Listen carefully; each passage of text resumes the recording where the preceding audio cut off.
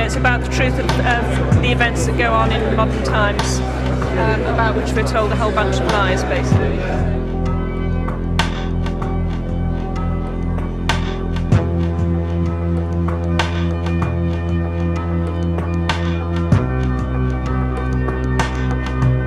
I think the next few years particularly, it's very, very important that we try and regain our power of our reality and what's happening in this world. But it's no good sitting back and saying, well, I didn't know and I wasn't informed. In my opinion, that's just not enough.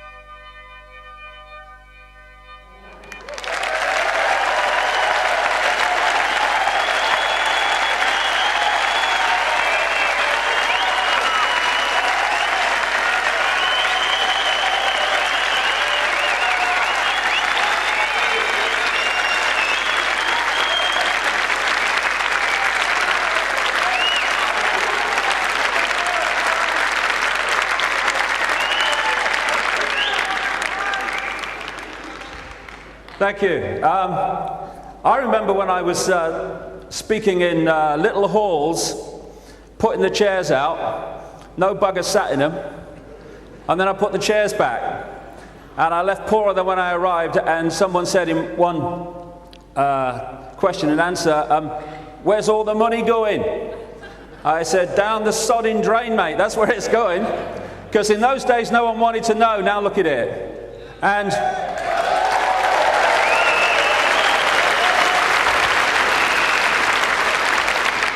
this is not about me, this is about the information. This is about people waking up from the hypnotic trance that we'll get into in the latter part of the talk, which is holding us in servitude. And now, and someone said an hour or so ago, there's a fantastic number of young people coming in. And that's amazing, because this is their world that we are going to pass on, not the big brother state, but a world in which the people have awakened and the few no longer go on dictating to the many in their various ways of manipulation. So today is about talking about how it's done, where it's come from, which is an important part of knowing where we are. And then in the last part, the most important part, looking at the nature of reality itself. Because without that coordinate, who are we? What is this reality? How are we creating it? Without that coordinate, we can't possibly be free, because we're completely bewildered of the world we actually live in. And that's why that information has been suppressed throughout thousands of years. And it's amazing if you push on with what you feel is right, even though you might feel you're in a minority of one when you start. He's bloody mad, he wears them shell suits. Gone bloody crackers he has. Much better on the snooker. But if you keep going, it's kind of an interesting thing. If you keep putting one foot in front of the other and in front of the other, you actually get somewhere. It's not always where you'd really like to go, but you get somewhere. Instead of standing there, well, I mustn't do anything. Well, oh, no, don't call me mad. I don't give a shit if you call me mad. This is me, and this is all I can be. And you actually get somewhere, and you start to see that you don't have to follow the sheep in front. You can express your own uniqueness. Even if you are in a minority of one, the truth is still the truth. Wonderful saying. And it's when people say, but everyone knows that, mate. Like this, well, everyone knows the Earth's flat, mate. Well, here's one less than everyone. I don't know that. And again, we follow the herd instead of standing up for what we believe is right. We're not always right, but it's what we believe is right. And when you start to do that, and you start to lift your head and look beyond the norm, you find that so many things in the world that appear on first hearing to be, oh, that's a bit bizarre and extreme, isn't it? Turn out to be elephants in the living room, staring us in the face. It's obvious. But as we'll get to in the last part of the talk, it's only obvious if we can break out the programming that tells us it's not obvious, that tells us black is white and white is black. The key thing, and this is what I'm going to be doing today, is connecting dots. When I started researching this from the early 90s, I was staggered at how many different areas of subject I was being pulled into to understand what was happening in the world. And on the news, you get the dots. You don't even get what's really happening in the bloody dots, to be honest. But they cover the dots. When you start connecting them, different people and organizations and events that appear on the surface to be completely unconnected, whoa, there's suddenly a picture that makes perfect sense of the world, whereas it didn't before. This is a famous quote.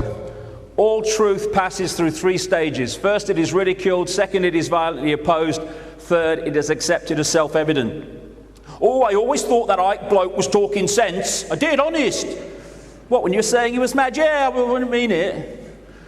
And the thing is, all truth is an exaggeration, but a lot of truth goes through this sequence. And the point is, unless you accept the ridicule when you first talk about it, and therefore keep talking about it, unless you accept the condemnation and other opposition and keep talking about it, you never get to stage 3 where it's accepted as self-evident. And this is the challenge when we're talking about things that are not accepted by the mainstream. Keep talking, keep giving it out, no matter what the reaction, and then eventually the reaction changes because it becomes self-evident. Now, here's an elephant in the living room. I love this one.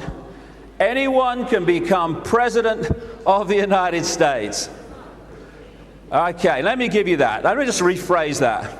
Anyone who hasn't got two brain cells to rub together, anyone who's a pedophile abuser of children, all these people, yeah, they can become president of the United States, but people who don't get into that stuff, where are they? You know, there's people, how many people are there in America now? Best part of 300 million. And there's some wonderful people in America. There's some intelligent people in America who would be here today if this was in America, who can see it. They don't become president of the United States. A handful of bloodline families become president, and my goodness, interbreeding, not necessarily a good thing. Uncle Ron. This guy was having problems in terms of bewilderment while he was president of the United States. It didn't bloody matter because he wasn't president. George Bush was. I think that we can find more intelligent people to be president of the United States. Then he was followed by this guy. It's like when you get too close to it. Ooh, what do you think is going to be president? What do you think? What do you think? Who's going to be president? Do you think about that Kerry? Do you think about that Bush? Take a deep breath. Take a step back, look at it again. Ah, it's a piece of shit. Yes, that's all it is. Walk away. There we go.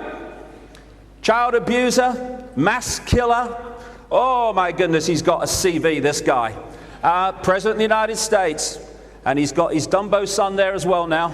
Then, we had Slick Will. Yes, a man you can trust, it says here. This was Clinton, the early years. You know, he's getting well groomed for it. I love Bill. I love you. There you go. He loves it, Marty. Bill. President of the United States, great man. And then there's the Clinton Memorial in the Mall, that's that one. That's the new one, just being put up, look. So, yeah, anyone can become President of the United States. Absolutely bloody anyone. If anyone wants confirmation that the whole system of electing presidents, prime ministers come to that, is rigged, well, I give you my case, lock, stock and barrel. Spot the brain cell? No. This is prophecy. H.L. Mencken, 1880 to 1956. As democracy is perfected, the office of president represents more and more closely the inner soul of the people. On some great and glorious day, the plain folks of the land will reach their heart's desire at last, and the White House will be adorned by a downright moron. Now that is prophecy. Whoa. How can it happen? Because it's rigged. This man is President of the United States. They tell me it's the most powerful office in the world. I laugh when they tell me, but they tell me that's what it is. There we go. Why help never arrived? I can't hear you. I can't hear you. Line's gone dead. Love it. I've read, and I understand the world. Laugh. I thought I'd never start when he got elected. Didn't. Oh, I love this one. Notice that, look. Oh, you're taking a foreign language, little girl. Honestly. That's a great one. I know how hard it is to put food on your family. This guy's taking us to war. Families is where our nation finds hope, where wings take dream.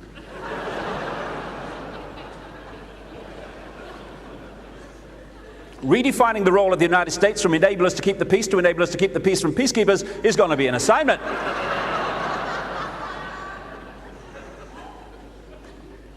It's your money, you paid for it.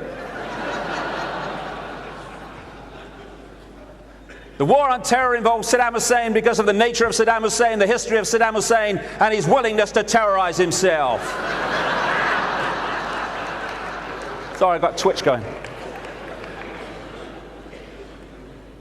Is our children learning? I love this one. My favorite.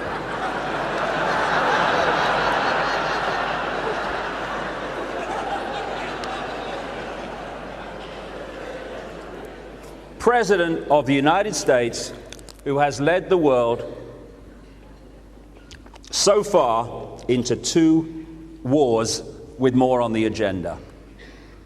And it doesn't matter who follows him, it's the same story, answerable to the same force, advancing the same agenda. We live in one-party states masquerading as freedom and democracy. I give you my case for that in this country.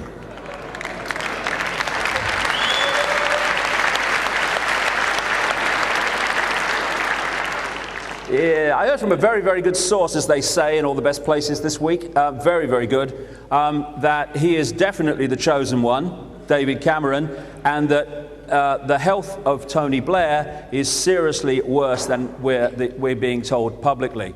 And he's being groomed to take over. And when he takes over, there will be no decipherable difference. The agenda goes on because these are puppets of the same force, whatever color their rosette may say.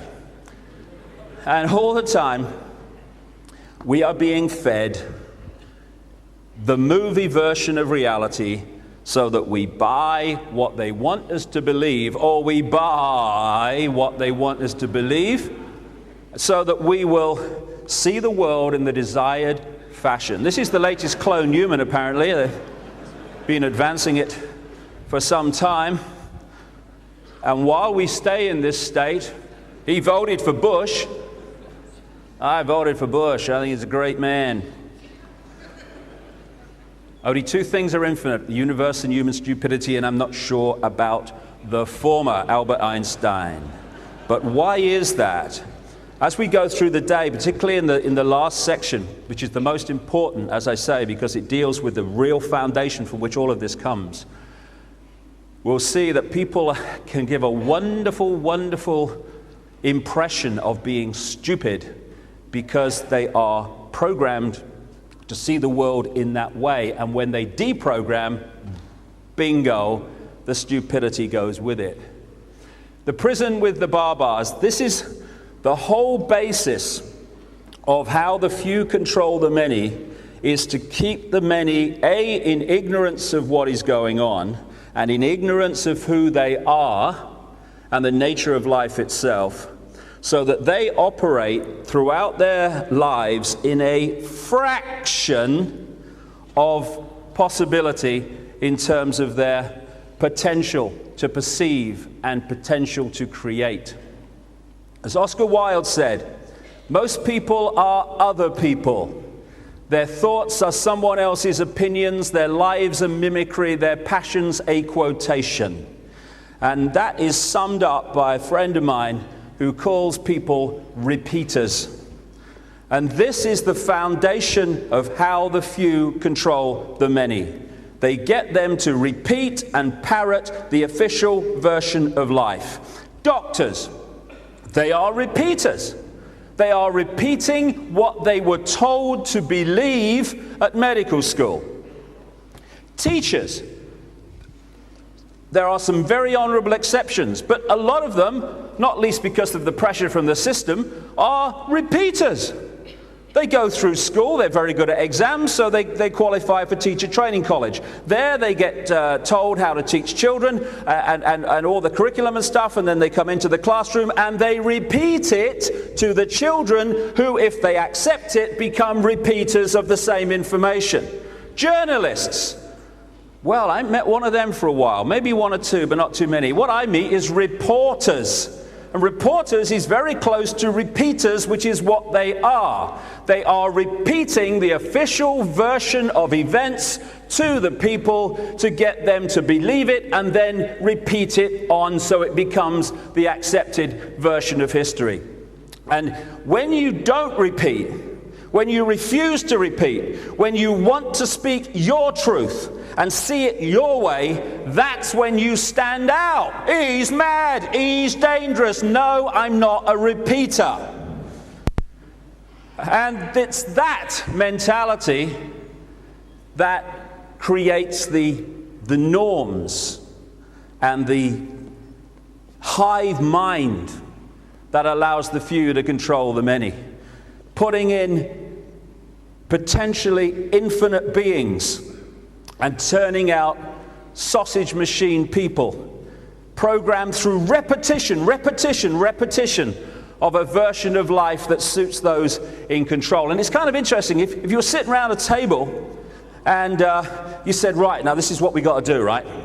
Somehow we got to take these children and we got to turn them out as adults so that they see the world the way we want them to see it. Now, how do we do that? Well, the best way, I don't think they'd have it like, but the best way is to take the children from their parents, about 4, 5, something like that, put them in school, bring them through. So we've got control of what they're being told kind of 5 days a week, right the way through their childhood, right into their teens, and then they'll turn out as adults in the way that we want them to be. That is what ideally they would want, and that is what they have achieved. We call it the education system. It is the indoctrination system. It doesn't have to be, it's the way it is. And that's what's brilliant about so many young people here today, because you've come through this system, you've gone through this indoctrination, and you're still bloody here, and that's fantastic. And more people...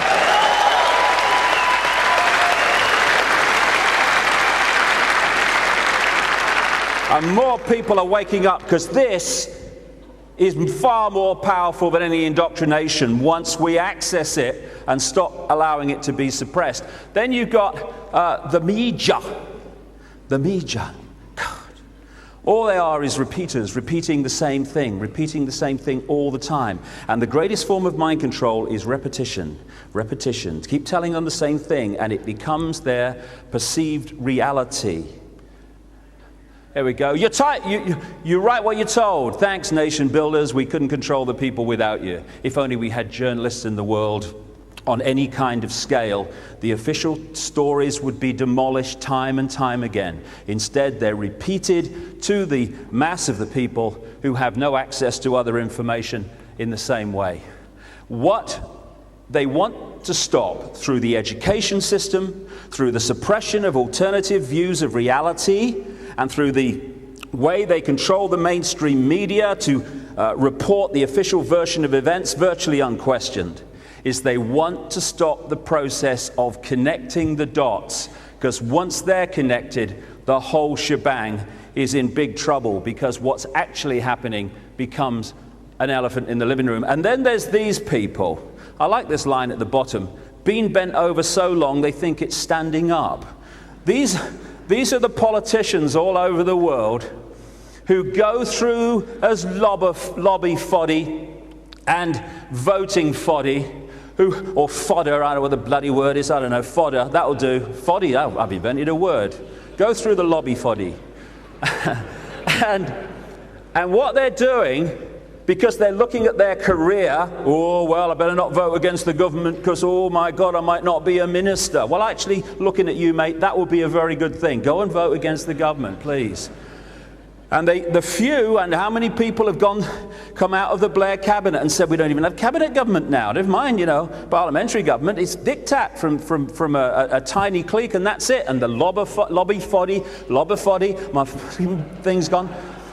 The lobby fodder goes through and votes these things into law, when if they stood up and opened their minds, these things wouldn't get through. So we have this great amalgamation of different people within what we call society and the authorities, who are pressuring people to keep their mouths shut, keep their head down, and just make sure that they just go with what's the norm, and they don't get involved in challenging what they're being told. And this keep quiet, keep your head down, and everything will be all right, goes right the way through society. It goes through journalism, it goes through the teaching profession, it goes through politicians.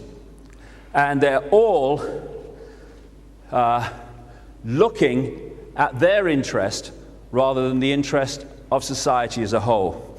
And the reason they want this is summed up by Joseph Goebbels, the Nazi propaganda minister.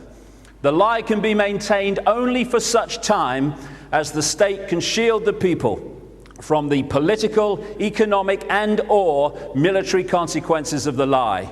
It thus becomes vitally important for the state to use all of its powers to repress dissent, for the truth is the mortal enemy of the lie, and thus, by extension, the truth becomes the greatest enemy of the state.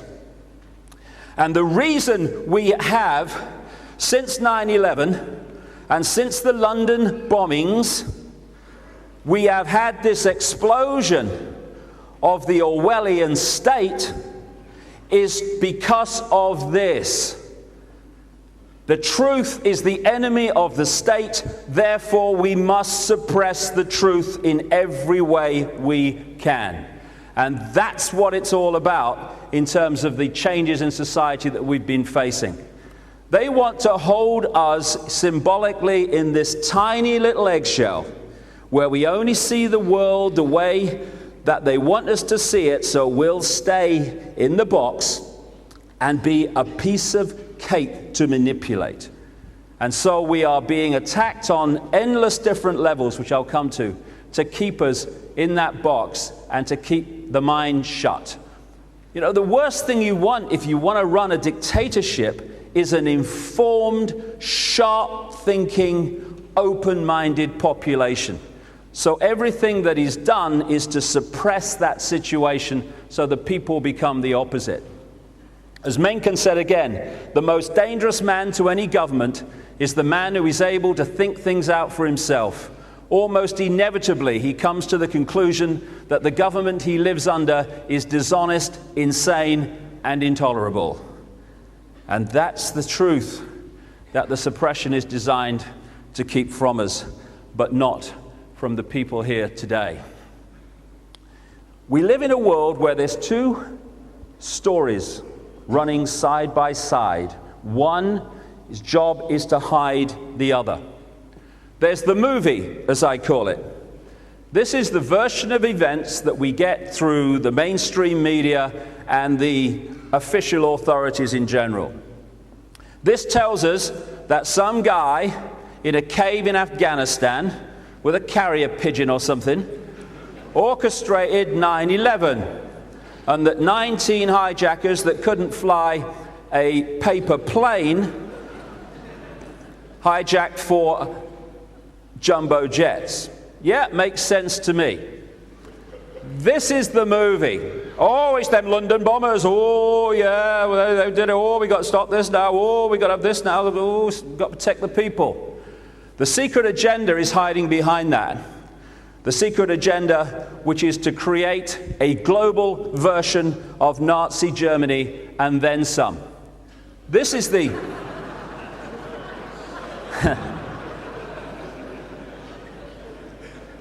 This is the official version. He's a man of God. He wants to protect the people because he's from America and we protect the world and all that stuff. That's what they want you to believe, that they're doing it on our behalf because they're good and they want to help us. The secret agenda that nonsense is hiding is the rapid emergence of the global Nazi state, of imposition, of constant surveillance, of microchipped people, and of centralization of power on a scale the world in known history has never seen. Have you noticed, I've noticed this, was walking around London yesterday. The world is controlled, at least on one level, by men in dark suits overwhelmingly, and in this country anyway, their will is imposed by people in luminous jackets. Are these luminous jackets, can they breathe? Can they breathe, these jackets?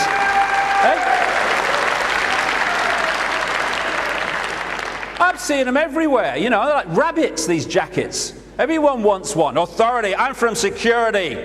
And, yeah, and? What? Does that mean something? I know in America, excuse me, sir, that's the opening one. Excuse me, sir, I'm from security. Pleased for you, darling. But of course, even the dark suits, as we'll get to, are merely pawns in a game, and pawns of a force that the public never see. And we are being pressured to go down the channel like laboratory mice and laboratory rats, go down the channel that's desired. So what they do, just as they do with these rats and mice in laboratory mazes, they'll shock them if they go down a certain road, and they'll shock them if they go down this road, and they want them to go down this road. And eventually, when they've been shocked enough times, symbolic of society, you can't do this, these are the consequences of doing that. In the end, what the rats and mice do, without being shocked, turn the electricity off now, it's happened enough times, they'll go down the channel required without any pressure whatsoever, because they've reached that point of acquiescence to the system. And that's what they want to turn us into. That's why there's cameras everywhere, not just to see where everyone is, although that's one level of it, but to constantly say, you can't go here, we're watching you, we're watching you, we're watching you. And in the end, you become like the mouse, doesn't want to be shocked anymore, and they acquiesce. Well, some people acquiesce. I'll go to my next dimension, not acquiescing, I'll tell you that.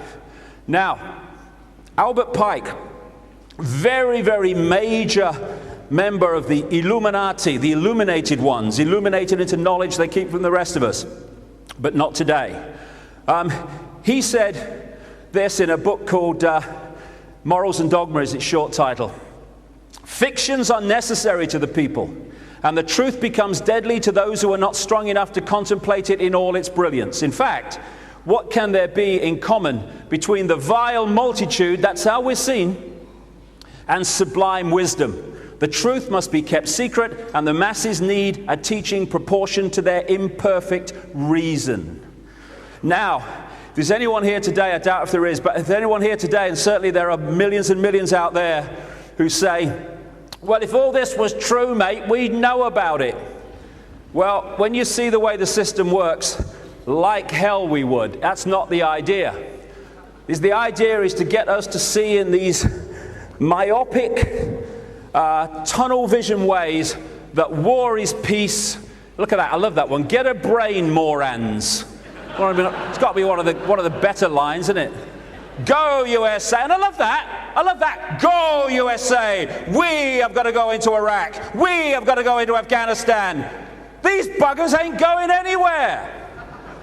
It's like Bush. We will prevail. We will not concede. We are watching the friggin' sport, darling, on the White House telly. We send other buggers to do that. If Bush had been on the front line in Iraq when the first bullet was fired, he'd have been under a bed in Houston when the second bugger went off. And he's talking about we. No, we'll send other people to do that. Voltaire, those who can make you believe absurdities can make you commit atrocities. And we have.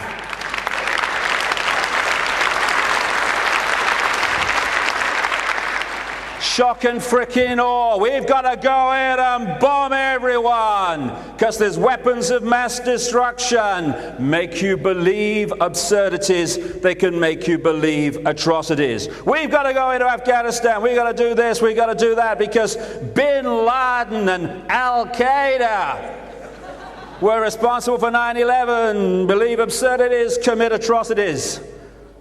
Away it goes. And that's why I wrote in my website on the day that Bush was inaugurated for the first time.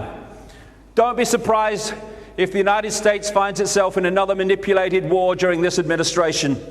You will see monsters created in the public mind to justify such action. It took months.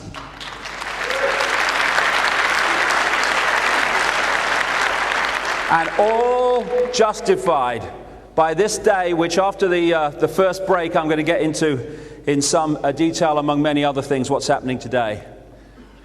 And in The Biggest Secret in 1998, I wrote, the plan is to engineer events, real and staged, that will create enormous fear in the countdown to 2012. Very important year to the Illuminati to get this whole Orwellian state in place.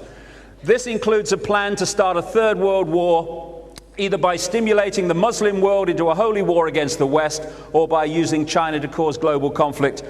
Maybe both. Well, it is maybe both. It is maybe both because the China card is being prepared all the time. As Orwell said in 1984, that so prophetic book, which was not written from imagination. This man was heavily involved in politics, deeply involved in politics in this country. There's no way he was that accurate by accident. If you want a picture of the future, imagine a boot stamping on a human face forever. That is the perception they want of the world they want to create for everyone. That is the world that we are in the process of ensuring does not happen. So, I saw this lovely picture, this little monkey. So what's it all about, Mum? I mean, what's it all about? What is it all about? We're born, we're in this world we don't really understand, we don't know where we've come from, we don't know where we're going, we don't know where we are, therefore, because all the coordinates to give us that understanding are denied us. So what's it all about? In this first section, I'm going to go through some of the history of this up to the present day, because by knowing where it's come from, it's get a much better fix on where it is and where we are. The 5 sense conspiracy. What I mean by that is that which we perceive with the 5 senses. The world we look around and see with this tiny, tiny frequency range we call human sight that can access an infinitesimal fraction of what exists in the space that we're occupying.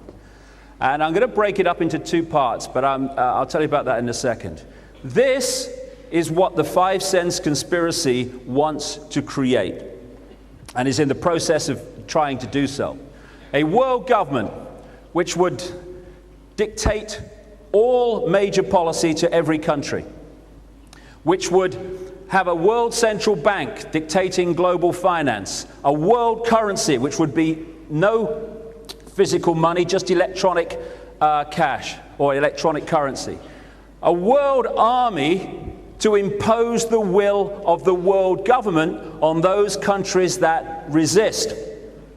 I had a journalist ask me, I had a repeater ask me once, what would be the use of a world army? There'd be no one to fight.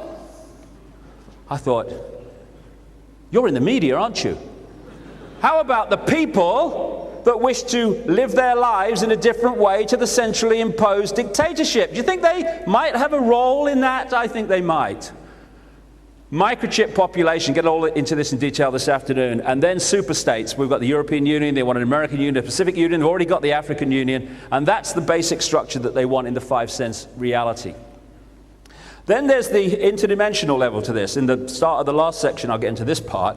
The interdimensional level, because we perceive and are told to perceive that the only things that exist are within the tiny frequency range of human sight, which is so tiny. One writer said, quite rightly, humans are basically blind in terms of what we can see compared with what there is to see and perceive. I'll get into that this afternoon.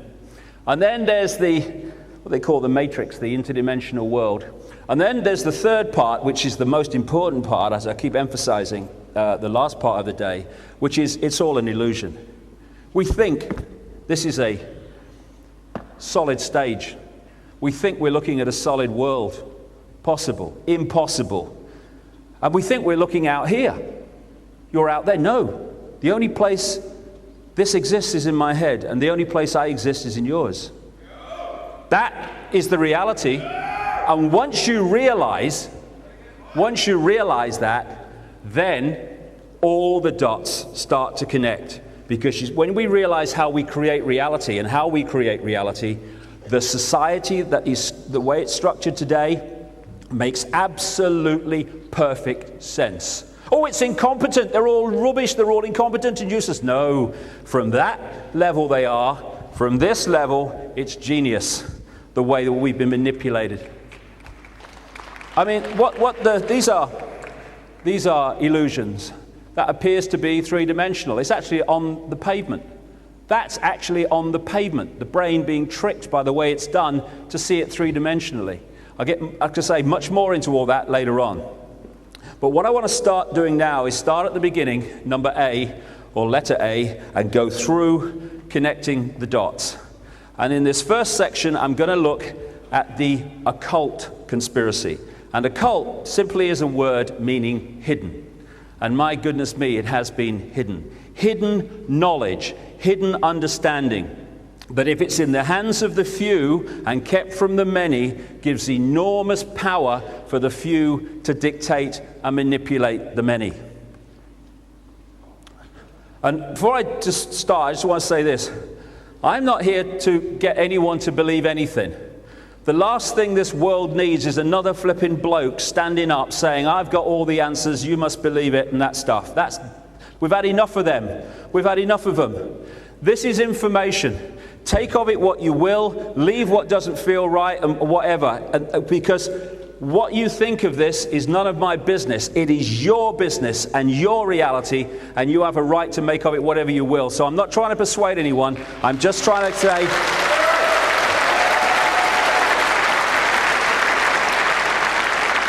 I'm just trying to say, here's another way of looking at the world. The way you look at the world is completely your choice, completely respected from here for a start. Now, a long, long time ago, well before what we call recorded history, the world was a global society. And it was an advanced global society. This is where these fantastic ancient structures came from.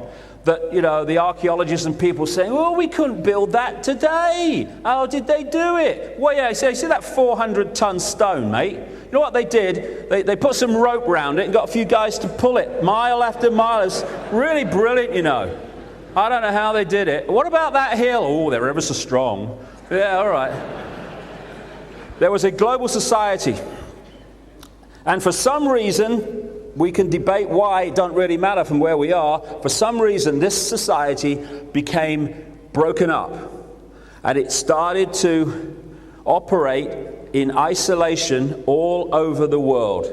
But when it started out, all these different parts of the world, which now started working in isolation rather than as one whole, they still started off with that original advanced knowledge that was global at the time.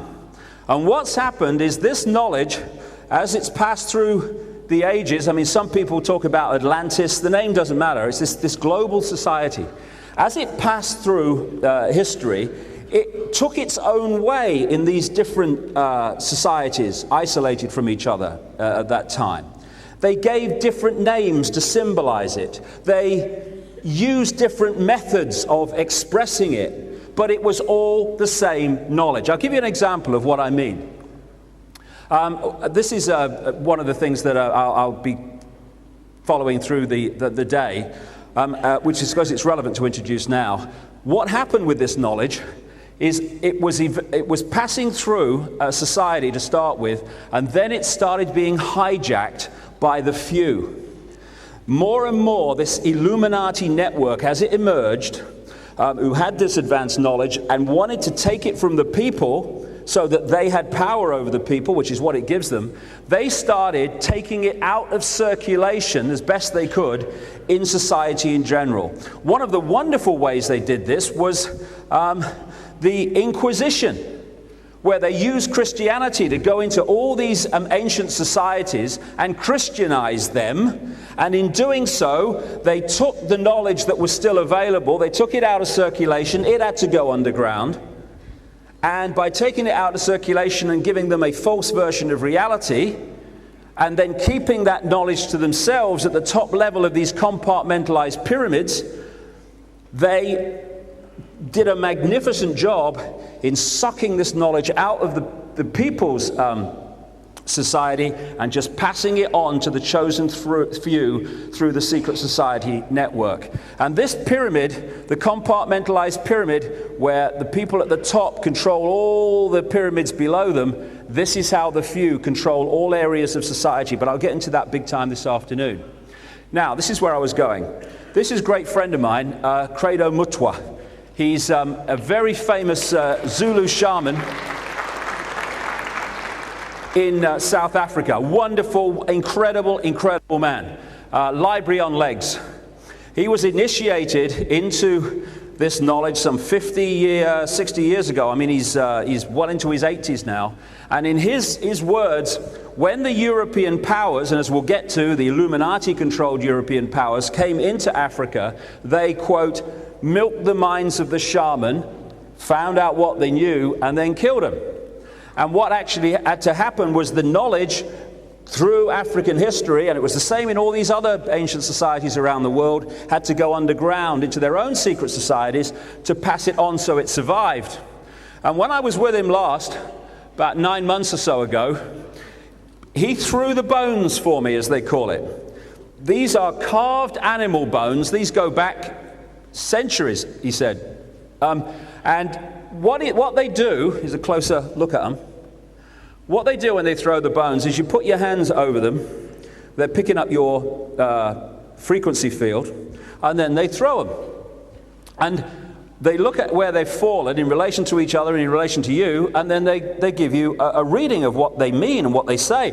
When he did it for me, his accuracy was extraordinary. Things he had no idea about that were happening in my life. But when he did it, this is the point I'm making, I thought, he's just thrown the rune stones up in Germany, in that area of the world. Hey, he's just read the tarot cards from another area of the world. What I'm saying is this same knowledge, once universal, went off in different directions and took different expressions, but it's the same knowledge. And this is the knowledge they have worked for centuries to take out of circulation, so that around the world we start to get a false version of who we are, a false version of reality, and a false version of what's happening on the planet. So this first global society broke up into different areas, but this Illuminati kept passing this knowledge through from the top level of that pyramid, and this is the knowledge that the people in control of the world actually still have, and they use it and honors, and they also put it in front of our eyes in terms of symbolism. This is known as the Seal of Atlantis, apparently. Versions of it have been found around the world. The seal, the circle. This is what they built for Bush when he was accepting the presidential nomination from the Republican Party. Because the top level of these organizations of power work with this knowledge all the time. And when we get to the last section, we'll see that it's not just symbolism for symbolism's sake, it's actually having an effect on us and the way we see the world. There's Bush, nice man, never goes home. And this is the Republican celebration that Bush was again going to be their presidential candidate. So, here's Bush, one of these bloodlines. Interbreeding is not a great thing, it seems. One of these bloodlines that has gone through from the ancient world, as I'm going to come to in a second, because presidents are not created by or selected by ballot, they are selected by bloodline. There is another and there is another version of Bush's history, though, and I think there's a lot of I think there's a lot of truth in it. I have great sympathy with this one, but somehow it becomes president of the United States. Something's wrong with the world. Now, when you start researching this, one area of the world, like I say, it's all over the place, but one area of the world that really you start to pick off is this area here. What we now call Iraq and that area of the world, what a coincidence, what was once known as Sumer and Babylon. Babylon comes up again and again in Illuminati research. And what you find is a series of bloodline networks that were behind the Babylonian Empire when that was a massive, massive center of power. And they moved up into Italy, particularly to Rome, where they became the Roman Church and the Roman Empire. And then they moved up into Northern Europe, where they became the aristocracy and royal families, in truth, royal family of Europe. And then, through the empires, started to go global, the British Empire, etc.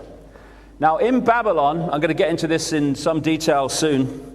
In Babylon, this advanced knowledge was held and was fundamental to the control of that society and the way it was run.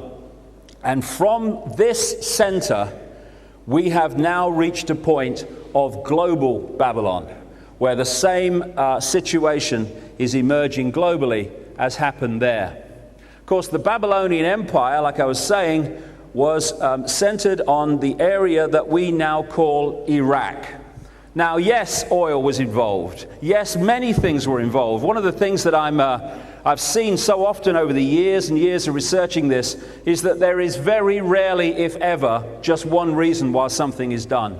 And one of the reasons for the focus on Iraq is that historically it is like a sacred area to this Illuminati, because this in many ways is where it started out and expanded itself towards its goal of global control. So like I say, they moved out up into Europe and they became the royal families and aristocracy of Europe. And there came a point where the people were now beginning to rebel against in-your-face dictatorship, the rule by monarch. And so these bloodlines started moving out of overt control, in-your-face dictatorship through the monarchs, into the dark suit areas of control as they've become. Control of banking, control of politics, control of business, control of all these areas that dictate our lives today. And through the British Empire, particularly the British, on which it was said the sun never set, quite rightly, but also the French and others, but particularly the British, it went out all over the world. And then there came a point where apparently on the surface, these former colonies were given independence. That was only, however, on the surface, because the center of the Illuminati is in Europe. Historically, that's where it has been. Europe, the Vatican, the City of London, etc. And what happened when colonialism came to an end is there was a sleight of hand. There's two forms of dictatorship. There's one you can see, touch and taste: communism, fascism, apartheid. At least the people in that situation know that they're under control and they can see who's controlling them, at least on one level. Eventually, the human desire for freedom is going to rebel against that, because they know what they're dealing with. The greatest form of control is the control you can't see. The prison without the bars. Because you'll sit there in prison under control thinking you are free for your whole life, because you don't think there's anything you need to do about it. And what happened when this colonial situation ended is the bloodlines were left out in those countries. So was the secret society network through which the bloodlines manipulate themselves and their place men and women into power. And they've gone on being controlled from Europe ever since. Not by Blair's government or the German government, no, pawns in the game. The center of the secret society network, which is based in Europe. And one of the great centers is London, or Babylondon, as it's become known. The City of London, all around the area of St. Paul's, where all the finance and stuff goes on. And also the area that's become more famous recently with Dan Brown's book, The Da Vinci Code, and stories about that, which is this area of London known as the Temple, which is where the legal profession is centered. Now, when I say the legal profession, I'm talking about a pyramid again. Not everyone who's a lawyer in this area is involved in any manipulation. We're talking about the core, that control from within that the vast majority of lawyers have no idea even exists. And of course, this is a very symbolic church, a Knights Templar church, I think going back to the late 1200s, 12th century, that kind of period, which was built by the Knights Templar, who used to run that whole area. And when you do the research, they still do. Also, the Vatican became a great center during the Roman Empire, of course, and what followed. And of course, it was the Roman Church that became Christianity, that was set up out of Rome, and it was set up by the same bloodlines that moved from Babylon to Rome. The Church of Rome is the Church of Babylon, and that's a big key symbolic of the way the building is even structured there. So these bloodlines, I'll get into as we go through the day why these people are obsessed with genetics. There are two levels to it, and the real level I'll get to towards the end of the day. But there's a real reason why they're obsessed with genetics and holding a certain DNA, which is really, really important to them. These are just a few. You can follow them. It takes a hell of a lot of research, and a lot of genealogists have done a lot of research, and there's a hell of a lot still more to do. But you can pick up bloodlines that come down through ancient Egypt, down through Sumer, the Indus Valley civilization, very, very advanced, through the Phoenicians, Babylon, down through Philip of Macedonia, who was the father of Alexander the Great, who by the time he died in Babylon at the age of, 32, 33, had plundered and controlled much of that blue and white map that we're looking at. The bloodlines came down through Cleopatra and the Roman Empire, down through Constantine the Great, the Roman emperor, who at the Council of Nicaea in 325 AD created the Nicene Creed, which is the foundation belief of Christianity to this day. Came down through the Merovingians. Now, of course, the Merovingians have been brought to public attention by Holy Blood and Holy Grail, and then by, in effect, its offshoot, the Dan Brown book, the Da Vinci Code. The Merovingians are very, very important to the Illuminati. They are a prime bloodline that takes the name Merovingians, and the names have changed through the centuries, but Merovingian bloodline is one of the major ones. And like I say, it was featured in both of these books. Incidentally, just my view, The Merovingian bloodline is very, very important to the Illuminati, but it has absolutely nothing to do with the bloodline of Jesus. That's the kind of little diversion off, you know, where we lose the plot. And interestingly, in the Matrix movie, one of the key characters, who was the gatekeeper, was given the name the Merovingian, which the writers of that could not have done by accident, given the background. So he comes down through the Merovingians, through Charlemagne, or the emperor of the Holy Roman Empire for a long time, through the Habsburgs out of Austria, through the de' Medici family, a major banking family in Italy, and down through the House of Lorraine, which is still a major Illuminati bloodline operating as its base in that area around the French-German border. Of course, the House of Lorraine symbol is the double cross.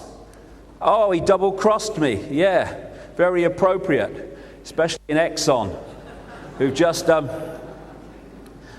announced record profits while we're paying record amounts for fuel. Comes down through the French royal dynasties and into Britain, down to the present royal family. It comes into America, down through the presidents of America. I mean, if you look at the genealogy of American presidents, it reads to a large extent like a royal bloodline in Europe, which is where many of them came from. So right down to the Bush family. And what is that but a dynasty?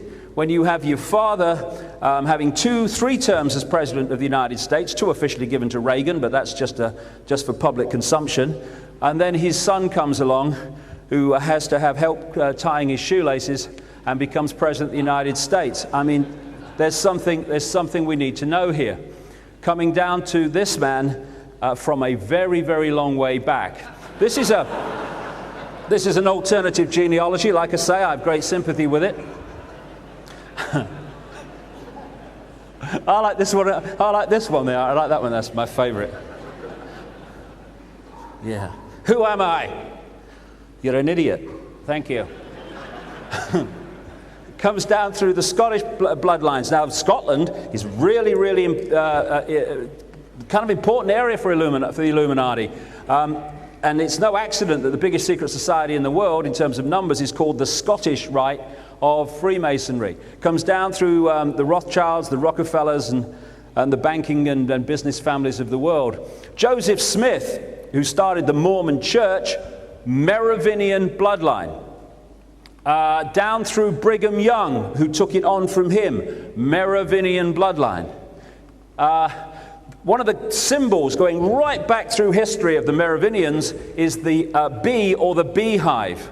They found Merovingian graves where there's symbolic bees and beehives in there, in the kind of architecture and stuff, because that was the symbol. This is the seal of Utah, which is a wholly owned subsidiary of the Mormon Church, which is a wholly owned subsidiary of the Illuminati, and no accident that the center of it is the beehive, the symbol of the Merovingian bloodline.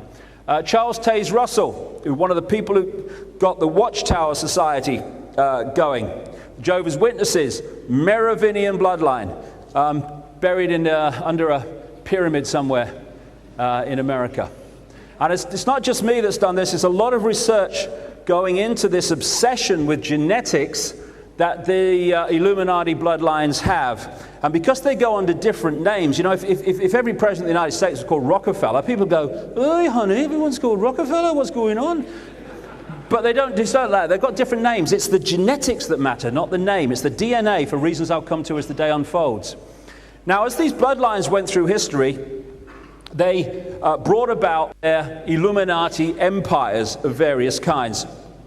They want a global empire now. Like I say, they moved up from this area of the world, Babylon, up into Europe. And one thing that they did was that they took with them their church, the Church of Babylon. And I'll come to this shortly. But when you look at the beliefs of Christianity and its symbolism, and the beliefs and symbolism of the Church of Babylon, they are the same. They just relocated. Better view, apparently. And then they went global with their empires more and more, and the idea is to have a global empire so that they dictate to everyone from a central point through the prison without the bars, trying as much as possible to persuade people they're free so they won't rebel against the fact that they're not. And the way it works, you can symbolize it as a pyramid or you can symbolize it as a spider's web. The spider is in the center. You don't see the spider. It doesn't put itself on public display. And the web is made up of secret societies which at the top level, not the lower ones, who are just, again, fodder. God, fodder, I got it out this time. Fodder. At the top level, they interconnect. And for instance, people talk about something called the Bilderberg Group, which is starting to get a lot of publicity because it's a center of manipulation. The Bilderberg Group's nowhere near the spider. The real secretive groups, the ones with the real power that really operate in the shadows, they're the ones you find around the spider. And then eventually you start coming out until you meet organizations that people have heard of and interact with daily society. This is how it works. And down the spider's web comes the agenda, and it's introduced by people well away from the spider who probably don't even know the spider exists either. So if you can see someone like a Bush or a Blair, you can see them in daily life. They're nowhere near the center or the top of the Illuminati. And like I say, you can symbolize it like this. All the way through, they have been imposing this structure on society as they've got more and more power as they've passed through history. The few at the top, they have the real picture, the real knowledge, and everyone else is compartmentalized, only knowing as much as it takes to do their job. And these different organizations in society, at the level that we experience them, appear to be completely unconnected. But because it's like pyramids within pyramids, like Russian dolls, one doll inside a bigger doll inside a bigger doll, eventually they are encompassed by the global pyramid. And from that point, the same agenda is dictated through all these apparently here unconnected organizations. And this is how you find the same things being introduced in countries all over the world, sometimes even with the same wording. This is how we've had this situation where we've had the incessant centralization of power in all areas of our lives: media ownership, banking ownership, corporations, governments, with the European Union becoming a dictator to all the countries below it. Centralization of power for a simple reason. If you are the few and you want to control the many, you have to centralize decision-making. The more diversity of decision-making there is, the less control you're going to have over it. It's like having loads of plates spinning on sticks on a stage. If you've got too many, eventually they're going to start crashing. You want one big plate, one big stick, and you can control that from a central point, no problem. That's why we have seen this incessant centralization of power in the world, because every time it's happened, fewer have control over even more. This is the structure that they're moving towards. They want a situation, and they already have it up to a large level, they want a global completion of it, where this hidden hand is controlling, in our experience, apparently not only unconnected people and organizations, but people and organizations who are, in our perspective, at war with each other or in conflict with each other. Because this is the movie. This is the movie that we see. Oh, have you seen the news? They've just invaded so-and-so now. Oh, yeah, that's the movie. And if we can just lift our minds to see that just because the leaders of that side and the leaders of that side seem to be in conflict, it doesn't necessarily mean they're not actually on the same side. Because they're not fighting the wars they create, they're fighting the wars that they create.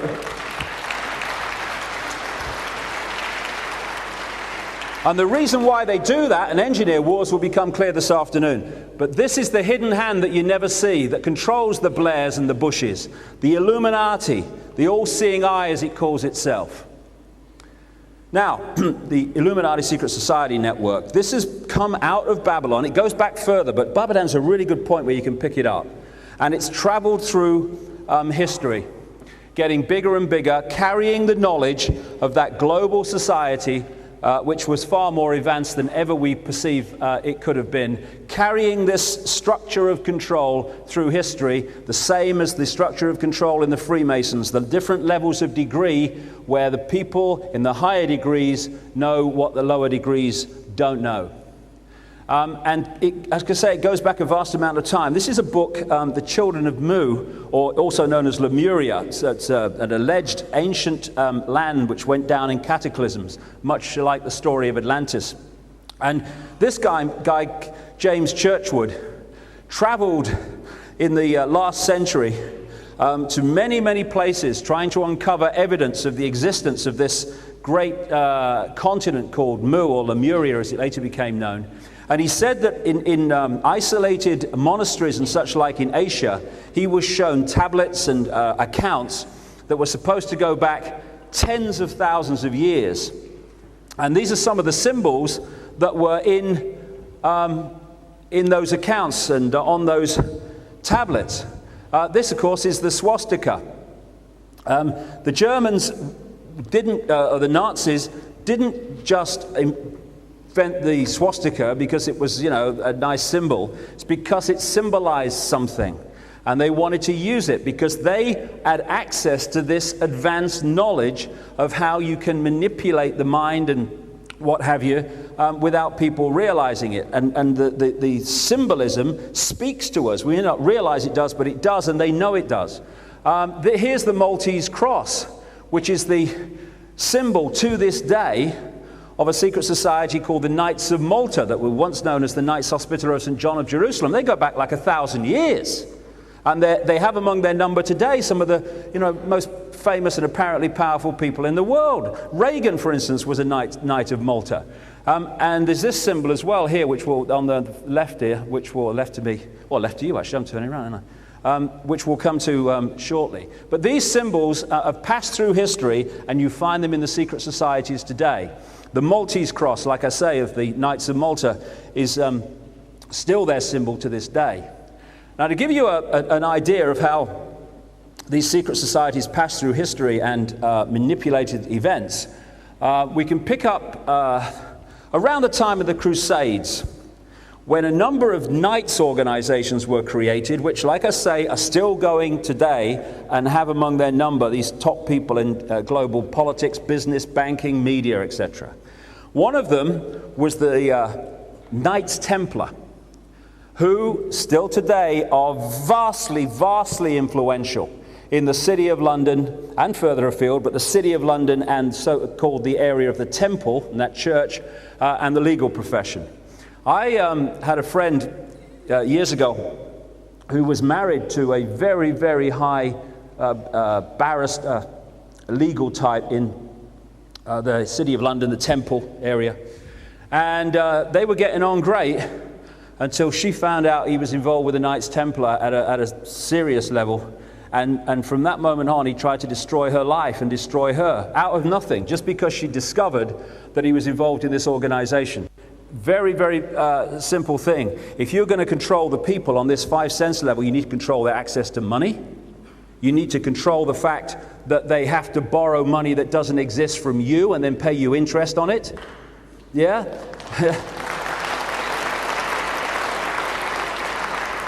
People go to a bank, they think they're borrowing money.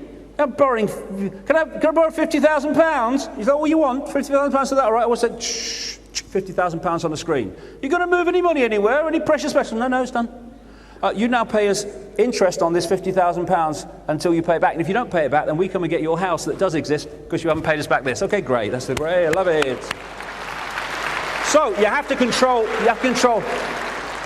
people's access to money, but also you have to control the law, which you then can impose and tie the people up in. So that's one of the major reasons they really want to control the law.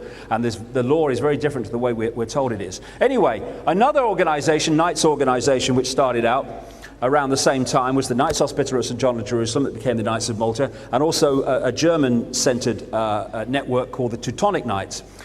And they settled in Jerusalem around the time of the Crusades. The Knights Templar, which I'm going to follow through for a couple of 3 minutes, they, as their cover story, said that they were set up to protect pilgrims going to Jerusalem. And they had 9 knights, so my God, they would protect a lot of pilgrims. It was a cover story. They went and parked themselves in Jerusalem, and they discovered something. And suddenly, I think it was 2 of them, came back to France, where they were based, and suddenly they started to expand massively, the Knights Templar. They were signing up the aristocratic and wealthy families of Europe, and you had to give them, wealth and land to join them and all that stuff. They found something of great significance, and suddenly the Knights Templar were a major organization. There's a Knights Templar on the left, the red cross on the white background, and that's a Hospitaller with the Maltese cross, Knights of Malta today, on the right. Of course, the red cross on the white background became the flag of England. Very appropriate. Knights Templar, England. The George's cross, St. George's cross. St. George comes from George of Cappadocia in what we now call Turkey, the land at the time of the Phoenicians who came to Britain and brought this knowledge and these symbolisms with them. So, there came a time where, 1307, when the Templars had built a massive network in Europe, which became the basis of the modern banking system. They were charging interest on money that didn't exist, and all the stuff that goes on today just expanded. And Philip the Fair, the King of France, for various reasons, he wanted to get rid of the Templars. So he announced that they were going to be removed. I think it was Friday the 13th. That's why it's been considered unlucky ever since 1307. But some of the Templars knew this was happening, and they got away. Their Grand Master at the time was a guy called Jacques de Molay. And still today you have the Molay societies and stuff in America and various other places which these top politicians are members of. No accident. And the Templars that knew about it got away, and they got away definitely recorded 2 ways, I would say 3, because of other finds. The third was to America, because they knew of America's existence long before Christopher Columbus got in his boat. And they went in 2 other directions. One was down to Portugal, where they hid behind an organization called the Knights of Christ. And one of their Grand Masters was a guy called Prince Henry the Navigator.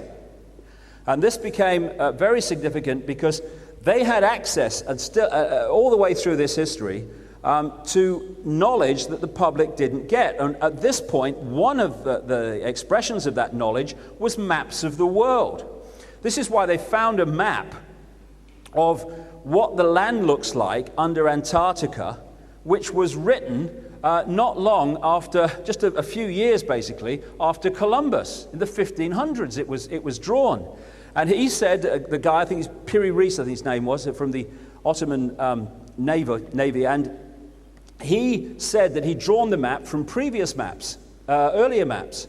Well, during the 60s, when in America they did a look at this map based on sonic kind of surveys as they do in Antarctica, they found that this map, drawn in the 1500s from maps earlier, was incredibly accurate in terms of what the landmass was like under Antarctica, which was like miles under ice. So this knowledge was known. And one of the sea captains close to Prince Henry the Navigator, in the Knights of Christ, the Knights Templar in other words, was the father-in-law of Christopher Columbus. I mean, Christopher Columbus was looking for India and tripped over. What's this? You're having a laugh. I mean, he knew basically where he was going. It was a cover story.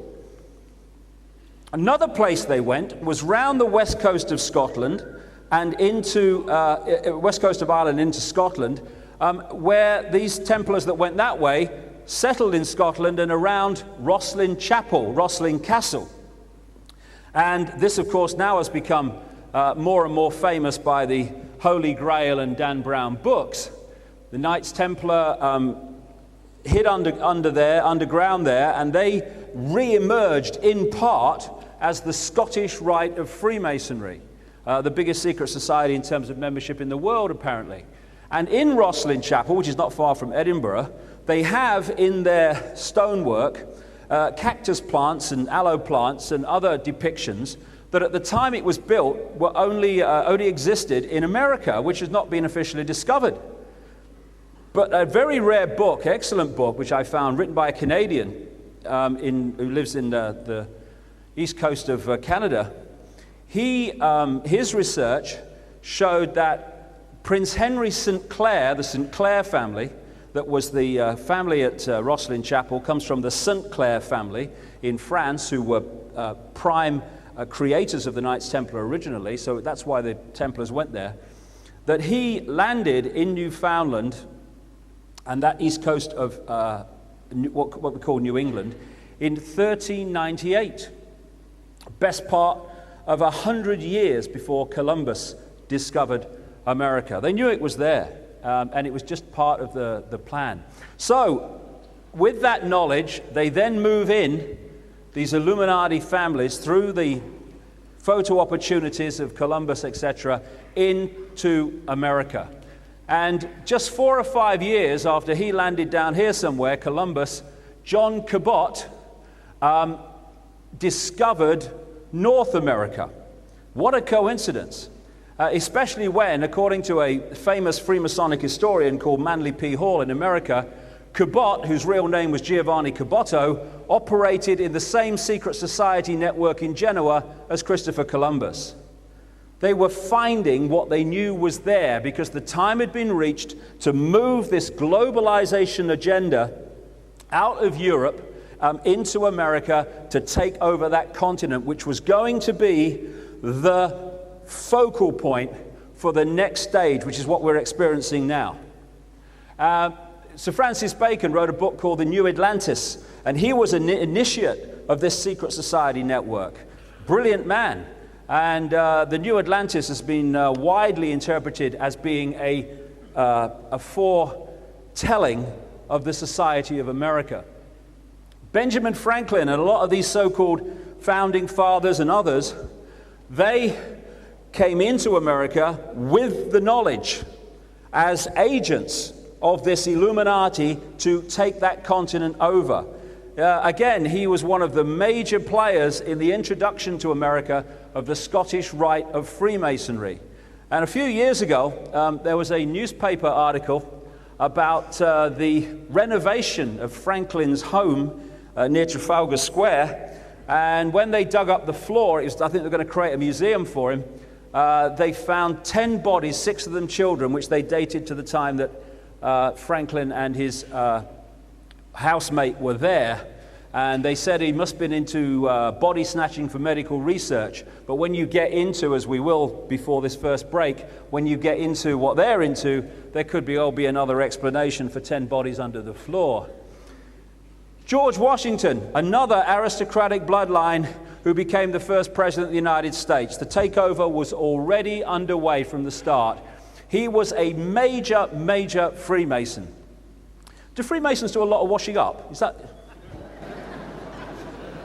I don't know. Is that what they do? I don't know. They take themselves seriously. They look tosses to me. I don't know. Maybe it's just me. I don't know. Anyway, he was a major, major Freemason and an aristocratic bloodline. He became the first president of the United States. Stands back in amazement, can't believe it. This is how it works. This is his apron, and the sun there will oh, you've got one like that, have you? And the sun will become clear soon. He was also apparently a Knight of the Garter. There's the Templar sign in the middle. Apparently, that's what I've read in various places, which of course is a major grouping of people around the British monarch. And he's supposed to be fighting the British monarch to give independence to America. Maybe I came in late and missed something. I don't know. And this is one of the holy grails in America of the Scottish Rite of Freemasonry. It's a lodge, a temple, a series of temples actually, in Boston, where in New England they introduced the secret societies that were going to take America over. And funnily enough, I was speaking in Boston a few years ago, and we went in there, And there was a guy on the door, and we asked him if he did tours. He said, no, we don't do tours. He said, but go and see the office. Go in the office and ask them any questions you've got. He's just the doorman, like. So we walk up and walk in, and we walk up the stairs, can't see a bloody soul in this bloody Freemasonic bloody temple, this holy grail in America. So went up another couple of stairs and onto another level, still no bugger there, walked along the corridors, all these bloody things and painted stuff, walked round, had a camera with us, good thing, and suddenly we walk into this bloody temple. It was like the Mary Celeste. So here we go. This is the first time I've been in a chair.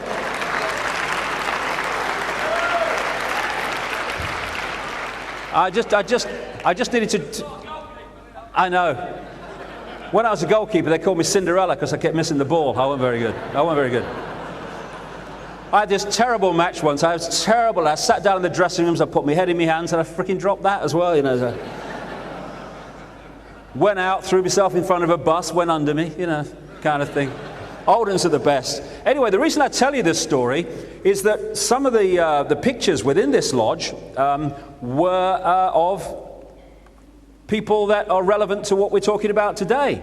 This is a picture taken inside, and it's of Franklin Delano Roosevelt, one of the great frontmen for the Illuminati in the 20th century, Honorary Grand Master, Order de Molay, Jacques de Molay, leader of the Templars at the time of the Purge in 1307.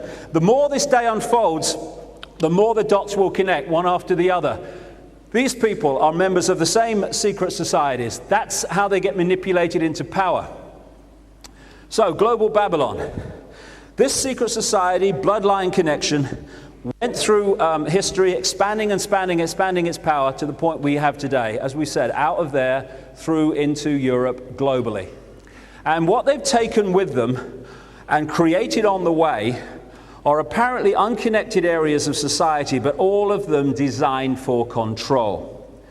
When you go back to Babylon, I'll get to this now. When you go back to Babylon and the religion of Babylon, you find that what we call Christianity is the religion of Babylon relocated to Rome, as I mentioned earlier. Judaism, the basis of Judaism was emerged and written after the captivity in Babylon. A lot of Islam accepts the Judaistic Christian story up to a point, Jesus and stuff. Banking, lending people money that doesn't exist and charging interest on it. They did that in Babylon. The government, centralization of power, top-down dictatorships of power, Babylon. Secret societies, all these different secret societies with their black and white floors and their secret handshakes come from Babylon and other parts of the world, and so do what we call today satanic ritual. I mean, people have no problem with the fact that back then people used to get sacrificed and all this stuff in these grotesque rituals, and children used to get sacrificed, and young virgins used to get sacrificed. Oh yeah, I've read about it, mate. Terrible, wasn't it? I've just got to try to get across to people that it never stopped in terms of these bloodlines, and they still do it today. Now, if you can, in a ritual, sacrifice a terrified child, are you going to have any empathy with 3,000 people dying in 9/11, on 9/11, just to advance your agenda? You have no empathy. Therefore, you have no emotional consequences of your actions. Therefore, anything goes. That's what we're dealing with.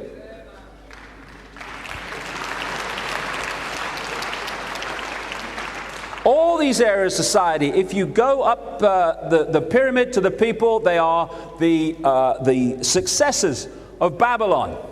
Secret language of illumination. Like I say, these bloodlines and their secret societies, they have a language of symbolism which has passed through the centuries and the thousands of years with them, and they still use it today.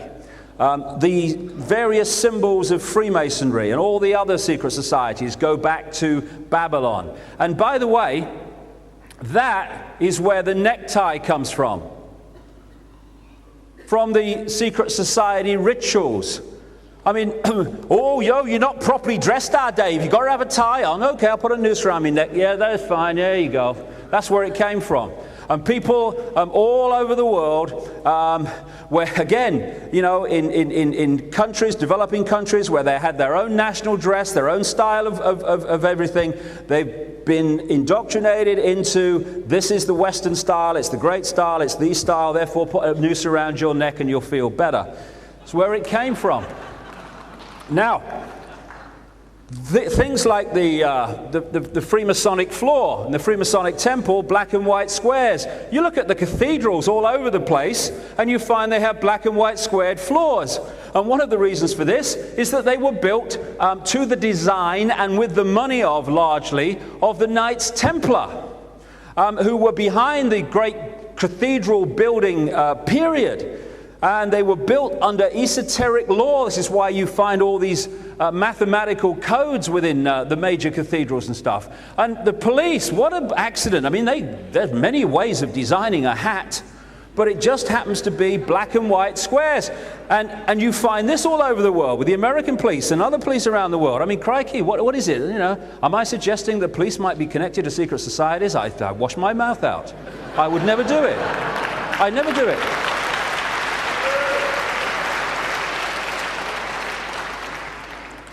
I've not worked out where the luminous frickin' jacket comes in. Oh, illuminated. Got it. Yeah, that's right. Illuminated. Now, this religion, which explains so much about society today in terms of its symbols and also organizations of religion and stuff that exist, is to understand the Babylonian Trinity. They had a trinity of 3 points of a almighty God, a father God, Nimrod, a female called Queen Semiramis, also known as Ishtar or Istar, apparently it was pronounced, and the son, the virgin-born son of Babylon, thousands of years before Christianity, was Tammuz. It goes under other names too. Well, I'll take Tammuz as the name to keep it simple. So Nimrod, Queen Semiramis, and Tammuz are around us all the time today.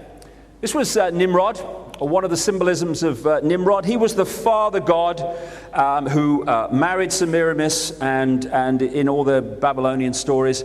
And he, when he died, was said to have gone to the sun to become part of the sun and the sun god Baal. He was symbolized in a number of ways. The sun was a big symbol of Nimrod, and you find sun symbolism all the way through. This is the ancient Egyptian society. This is Sri Lanka, again, the sun. This is Rome, the sun. And the lion with the mane became symbolic of the sun. The royal animal, the king of the jungle, the king of the solar system, with the mane symbolizing the rays of the sun. And, of course, all over British royalty, you find the lion. Again, it symbolizes the sun and other things to these people, although it doesn't to us. On the side of that Boston Freemasonic temple, lodge that I was talking about, again, the sun, illumination, illuminated, the sun being that symbol, among other things. Now, one of the other ways that they symbolized Nimrod was as a god they called Dagon, among other names, the fish god. And what you're looking at is how the Babylonians symbolized Nimrod in his form of the fish god. What a coincidence. What a coincidence. And of course, the Church of Babylon relocated to Rome and took with it the symbolism of Babylon. This is why you find the holy days of Christianity under different names are the same holy days as Babylon. Only the names have changed. Look, he's turned his toes up and he had one of them hats on as well. Look, the fish god. He looks like a bloody fish, that guy. So we have Nimrod aircraft. No accident. They picked these names by choice. Nimrod was also the same symbolism as Osiris, who was symbolized in the same way in ancient Egypt. So you had the story of Osiris being killed by the dark force, and then his virgin wife, Isis, found all the parts of Osiris except his willy, right? Now you go to Babylon and you have exactly the same story told of Queen Semiramis and Nimrod, because it was the same symbolism coming from the same source, and it's passed through history in the way that we're talking about. So then we come to Queen Semiramis. Now this is a very interesting part of the symbolism all over our society, and particularly in America. Queen Semiramis was said to have come from the moon in an egg, and that is very much part of what we call Easter, which I'll get to. But Queen Semiramis, this is the rebuilt Ishtar Gate in Babylon. Queen Semiramis was the mirror of Isis, and in many ways the mirror of what became known as Mother Mary in terms of what was said about her. This is an original Babylonian piece of artwork which the British Museum were trying to buy. I don't know if they ever did. And this is the goddess Semiramis Ishtar, and beside her, very much part of her symbolism, are the owls. And before we get to the first break, the significance of that in today's society will become very clear. They said of Queen Semiramis in Babylon that she was the virgin mother who was impregnated by the rays of the sun, which was the spirit of Nimrod after he died, impregnating her. So she had a virgin impregnation and gave birth to the son Tammuz, the mirror of the Jesus story that followed much later. The Queen of Heaven, they called her. That's what they called Mother Mary, and still do when the Church of Babylon relocated to Rome. This is how the Babylonians symbolized Ishtar, Queen Semiramis, and Tammuz. I think I've seen that somewhere before. That's Mother Mary and Jesus in a church today. That's Isis and Horus in Egypt. That's in a church on the Isle of Wight, Mother Mary. You're looking at the same recurring story from the same source. And what they've done is that they have all these religions. They have the inner core that know it's symbolic, not literal. And then you have the outer religion where they tell the people to take the symbolic, the esoterically symbolic, literally, and they create prison religions to shut down the mind, to stop further advancement and opening.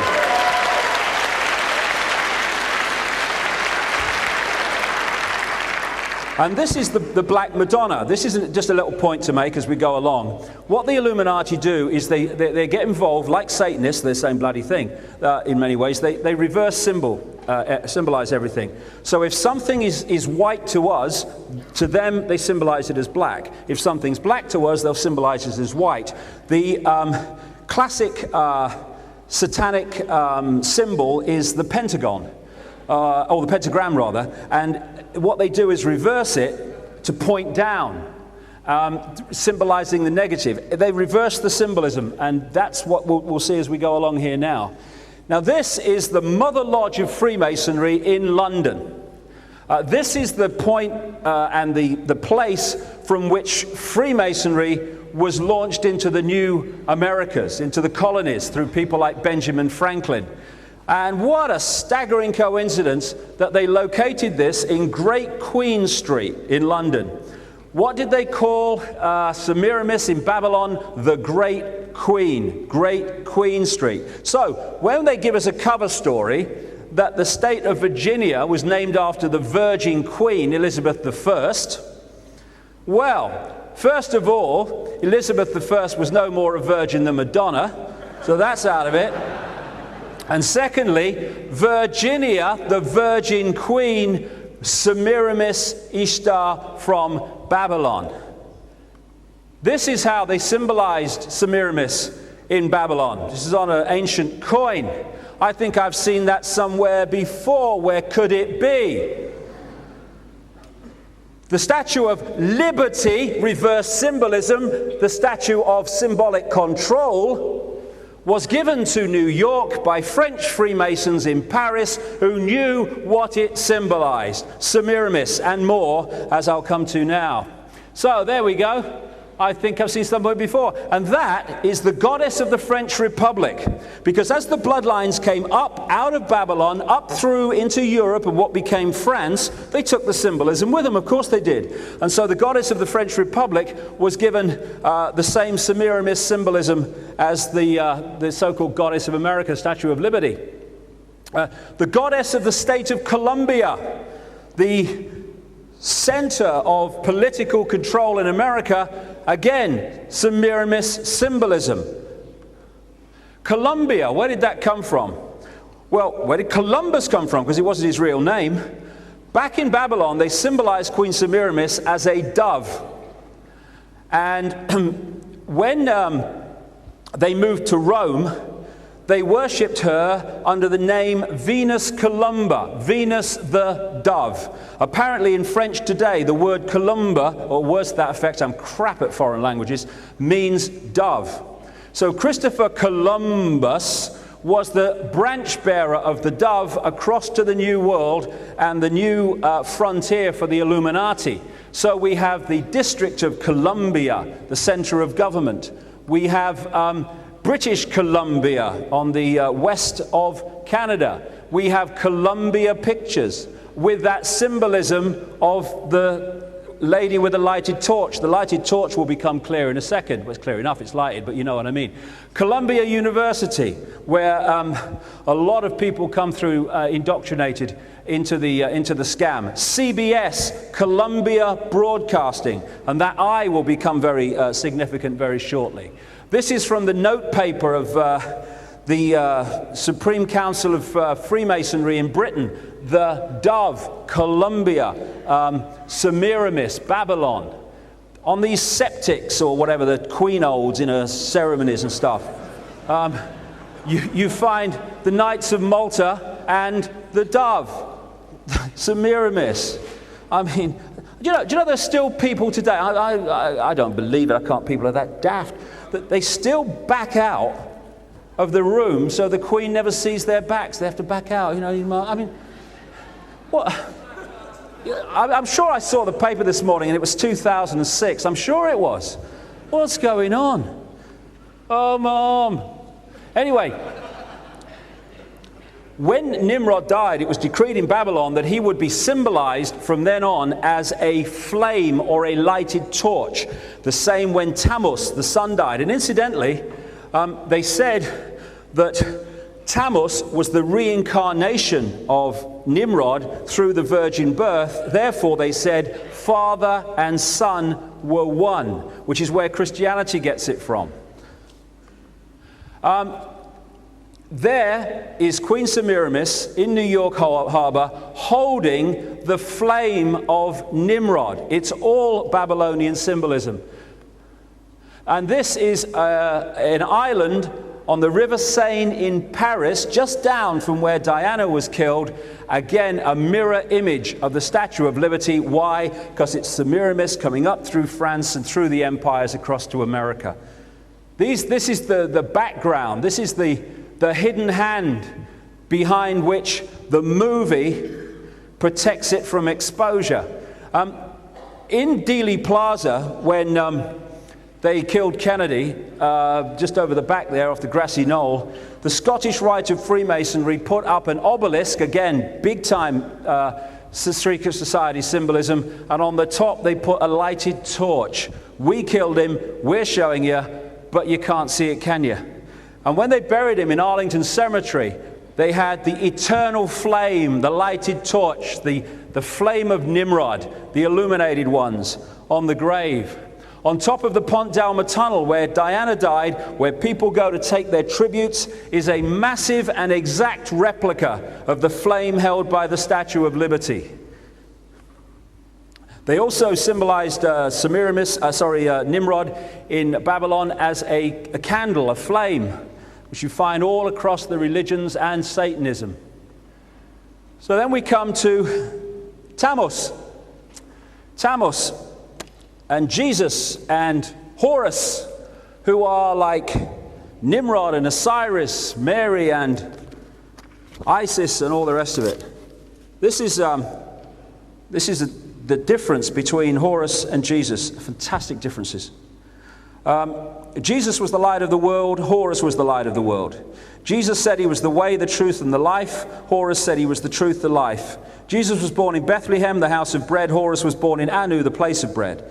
Jesus was the good shepherd. Horus was the good shepherd. 7 fishers board a boat with Jesus. 7 people board a boat with Horus. Jesus was the lamb. Horus was the lamb. Jesus identified with the cross. Horus was identified with the cross. Jesus was baptized at 30. Horus was baptized at 30. Jesus was the child of a Virgin Mary. Horus was the child of the Virgin Isis. The birth of Jesus was marked by a star. The birth of Horus was marked by a star. Jesus was the child teacher in the temple. Horus was the same. Jesus had 12 disciples. Horus had 12 followers. Jesus was the morning star. Horus was the morning star. Do you think by any chance they might be connected?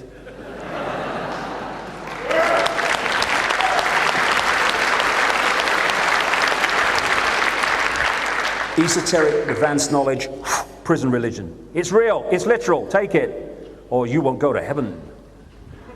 And this is the story that's gone through history. This is Mithra, who was worshipped by the Romans and others just before Jesus emerged as his successor. Born on December 25th, died to save our sins. He was the good shepherd and the vine, all the old story, all through history.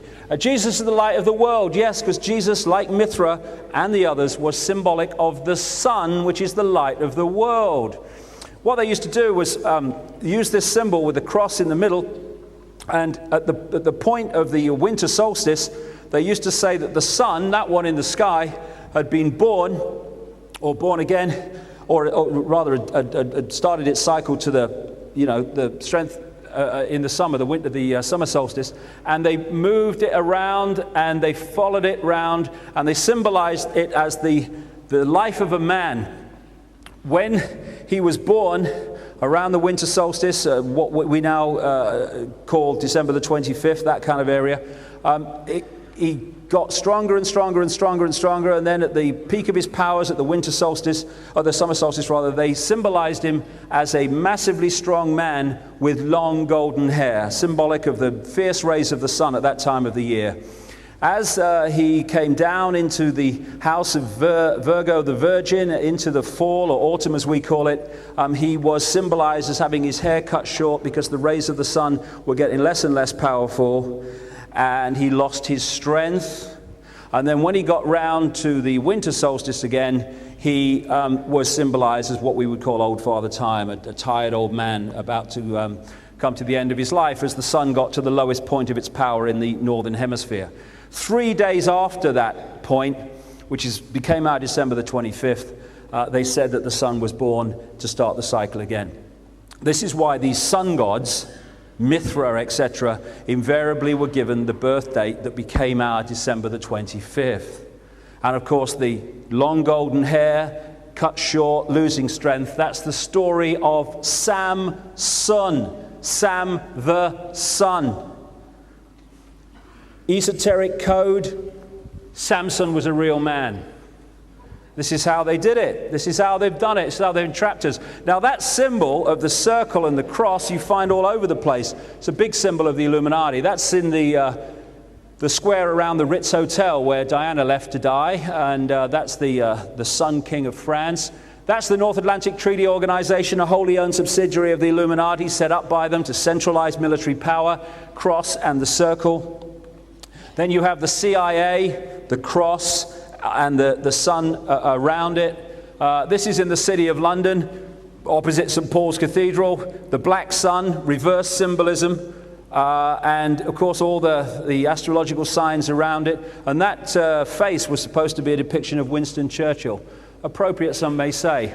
Even in the street plans of the major Illuminati cities, this symbolism is put in there, not just because they're having a laugh, but because it does something to the energy field and therefore affects the people living in it.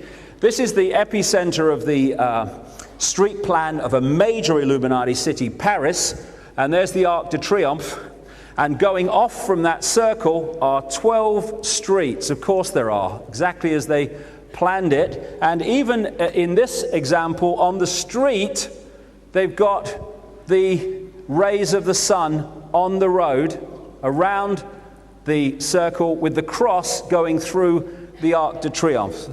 Everywhere they put their symbolism. Talking of this man who's become even more famous now, Leonardo da Vinci, he painted this famous painting of Jesus, and he was an esoteric initiate of some standing, Leonardo da Vinci. And he symbolized that symbol that I've just shown in this picture. There you have Jesus in the middle with the halo. And I'll show you in a second, what the ancients used to do is if they were depicting a sun god, not a literal person, a sun god, they would put a halo around his head. And he's broken up, Da Vinci, the 12 disciples into 4 sets of 3. The 4 seasons, the 12 months of the year, etc., and the esoteric astrological signs. And here is that same painting outside the entrance to that Freemasonic temple where I was sitting in the throne thing, because they understand what that actually means, and it's nothing to do with Jesus. Here's the sun god Bel on a standing stone depicted with a halo around his head to show it was a sun god. And Bel, and again, we talk about the Phoenicians and the phonetics. So the way a word sounds is far more important to the Illuminati than the way it's spelled. And so something like Bel can be symbolic of Bel, the sun god. Another thing that you find symbolizing these gods, which right through the present day, is the rising sun. That was a symbol of Nimrod, Tammuz, and Horus, and other people as well. Christ has risen. Yeah, like the sun rises every morning. This is where this stuff comes from, I would suggest. The phoenix, an emblem of the rising sun. The house of the rising sun is something you come across a lot. And it's all depicting the same basic theme. Now, George Washington, this high Freemason and aristocratic bloodline, had a famous sun chair, which was the sun coming up over the horizon. Horus and Tammuz, and this recurring theme, this deity. In that temple in Boston, the rising sun. The rising sun you find on many seals of states in the United States. Illinois is not famous for its sun, but there's the rising sun again. It means something to the secret society initiates who put it together. Now, this is Downing Street. I didn't realize until I saw this blown up picture that Downing Street actually has the rays of the sun. I thought it was just that, but it's the rays of the sun, symbolic of this recurring secret society theme. We own the place, we're showing you can't see it. Now, what a coincidence that on the Illuminati-owned NBC network in America, there you have the same thing. Because they own the media, so that they can feed us the false reality, which makes us, as I'll get to at the end of the talk, create a false experience. This is the Mormon Church, wholly owned subsidiary, again, as I said, of the Illuminati, and you find the rising sun all over its symbolism in its temples. The Jesuits, the rising sun, this massively important strand within the Illuminati and connected to the Roman Church. Why all the sun all the time? Illumination. And one of the most famous strands of the Illuminati was known as the Bavarian Illuminati, which was created, at least on the face of it, by a guy called Adam Weishaupt, who was educated as a Jesuit, an organization started by Ignatius Loyola there, and they used to call themselves the Illuminated Ones. And it seems to be quite a thing, because Clinton was educated in a Jesuit setting. So was Mugabe, so was Pierre Trudeau, a horrendous Satanist and abuser of people. William Bennett, ditto. In America, William Casey, head of the CIA, John Kerry, who went against a fellow secret society initiate at the last election, Bush, all brought up in this Jesuit background. It's a really, really important strand in the Illuminati. And what I'm talking about in this first section, to sum up this, what do they call them? I was going to say LP, they don't have them now, CD, whatever it is, the Rolling Stones. They are bridges to Babylon. This is where this network came from, and it's expanding itself globally, and that's what the hidden agenda is going on. Something like Christmas, that goes back to Babylon. I won't go into it too much now because I want much to get to, but that comes out of Babylon and their symbolism. And of course, Santa is an anagram of Satan somehow. One of the things they used to do, they said that Nimrod was symbolized when he died as a dead tree trunk the night before what we call Christmas, and the next day he'd grown into a massive evergreen tree, and they just put gifts on them. The Yule log, child log, goes back to Babylon. Ishtar said that she came to earth in an egg. That's why we have the Easter egg. They used to have the same ceremony. Tammuz was said to be a great lover of rabbits. That's where we get the Easter bunny from. Our whole society is based on this stuff. They used to have things like cross buns. Tammuz was said to have been killed by a wild pig. Therefore, they symbolized his death every year by eating pig. That's where we get the Easter ham from. In America, it's used more. The period of Lent, a mirror of what happened in Babylon in relation to Tammuz. Everywhere you see this recurring theme. Then there's these secret codes all around us. The skull and bones. The skull and bones, the Templars were accused of having skull and bones in their ceremonies when they were attacked and apparently removed, but not quite so, in 1307 when Philip the Fair did his stuff. And because of this Illuminati skull and bones symbolism, we have the most famous secret society in America called the Skull and Bones Society. I've been here. It's a horrible bloody place opposite Yale University. And who are initiates of the Skull and Bones Society? Father George Bush, who produced Boy George Bush. At the last election, at any time, there are a few hundred Skull and Bones members alive. In America, like I said, there's the best part of 300 million people. At the last election, statistically, what's the chances? We had 2 initiates of the Skull and Bones Society contesting the presidential election. Why? Because it was fixed to happen that way. And when Bush was asked by one television journalist only about the Skull and Bones Society, he said on camera, "It's too secret to talk about." And I'm not kidding. And the interviewer then went on to the next question. I'm like, "Excuse me, what do you mean it's too secret to talk about? You're the president. You want to be the president?" "Oh, no. And how are the kids?" "What?" That's how it goes. There you go. That's a lovely one. Vote for us. You mean me? Yeah. They're just different aspects of the same thing. Same here, look. What we got here? Same. This is an Illuminati symbol, goes way back into the ancient world. The all-seeing eye on the pyramid, top of the pyramid, the capstone, raised above the rest of the pyramid. It symbolizes the power, the all-seeing eye, controlling the rest of the pyramid in that way that I've been describing earlier on. And you find this all over the place. What those words actually say are words to the effect of, "He favors our undertaking, new order of the ages." New world order is one of the theme phrases of this whole conspiracy. You'll see it in advertisements in Illuminati families and companies and stuff like that. And when the Pentagon, only recently, decided they were going to have an awareness office to feed even more disinformation into the public, this is the symbol they chose for that information awareness office, exactly from the drawing board of the Illuminati. British intelligence, just down the bloody road from here, isn't it, somewhere? I'm not sure about the intelligence bit, but there we go. MI5, Military Intelligence 5. There's the eye on the top of the pyramid, and those fleur-de-lis in the crown, by the way, the fleur-de-lis is an ancient symbol of the Merovingian bloodline. The secret societies interconnect with the intelligence agencies as part of the web, and that's why they provide the evidence to go to wars that the Illuminati want to fight, and then we find it wasn't evidence at all. There you go, pyramid with a capstone missing, MI6. This is Dealey Plaza, where they killed Kennedy. Again, the street plan is a pyramid with a capstone missing. And this was an important area right from the start in Dallas. It was the site of the first Freemasonic temple in Dallas. That river just at the top there is called the Trinity River. Again, Trinity, Semiramis, Nimrod, Tammuz.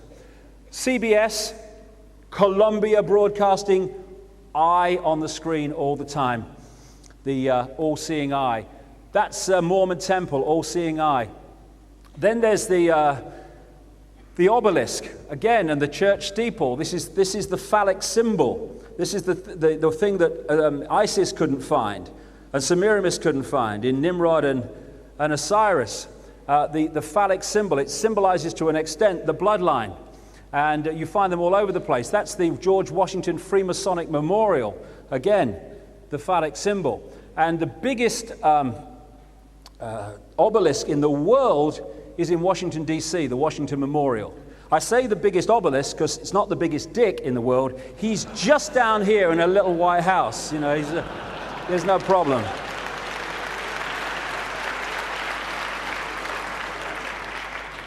So, as I'll get into this afternoon, just because two people are fighting each other doesn't mean that they're not being controlled by the same force.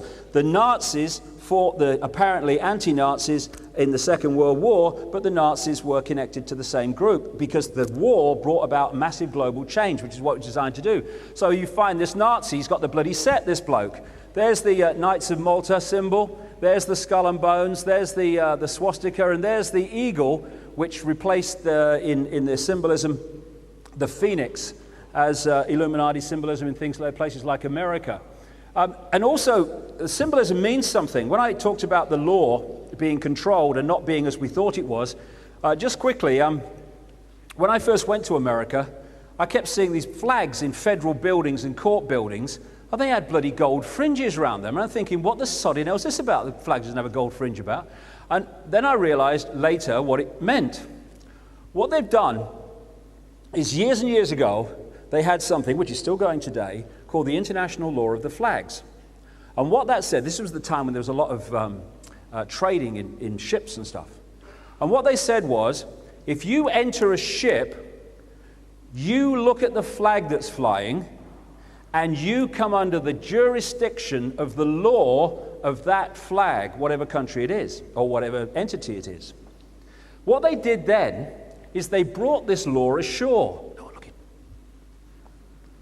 And they started putting the gold fringe around the American flag in American courts and in American federal buildings and schools and all this stuff. And so you ask the next question, so what in the international law of the flags does the gold fringe depict? It depicts British maritime law, which is known in America as the Uniform Commercial Code. It is the law of contracts, and we are contracting with what is in effect a corporation without knowing it. When you get a driving license in America, you are contracting with the corporation operating out of Washington, D.C., which is not the government of America, it's a private corporation. And it's operating under the law of contracts, which is why it puts a gold fringe around every flag that is in a building that represents its power. You go into a court in America, you'll see behind the judge every time a flag with a gold fringe around it, and the people in the court think they're being tried under the constitutional law of America. No, they're being tried under the law of contracts. The judge can do what he bloody well likes, because you've contracted with him by entering the court. You don't know that, but you have. And this is how this whole thing works. And it's interesting when you go to the soldiers in Iraq, the United States Armed Forces, they have got a gold fringe around the American flag. They're not representing the people of America, they're representing the corporation based in Washington, D.C.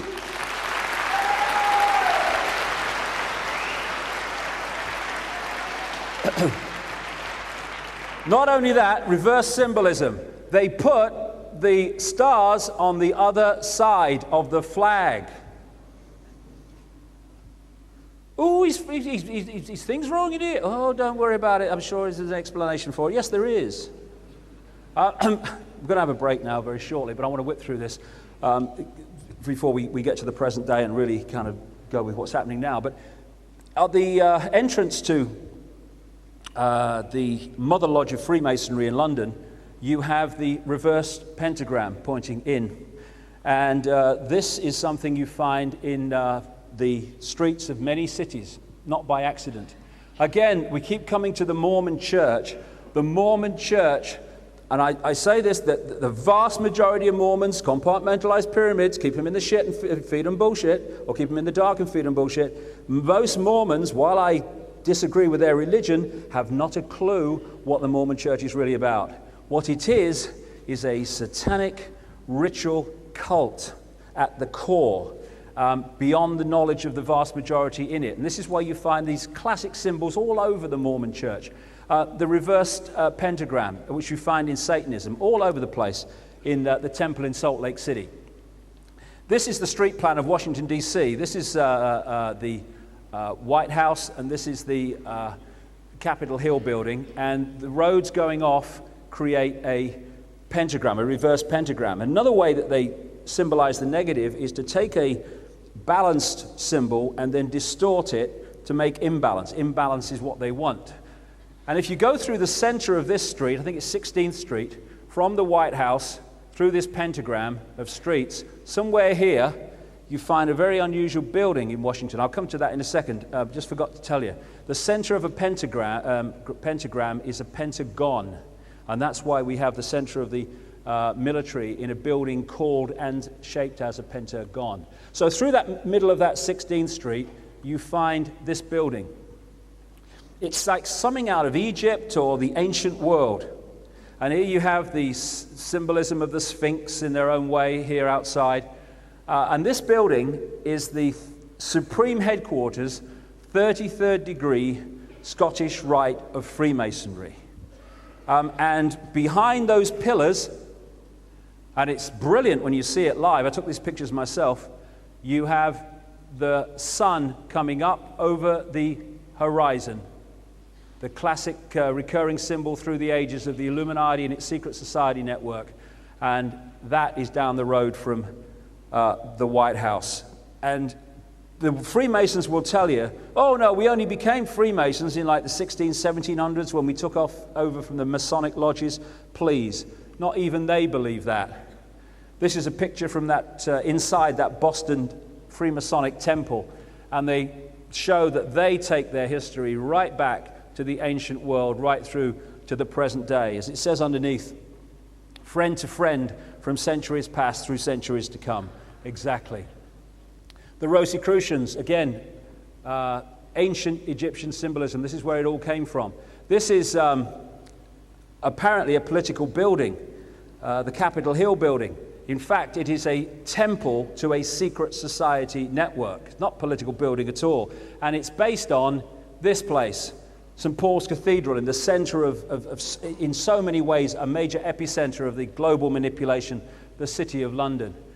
It became known as Capitol Hill because when the Illuminati were in Rome, they had a sacred place called Capitoline Hill, which had a temple on it. And Madeleine Albright went there on a visit when she became Secretary of State in the Clinton administration. That's where it comes from. It's all historic and passing the same themes through history. Now, we'll just finish on this before we have a break. Satanism, child abuse, mind control, they're all part of the same connected attack and the same themes of ritual that go through the ages.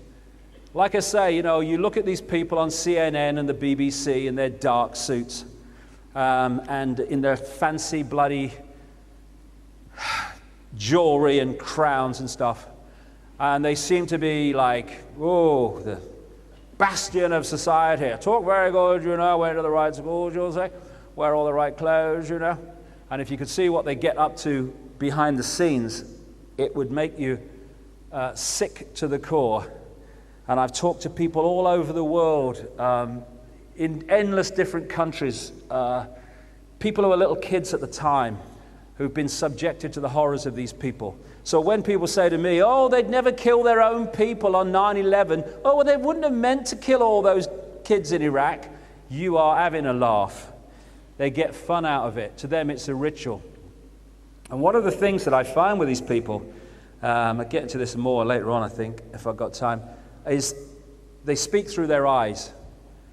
They're people who have the fake smile, the fake emotion, who no matter what their face is doing, it might be laughing, the extended smile, the eyes never change. They're always fixed and cold. Who could I be thinking of? One example of this stuff is a place called Bohemian Grove in America. It's about 75 miles north of San Francisco. This is where the so-called elite go every year. Usually it's in like July time, to have 10 days, having a rest from the cares of the world. Behind those trees, this place called the Russian River, not Russian now because it's summer, but it rushes in the winter apparently. Behind those trees is 2,700 acres of redwood forest called Bohemian Grove, where lots of these people come, but the real stuff goes on in small groups, again, compartmentalized and isolated. It's become, thanks to researchers, it's just down there and you come to it. It's become more and more exposed, particularly on the internet, as researchers have got a grip on some of what's going on. This is a picture taken in 1957. That guy standing up is Glenn Seaborg, who gave the world the wonderful gift of plutonium. 1957, either side of him at Bohemian Grove, this satanic center, not all that go there, no, compartmentalized. We have Tricky Dicky here, who was about 3 years from taking on Kennedy in the 1960 election. And over here, Uncle Ron, who at that time was in B-movies getting on and off his horse. And both members of Bohemian Grove, both from very different backgrounds, both become presidents of the United States because they are selected, not elected. And if we look deep enough, we'll find exactly the same is true of British prime ministers. There might be exceptions, but not too many. One of the things that they worship, their great center of worship at Bohemian Grove, is a 40-foot stone owl.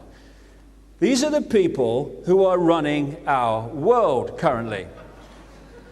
This was taken by a journalist on a long lens. And a guy called Alex Jones in America, out of Texas,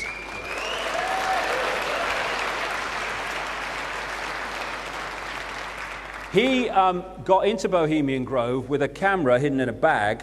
Because it's in a bag, it's moving about a bit, but the sound's fantastic. And I think you can get this full video through his website, Infowars.com. And what we saw was what we were told happened before this was exposed on film. You see, over here, this side of the lake, are all the Bohemian Grovers, some of which think it's all a great laugh because they don't realize what's really going on, and some of whom know exactly what's going on. George Bush came to this one a little later.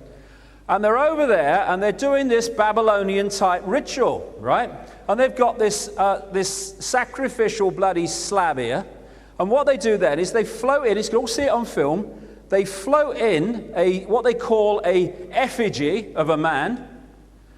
You can't really see either way because it's too far away, but let's say it is. But you know, like I say, my information from people who've been there is it's in the smaller elite groups where the real human sacrifice goes on. Anyway, they carry this effigy stroke man, they put him on the slab, and then they set fire to him while they're doing this ritual. And as the flames start, as they set fire to him, there's this enormous blood-curdling scream goes out across the place. It's very clear to be heard on the film. Now, one of two things have happened here. Either that ain't an effigy, or they've actually gone to the point of recording a blood-curdling scream of agony and terror to play as part of their ritual. These are the people who are deciding what happens in our world. Does The slaughter of people in Iraq and Afghanistan and around the world, and the imposition of control and manufactured poverty and suffering to keep people in control so they don't have the abundance of choice. Does that mean that, or take on anything other than an understandable light? Now we realize some of the background of these people. They don't have empathy, therefore they don't care what happens to people as a result of what they do. They only care about advancing their control. Now, this is the emblem, the owl of Bohemian Grove. And this is another version of Semiramis Ishtar, known as Lilith, another name by which this Babylonian goddess goes under. And of course, as we saw from that original Babylonian piece of artwork, she is symbolized as and with owls. An owl is a symbol of Queen Semiramis. What a staggering coincidence that when you draw a line around the road system around the Congress building in America, you find a very clear owl. And in this next one, I've not touched it. You can buy this street plan in any of the kind of little tourist offices around Washington, D.C. This is the street plan of the capital of apparently the most powerful nation on earth. In the center of the owl is the belly of the owl is the Congress building, and the owl is standing on a pyramid, symbolizing the control that is symbolized by the Statue of Liberty and all the rest of the stuff. It's in our face, and it's massively in the street plan of Washington. Talking of Washington, George Washington, what they did is they decided they hadn't got a statue of George, so they got it done in Italy. Now, I'm sure there was somewhere in America where they could have got a kind of someone to knock up a statue of George, but they went to Italy. And when they kind of got it over to America and unveiled it on the dockside, people were shocked. What have you done to our George? One arm up, nothing on the chest, one arm down. Bill Clinton's covered with a piece of cloth. I mean, what's going on? Well, to people who are not aware of the background, it's a mystery. That's what we see all the time. What's going on? Well, maybe this has something to do with it. This is the classic depiction of the quote, devil, satanic force that Satanists worship. It's known as Baphomet. It's like a combination of all the different satanic forces that they worship in their rituals, just as they depicted George Washington. Another thing, when in sign language you say I love you, you do that sign, but you put the thumb out. That says I love you in sign language. This one, without the thumb out, is a classic satanic symbol. This is one explanation I got from one book. Many modern pagans use it as a symbol of the horn god that adherents might use to identify each other. In this context, it is referred to as the sign of the horn god. Some say that it is meant to ward off or bestow the evil eye. It is also a representation of the devil by Satanists. There we go. That's the part of that I wanted to emphasize. It is also a representation of the devil by Satanists. And here we have them using it in a satanic ritual. What a surprise that this guy and his like are using it all the time. Maybe that was just a one-off Georgie boy. Or was it? What they tell you is, oh, no, this is the sign of the Texas Longhorns. That's what, oh, rubbish. Unless people like Berlusconi are supporters of the Texas Longhorns, no, it's not. And it's become more and more prevalent. There he goes again. There he goes. Look, here you go, George. And again. And again. And now, I reveal the global fan club of the Texas Longhorns here. Berlusconi. Tom Ridge, first head of Homeland Security. Dan Quayle, still trying to spell potato. And here's Putin's mate doing it. And talking of this guy, again, I'm finishing here, we'll have a break, but in terms of people being chosen, they're not chosen a few days or a few weeks or a few months before. Berlusconi, whether you remember, there was one of the times when this network came to public attention, briefly but very powerfully, was in the early 80s when a notorious Freemasonic lodge in Rome, again, Rome connected to the Vatican as this was, called P2, Propaganda Due, came to light. It ended with a guy called Roberto Calvi, the banker that was a member of P2 and part of the Vatican banking scandal, being hung under Blackfriars Bridge, not a million miles from here, of course. And the Freemasonic controlled City of London police said it was suicide. Well, how did he do it? Anyway, and now there's people in court in Rome, apparently, and now the case is finished, for his murder, which he obviously bloody was from the start. Anyway, what happened was that the head of P2, a guy called Licio Gelli, had his house raided, and they found not just P2 information, but Knights Templar information, the interlocking, of course, the spider's web, and they found that P2 was broken up into sections of famous people in politics, police, military, journalism, all these areas I've been talking about, and each of the different groups had a head, and the only person they only knew who was in their group, the head of the group. They had no idea who was in the other groups. The only person who knew who was in the other groups was Gelli at the top and people around him, the elite. This is how it works, the pyramid.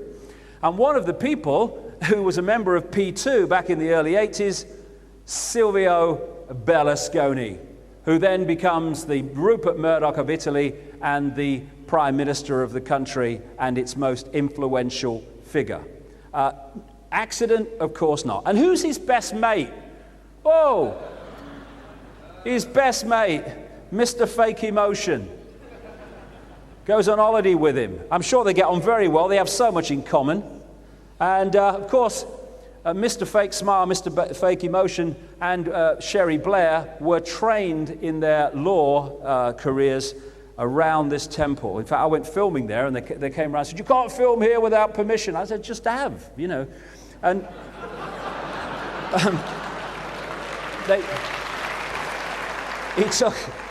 he took great pains to tell me that Tony Blair and Sherry Blair were trained just down the street in that building. I kind of was staggered by the amazement of it all. And I just finish on this very quickly because it's very important. We see the child abuse that goes on, and it comes to light every now and again in stories like this in North Wales. I've been to more than 40 countries researching this. The scale of child abuse, satanic ritual, and sexual abuse by the rich and famous of children is an epidemic worldwide, and it's covered up on a colossal scale.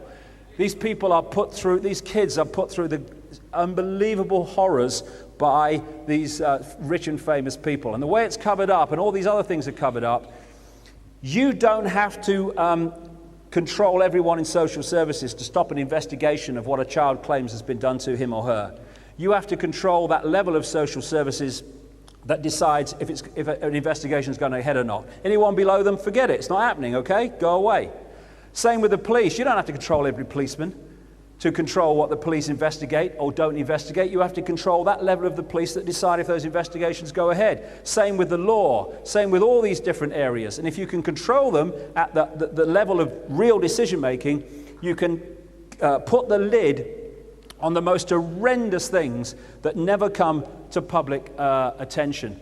And one of the things that they do with children, and one of the reasons they put them through these horrors of satanic ritual and abuse, sexual abuse, is because it goes back to the ancient world where they've known how long, that knowledge that's been passed through. But they really started to work on it in the Nazi concentration camps. They realized that the mind has a defense mechanism that shuts out the memory of extreme trauma. It's like when you have a road crash and you can't remember the run-up to it, the impact and the immediate aftermath, which is a good thing because we don't want to keep reliving that. And it puts an amnesic barrier around that memory of extreme trauma. They realized that if you could make children, particularly before the age of 5 or 6 when it starts, before the pathways are all formed, you could subject them to terrible trauma. Like you find out what most terrifies them and you make them experience it. You make them watch another child being sacrificed or an animal being sacrificed. their amnesic barriers start to form to shut out the memory of that horror, just like a road crash. And they found that they could make the mind into like a honeycomb of self-contained barriers, each one of which thought it was the whole mind. And they call them in the mind control trade alters. And alters in the sense of altered reality, altered perception. And what they've done is they've worked out ways of triggering these alters so that they come to the forward. What they do is they create what they call a front alter. That is the part of the mind that people interact with, and they think that's that person. And until the trigger's given, it is. But it's a manufactured alter, manufactured personality. Then they give the trigger. It could be a word, it could be a sound, it could be anything that's programmed in. And then the back alter, as they call them, takes the front alter's position and starts to dictate the behavior of that person. And the program could be an assassination program, or it could be a program where they are abused sexually by people like Father George Bush and others. And then when the sexual abuse has happened, the alter that's experienced it goes back into the subconscious and the front alter comes forward. The front alter has not experienced it. If you told the front alter you've just been sexually abused by Father George Bush, it'd say you're crazy. And what's happened as the years have passed is that more and more people all over the world, as their minds have got stronger, these alters have started to collapse and they've started to have vivid and horrific memories. And I've talked to hundreds and hundreds of them around the world, and the common themes of what happened to them and who did it is just so compelling. And so we're looking at a situation where they need to control the children, not just in individual mind control like that, but collectively, because there is a wake-up going on, and they want to suppress the wake-up, and they want to bring the children and young people through to be adults that see the world the way they want them to. And one of the key ways they do this is by the way they manipulate what children see in terms of movies, in terms of television programs. And when we were walking around that Freemasonic temple in Boston, this was another thing on the wall that we took a picture of. The International de Molay, Jacques de Molay, the martyred Grand Master of the Templars in 1307. And there he is, Walt Disney. And guess how many figures there are around him? 12, of course they are. Because the Disney organization is controlled by this network, as are the other major television networks, because they are feeding in the programming to give us a false reality, so we create a false experience, and we have no idea what's going on, nor who we really are. And this guy, who should bloody know, J. Edgar Hoover, head of the FBI, the infamous one, he said, the individual is handicapped by coming face to face with a conspiracy so monstrous he cannot believe it exists. And that is its greatest defense. What we're told by the movie and what's happening in the secret agenda are so far apart, the chasm is too far for many people's minds to jump. But when you jump it, the world starts to make sense. And I just wonder, I came across many things in this research over the years that have sickened me. But the thing I've come across that is most important of all is the understanding that we are not only experiencing a false reality, we are experiencing a false understanding of the power that we have. We have been told again and again that we are powerless. We are given messages all the time that we are powerless. And that is to make us think we're powerless. So, as I'll get into in the way this works, we live powerless lives. We are, in terms of our lives, what we think we are and what we believe we are.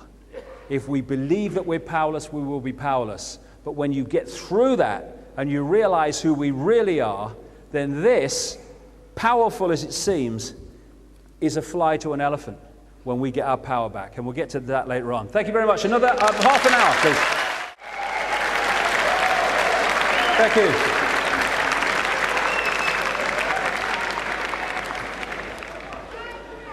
So, what we're looking at emerging is what they've been planning to introduce and impose all this time. And that is a global version of Nazi Germany, which is why the methods of Nazi Germany are becoming more and more prevalent every day.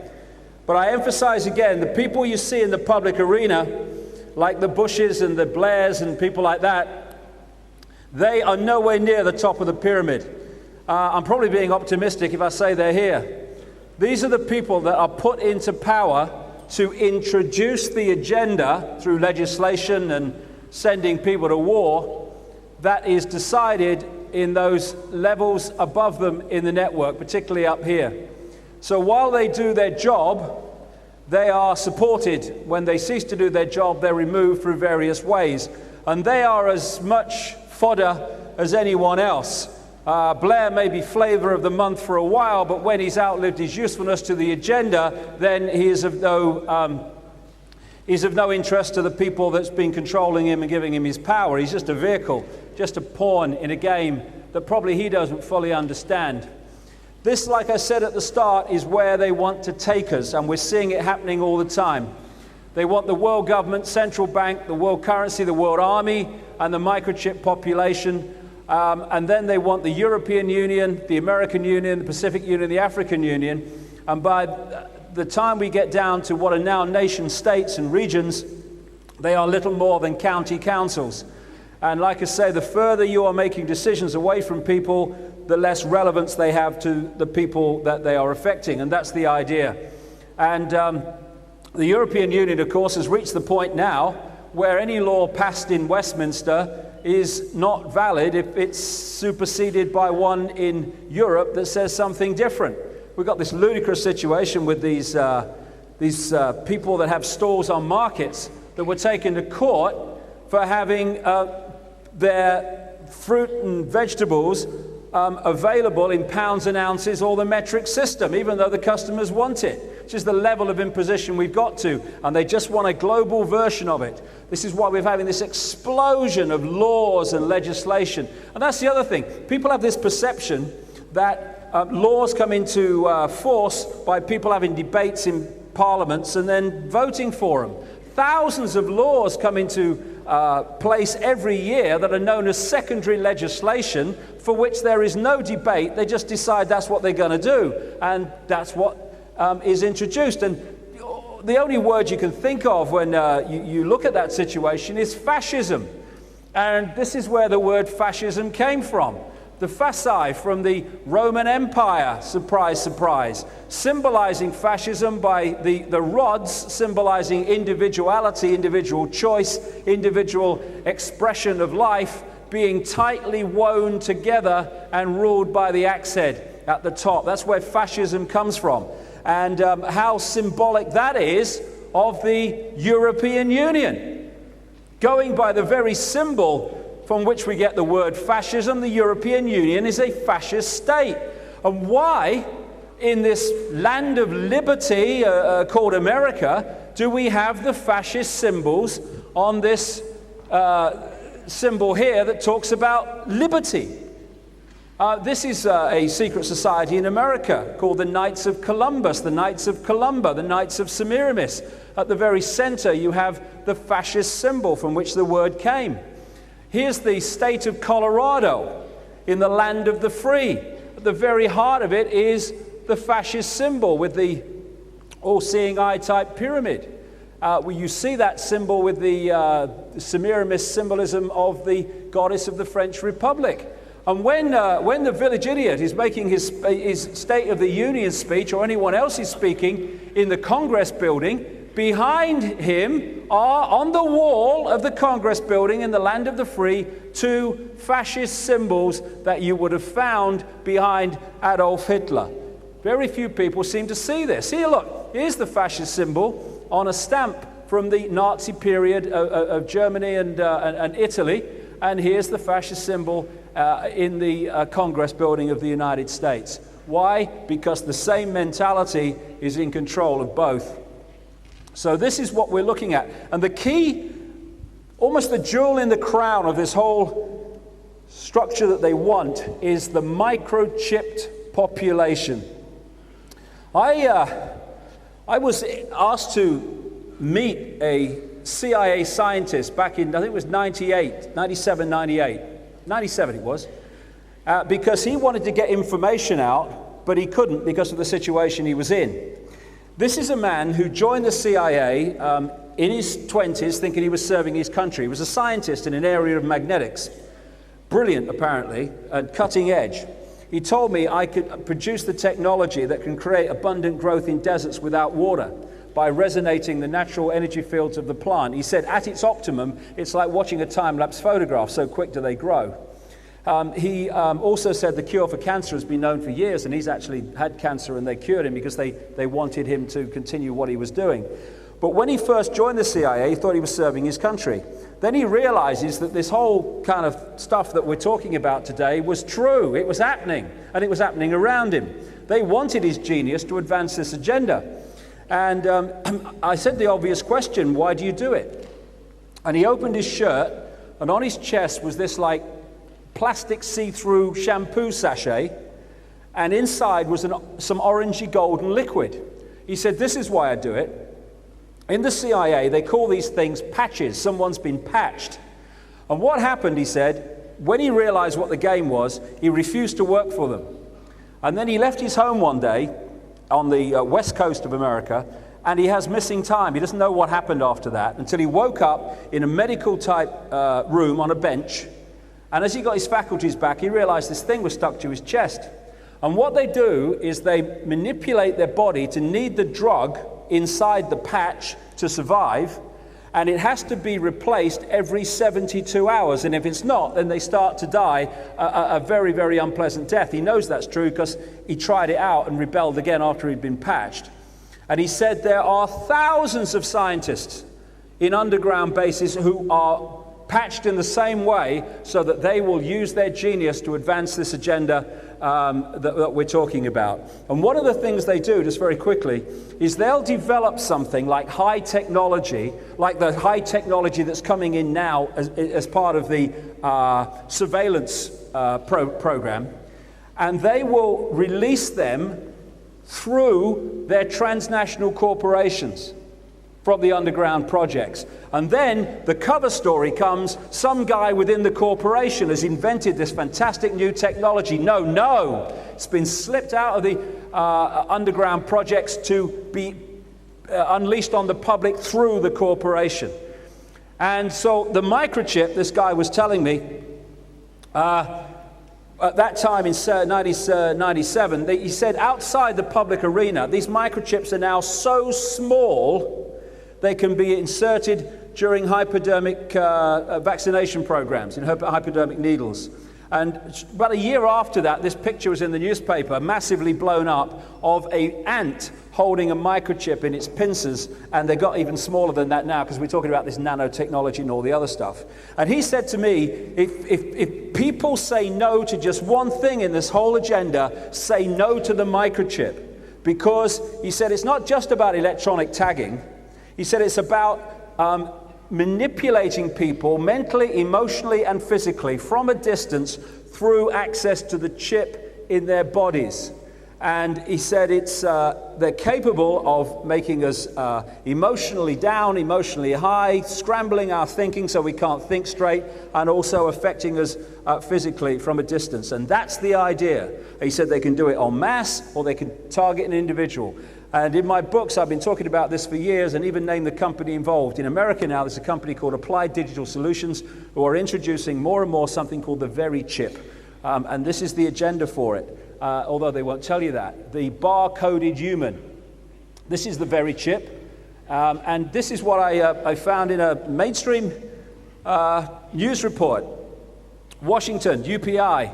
The Department of Health and Human Services said Thursday that it was about to begin testing a new technology designed to help more closely monitor and assist the nation's homeless population. They're nice people, but let's go on. Under the pilot program, which grew out of a series of policy academies held in the last 2 years, homeless people in participating cities will be implanted with mandatory radio frequency identification, RFID tags, that social workers and police can use to track their movements. This is in the mainstream now. They laughed in my face 10 years ago when I said this was coming. Data from the chip chip tracking stations mounted on telephone poles will be transmitted to police and social service workers who will custom Windows NT software to track movements of the homeless in real time. In what has become a chronic social problem, why people living in shelters and on the streets do not seek adequate medical care, as if they care, and frequently contribute to the rising crime rate. You're unemployed, you must be a mugger. And you're homeless, you must be a mugger. Crime rate in major cities. Supporters of subdermal chip tracking say the technology will discourage implanted homeless men and women from committing crimes while making it easier for government workers to provide social services, etc. That is what they want for everyone. Microchipped babies at birth as a matter of course. They're even now getting people to be microchipped so they get in nightclubs quicker. This is Barcelona, I think this one is. And if we don't have the coordinates of what's going on, well, oh, it's a good idea. I've had my dog done. Look, I'll never lose my dog now. It'd be great. The coordinates we need are where they're wishing to take us and the methods they're using to take us there. Once we have those coordinates, this becomes crystal clear what's going on. Without them, oh yeah, what a good idea. It's ever so good. Yeah, I was telling Ethel the other day, I think it's very good. Now, I'm going to talk about one of the key mass mind manipulation technique in a second, but the one that goes alongside it, I call the totalitarian tiptoe. Real simple. You're here, you know that's where you're going, but you know if you go in one leap or big leaps, even people watching Coronation Street and the soaps and believing it's real will lift their head and go, what's going on? What's going on? Because the change is so great. So what they do is the totalitarian tiptoe. They take little steps, they know where it's leading, but every single one is projected to the people as if they're unconnected. This is how we went from a free trade area, mate, just a free trade area, nothing to worry about, good for jobs, to a centralized superstate, the European Union. We did it by the totalitarian tiptoe. And ID cards are a major step in the totalitarian tiptoe to microchipped people, because they wouldn't do it in one go because they'd face too much opposition. So do it in steps. And the idea is to replace credit cards and all that stuff with all your details on a microchip. That's the idea, to sell it to us. The real reason is control and external manipulation of our minds, our emotions, and our physical state. One of the really important things for me is that all the different groups, whether they're challenging the official story of 9/11, whether they're challenging tetramass and mobile phone mass, whether they're challenging the drug companies or the manipulation of the banking system, that we understand that we are all challenging the same force. It's so important to realize that, because down here we can get divided and ruled even through pressure groups and challenging the system. We can get divided and ruled by not realizing that all roads lead to Babylon at the top of the pyramid. And when you understand how the system works and why they're doing what they do, and I'll hopefully complete that cycle by the end of the day, then suddenly unconnected pressure groups and challenges to the system become absolutely connected and crystal clear. For instance, there are pressure groups that are challenging the introduction of genetically modified food. Fine, great. Done by Monsanto, one of the great Illuminati companies on planet Earth, out of St. Louis. And the reason for genetically modified food is they want to genetically modify us. That's the idea, to scramble our DNA.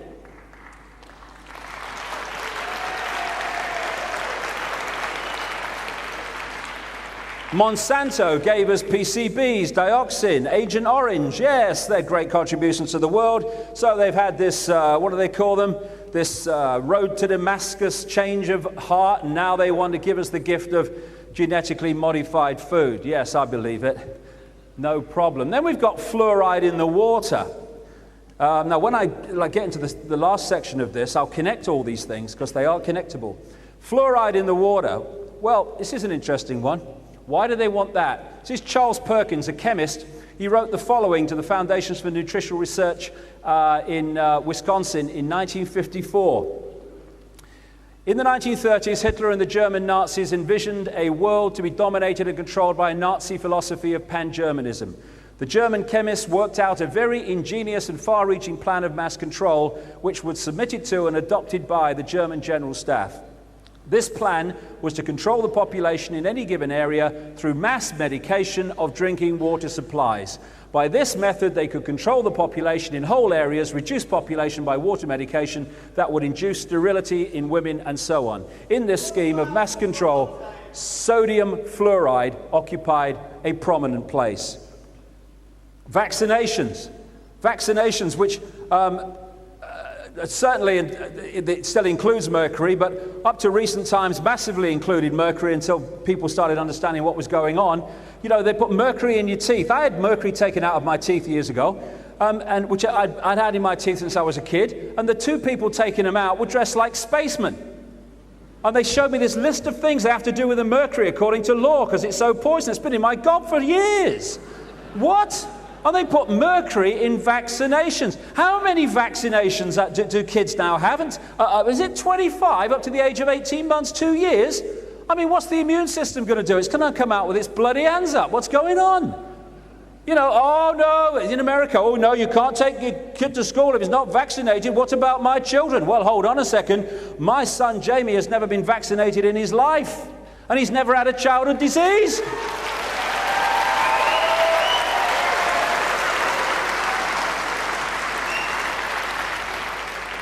So if anyone's been vaccinated, don't you bring him to school, you upset my son's health. But these are all connected for reasons I'll get to later. Aspartame. This stuff that scrambles your bloody mind. A substance which pilots in the American Air Force were warned not to have too many sodas before they flew because it affected their ability to fly. Why? Because the sodas had aspartame in. They now have something called the aspartame syndrome. Because anything that scrambles the brain, the electrochemical balance of the brain, can manifest in endless imbalances that we call under various names and diseases in ill health. And who was aspartame man who brought it onto the market? Donald Rumsfeld, Defense Secretary in America, head of Cell Pharmaceuticals. He was brought into that job because of his influence in the Bush-Reagan administration and therefore his ability to get permission and the use of aspartame through the Food and Drug Administration in America so that it could be foisted on the people. He came in against 97% of the independent data saying, no way. He got it into diet drinks, and now it's every bloody where. No accident that it was him that did it, because these guys pop up in all different places to advance the agenda. Monsanto bought out Cell Pharmaceuticals and now are running the aspartame scam as well as the genetically modified food scam. Oh, by the way, I came across this. This is Coca-Cola Black. It's new.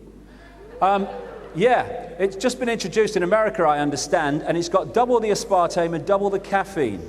So what I did, because, you know, I like to help people out, you do what you can, I produced an advert for them. There you go. That just about sums it up, right?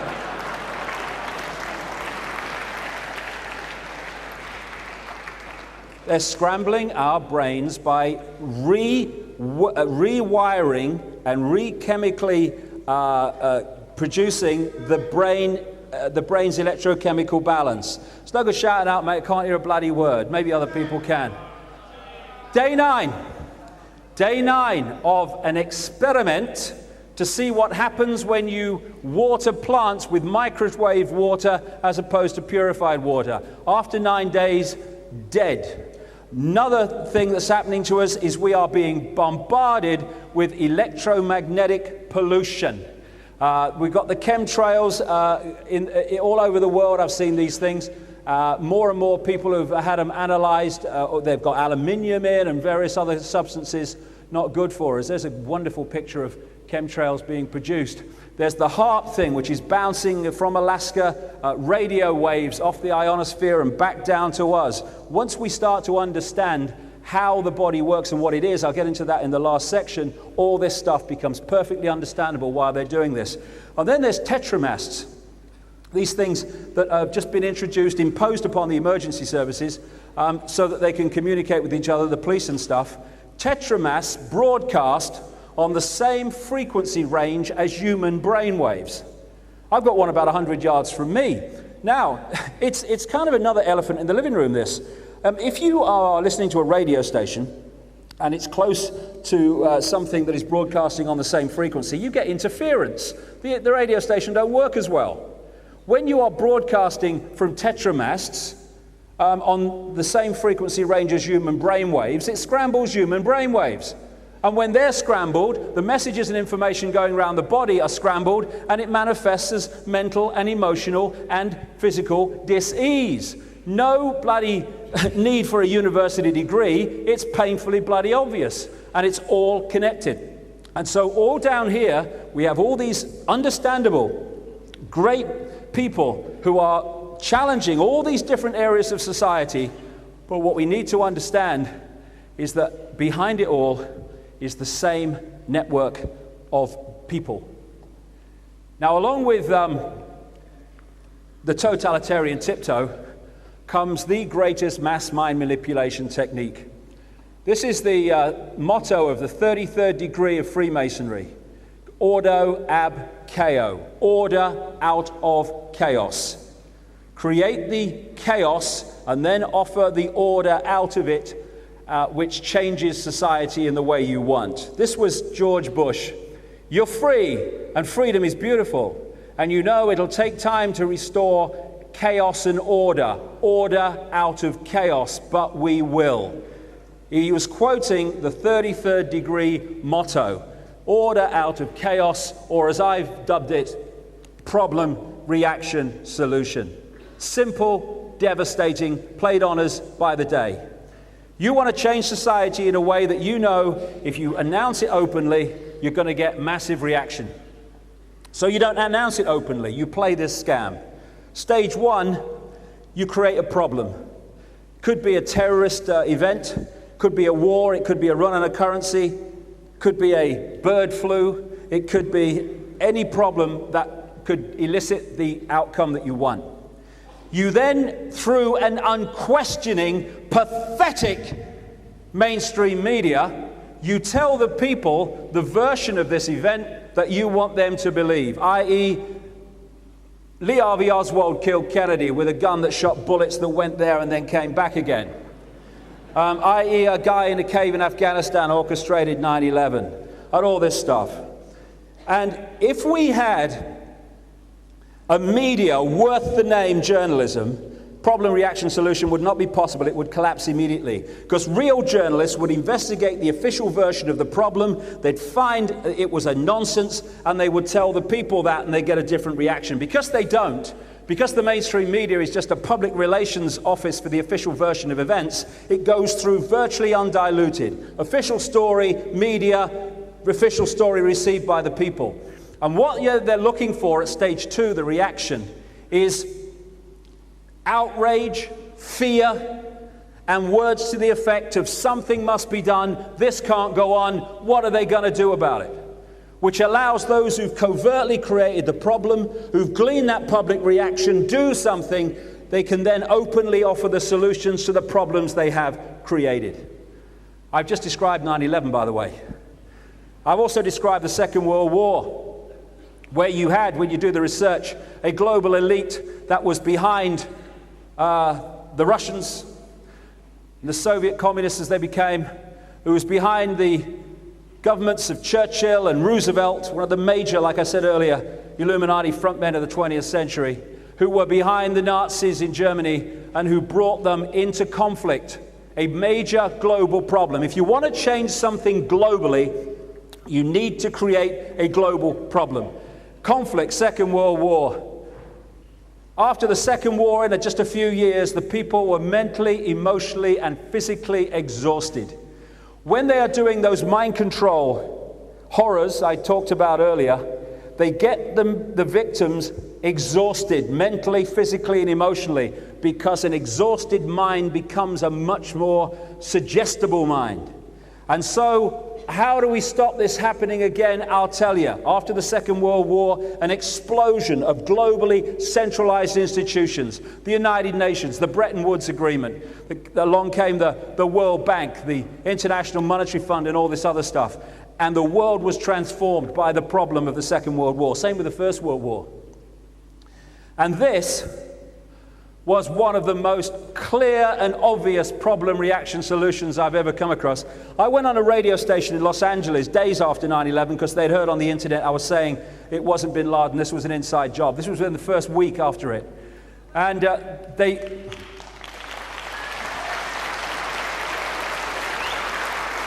they said, I got the usual. There was two kind of disc jockeys doing the interview. And I didn't work out which one had the brain cell that day. It wasn't easy. And it was, oh, what are you on? You're mad and all that stuff. And I said to them, okay, I'll do you a deal. If this has not happened in the next month or 2 months, then I'll come back on your show and I'll hold my hand up and say I was wrong. All right, mate, yeah, we'll do that. Well, they never did, because it happened. It was called the Patriot Act, among many other things. Because what I said was, this is going to be used to take away far more basic freedoms that we've taken for granted, and exactly what it was used for, as well as getting the war on terrorism. Henry Kissinger was supposed to have said this at a Bilderberg meeting in 1991. Whether he said it or not, it sums up exactly the situation. Today, America would be outraged if UN troops entered Los Angeles to restore order. Tomorrow, they will be grateful. This is especially true if they were told that there was an outside threat from beyond, whether real or promulgated, that threatened our very existence. When presented with this scenario, individual rights will be willingly relinquished to the guarantee of their well-being granted to them by the world government. Problem, reaction, solution. And there is no need for prophecy about what is unfolding before our eyes today. No need for Nostradamus. In the year 2000, an organization in America called the Project for the New American Century produced this document, Rebuilding America's Defenses, Strategies, Forces, and Resources for a New Century, September 2000, 1 year before 9/11. In this organization that produced this document were all the major players that 9 months after this was produced entered the White House and the Pentagon with the Bush administration. Cheney, Rumsfeld, Paul Wolfowitz, who was Deputy Defense Secretary at the time of 9/11, he's now head of the World Bank. And a stream of other people who have become known as neocons. Michael Ledeen in the top left-hand corner, connected into Licio Gelli and P2 and all that stuff in Italy. Richard Pearl, one of the great architects of the invasion of Iraq. John Bolton, another architect of the invasion of Iraq, now United Nations ambassador for America. Feith, another one. Jeb Bush, who is the president's brother. And this guy, William Crystal, who's a Murdoch clone in America, who's the chairman, or at least was chairman, unless they've changed it since I last looked, of the Project for the New American Century. These are the people behind the document I'm going to talk about. By the way, anyone remember Mr. Pastry? Is anyone old enough? You won't, will you? But when I was a kid, there was this children's entertainer in Britain called Mr. Pastry. He used to jump around a lot. Well, I always call John Bolton Mr. Pastry. I think it's uncanny. It's spooky, isn't it? It's spooky. And I'd rather Mr. Pastry, to be honest, was America's ambassador to the UN. I think we'd be safer. Another of these neocons is Frank Carlucci, former number 2 at the CIA, Defense Secretary Reagan Bush, very, very close associate of Father George, thrown out of 2 African countries for plotting to kill their leaders. Yes, we must stop terrorism, Frankie. John Negroponte, another man fundamentally connected to horrific American terrorism in Central America and elsewhere. Another one of these neocons that are protecting us from the terrorists. So what did this document say in September 2000? It calls for American armed forces, the cavalry, on the new American frontier. It says that key allies like the United Kingdom are the most effective and efficient means of exercising American global leadership. Well, there's two to bloody tick off straight away. Keep your pen handy. The United States has for decades sought to play a more permanent role in Gulf regional security, while the unresolved conflict with Iraq provides immediate justification. The need for a substantial American force presence in the Gulf transcends the issue of the regime of Saddam Hussein. Tick. It calls for a blueprint for maintaining global US, i.e. Illuminati, preeminence and shaping the international security order in line with America's principles and interests. This American grand strategy, it says, must be advanced as far into the future as possible, and the US must, quote, fight and decisively win multiple simultaneous major theater wars as a core mission. And that's exactly what they're doing. We've had Afghanistan, we've had Iraq, and now they're trying to wangle a conflict with Iran. Tick. It says that peacekeeping missions demand American political leadership rather than that of the United Nations. It highlights North Korea, Syria, Iran, and Libya as dangerous regimes and says their existence justifies the creation of a worldwide command and control system, World Army. Now, the axis of evil speech involved in its claims of evil Iraq, Iran, North Korea, straight off the pages of that document. It was written by a Bush speechwriter called David Frum, who is one of those neocons connected to those people that produced the document. And they say, oh, we're still trying to stop the war with Iraq. Oh, God, please, you've been planning it for years, mate. This document spotlights China for regime change, saying it is time for the presence of American forces in Southeast Asia. This could lead to American and allied power, providing the spur to the process of democratization in China. They want a war with China. I've been saying it for 10 years. That guy with a patch on his chest said exactly the same. It's leading to a war with China. They want a global problem that they can finally impose their global solution. To stop this ever happening again, we need a world government with power to stop it and an army to stop it. Exactly where they're going, which is why I was able to say this in 1998. The plan is to engineer events real and staged that will create enormous fear in the countdown to 2012. This includes a plan to start a third world war, either by stimulating the Muslim world into a holy war against the West or by using China to cause global conflict. Maybe both. The China thing is happening.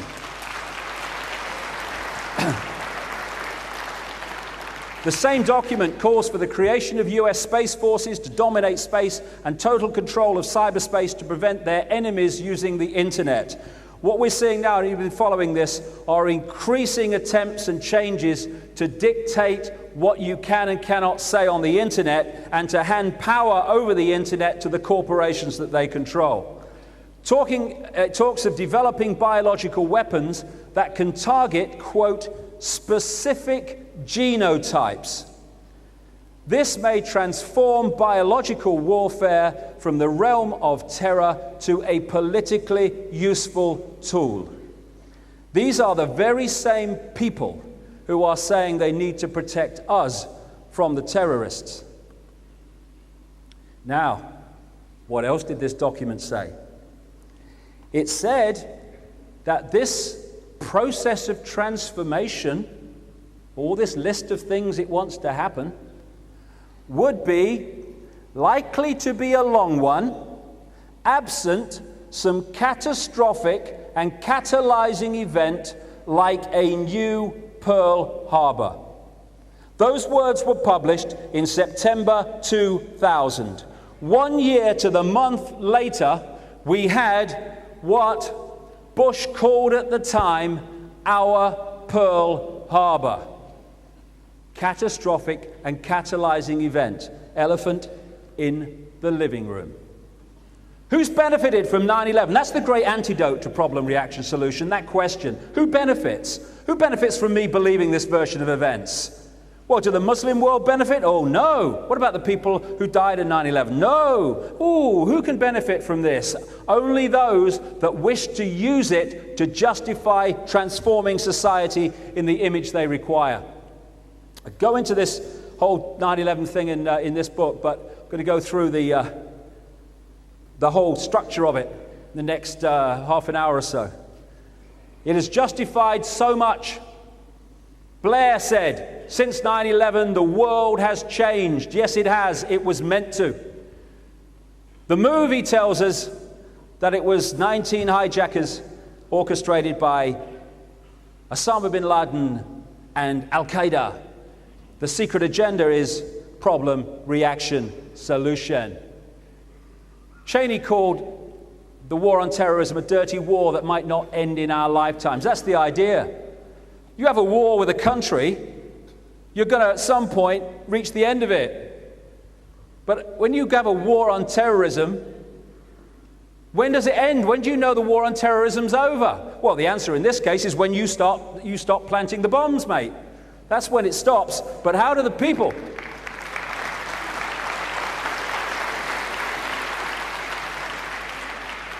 You can sell a never-ending war to the people who are not informed. The idea that Georgie boy is orchestrating this whole thing is ludicrous. He's a front man. I say he's a front man to articulate the agenda, but he doesn't even bloody do that, does he really? The people behind him, the people you never see. Cheney is much higher in the hierarchy than Bush. His father is much, much higher in the hierarchy than his son. And that's basically summing up what the situation is. Puppet on a string. And then there's Blair boy. Tony Blair was brought in. John Smith left us at precisely the right time. How can I put it like that? And the moment this guy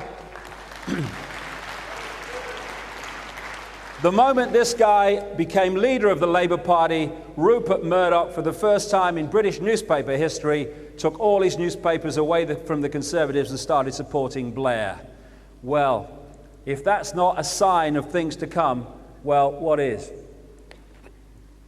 So Blair becomes leader, and the two sides of the Atlantic work in coordination to the goals that we're seeing now. Alice in Wonderland. Alice said nothing would be what it is because everything would be what it isn't. And contrary-wise, what it is, it wouldn't be. And what it wouldn't be, it would, you see. That's the world we live in. Home is that way. This is the movie. This is the agenda. And we're being confused all the time by smoke and mirrors and different messages to make the truth go over there and us to look over there. And we'll see that very clearly as this section of the talk unfolds. 60 years before 9/11, we had Pearl Harbor. This was a situation where, as historians and researchers have shown in very thick, detailed books, Roosevelt had at least 8 different confirmations that Japan was going to attack Pearl Harbor. Indeed, the way the American administration had acted towards Japan in the months before was designed to make them do that. And I came across, I've got my glasses, I've got them here. Came across this thing, this document when I was researching years ago. Came out of Britain. It was called Propaganda in the Next War.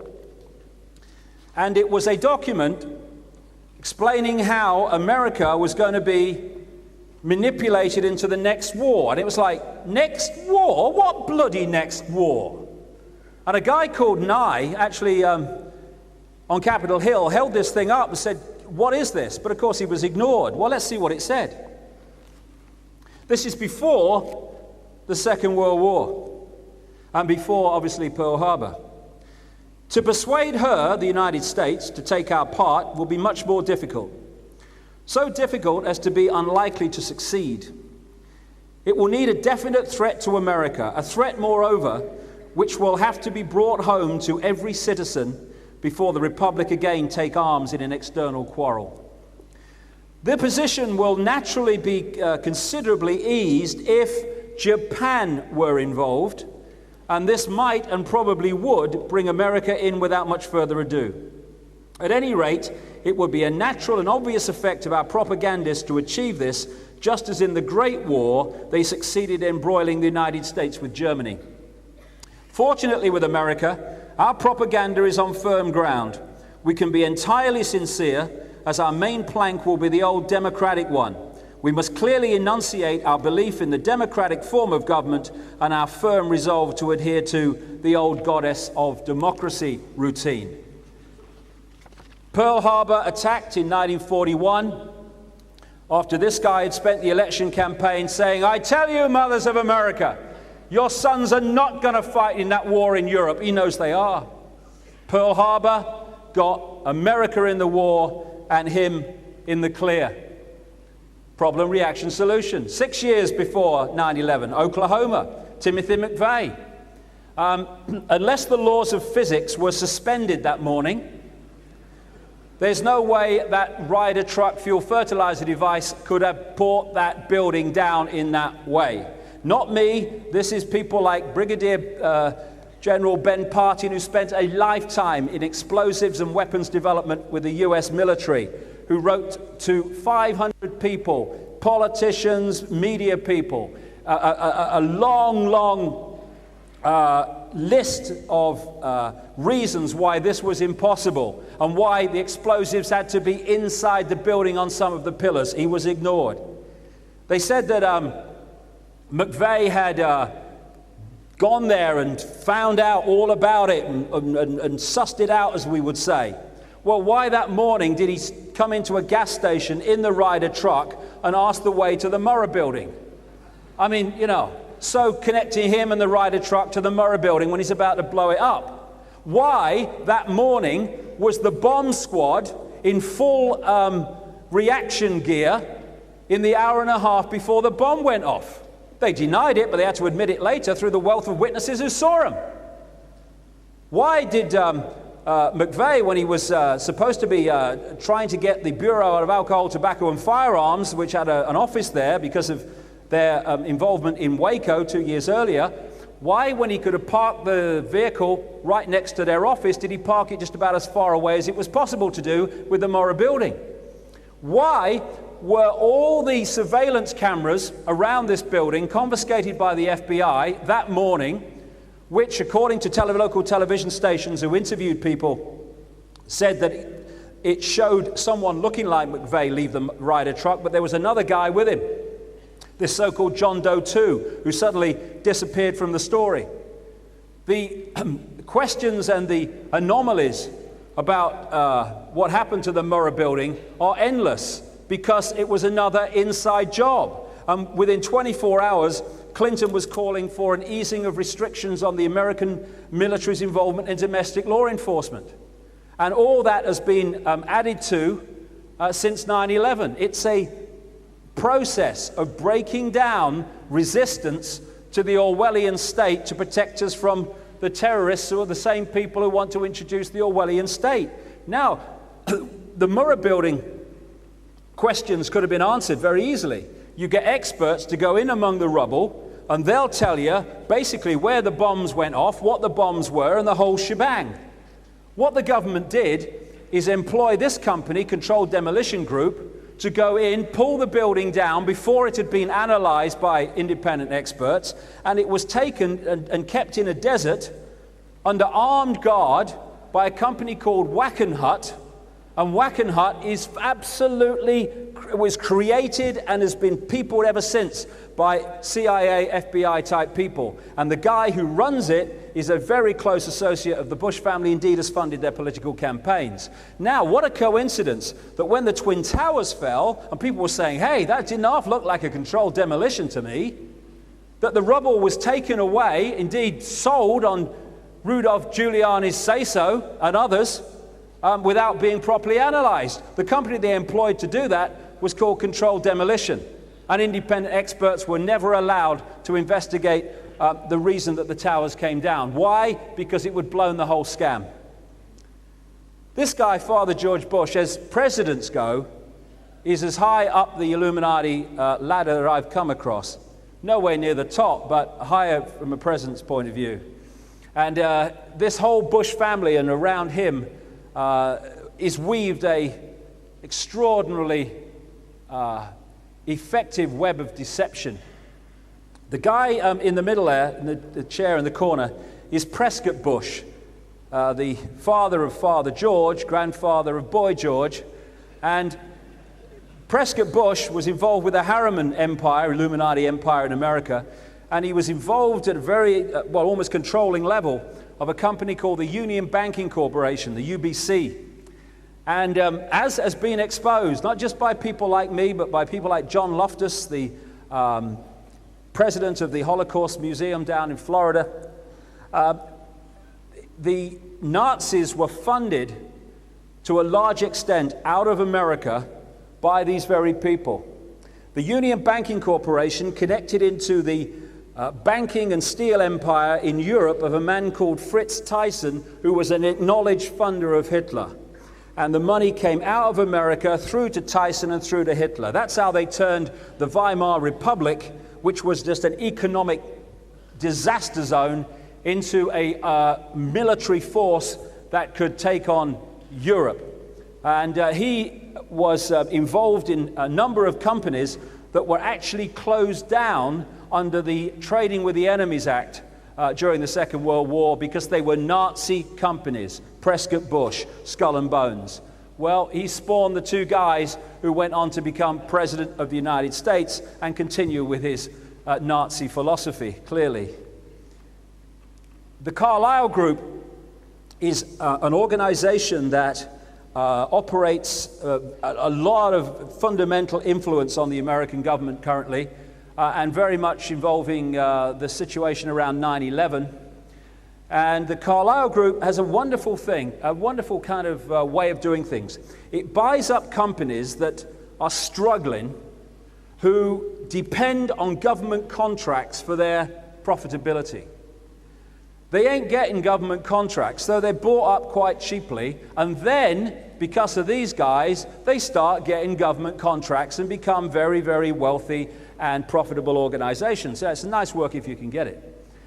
One of the major players in the Carlyle Group has been Father George Bush. Its chairman at the time of 9/11 was Frank Carlucci, the neocon who has this problem with leaders of African countries. And another major player in the Carlyle Group, James Baker, who was Secretary of State to Bush when he was president. And they connect into all these other people that have been behind the Bush administration. Colin Powell, they call him Colin because he's full of shit apparently.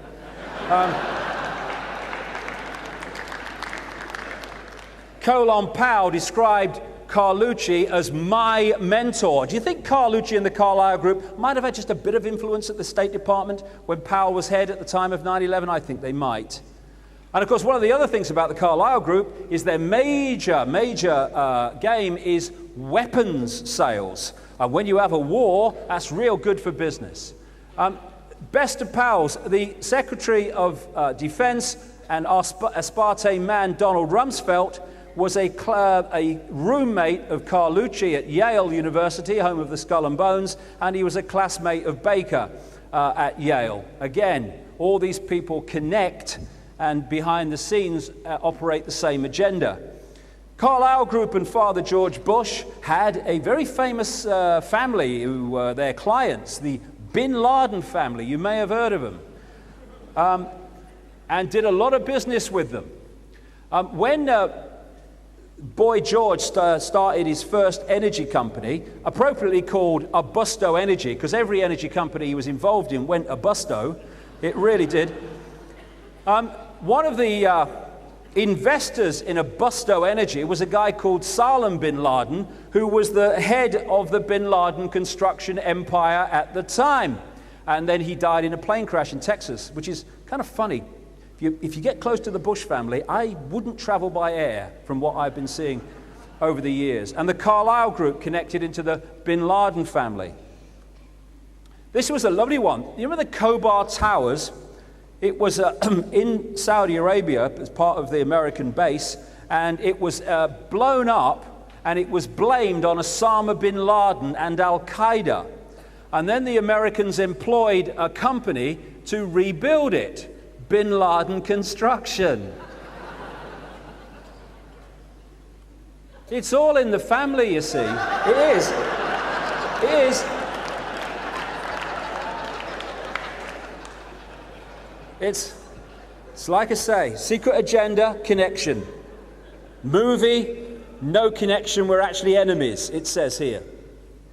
And of course it was the Americans that brought about Al-Qaeda, as we'll come to. Now, one of the things that Bush kept saying was, we must get bin Laden after 9/11. Well, he actually did anything but. So I think we need a whiff here on many occasions through the next few minutes. This is Greg Palast, very good journalist, does some stuff for Newsnight, an American. I'm not saying Newsnight is brilliant, but he's very good. He did an investigation into this, old bin Laden Bush connection and Al-Qaeda, and he said this in a report on Newsnight. I received a phone call from a high-placed member of a US intelligence agency. He tells me that while there's always been constraints on investigating Saudis, under George Bush, this is the son, it's gotten much worse.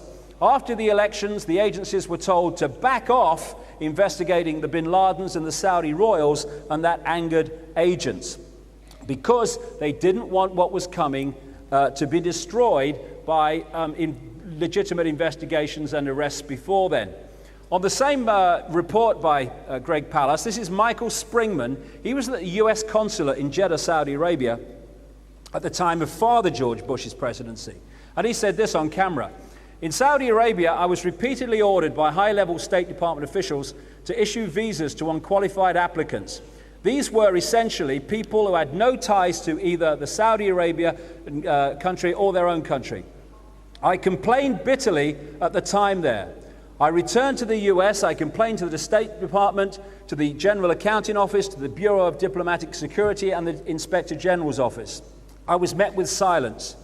What I was protesting was in reality an effort to bring recruits rounded up by Osama bin Laden to the US for terrorist training by the CIA. They would then be returned to Afghanistan to fight against the then Soviets. And another guy who died at a very inappropriate time in terms of getting some truth out about this, Robin Cook, former Foreign Secretary, he said just before he died, throughout the 80s, bin Laden was armed by the CIA and funded by the Saudis to wage jihad against the Russian occupation of Afghanistan. Al-Qaeda, literally the database, was originally the computer file of the thousands of mujahideen who had been recruited and trained with the help of the CIA. So the whole Al-Qaeda is an American creation, an American invention, which is then used as the villain to hide who is really responsible for these terrorist outrages that have led to the changes in society that we've come across.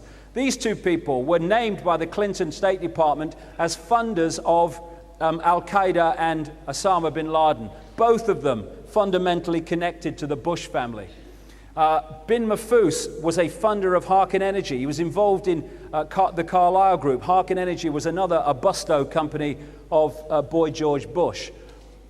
And this is why, days after 9/11, when people who with brown faces, never mind what their religion is, we can't be bothered, you've got a brown face over here, were being arrested and kept without charge or trial or even knowledge of their families of where they were after 9/11, members of the bin Laden family, 11 members at least, were allowed to fly out of, appropriately, Boston Logan Airport without any problem whatsoever back to Saudi Arabia to get out of the situation they were potentially in. And that was on the say-so of the Bush administration. Negroponte, he's the UN ambassador at the time of 9/11. He was involved in horrendous stuff. I won't go into it, we've got time, but horrendous stuff in Central America, horrendous treatment of people and mass murder. And he's gone on to be head of all US operations in Iraq and now head of US intelligence. All the same people to create the right outcome. So, 9/11, problem, reaction, solution. Well, this guy summed it up straight away.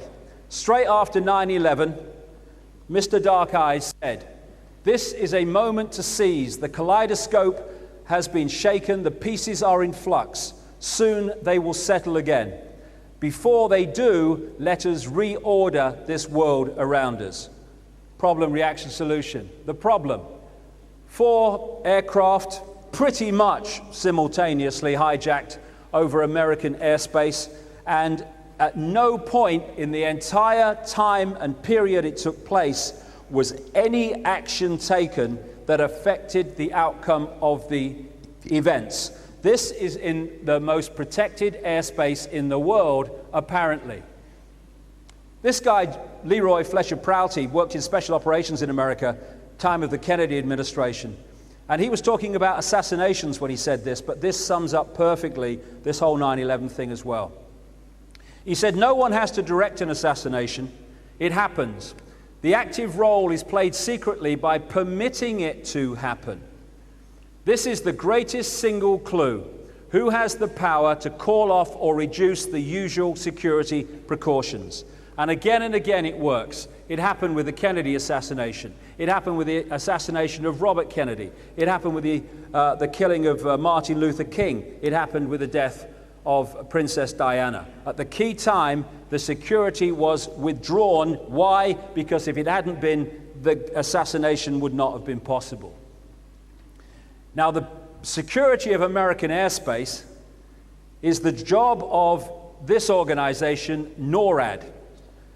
And it's very clear in the regulations, you can get them on the internet. Whenever a plane is hijacked or loses contact with air traffic control, they have to immediately tell NORAD, the military Air Force organization, which defends the airspace of not only America but Canada, and they send up jets to see what the hell's going on, because you can't have planes flying around not connected to the communicating with the ground, with especially in the airspace of the east of the United States. So that's what happens, and it happens like 120, 130 days a year they send jets up in these situations. They say themselves, NORAD, that they are partners in protecting our homelands, deter, detect, and defend against air and space threats to North America. Brackets, except on September the 11th.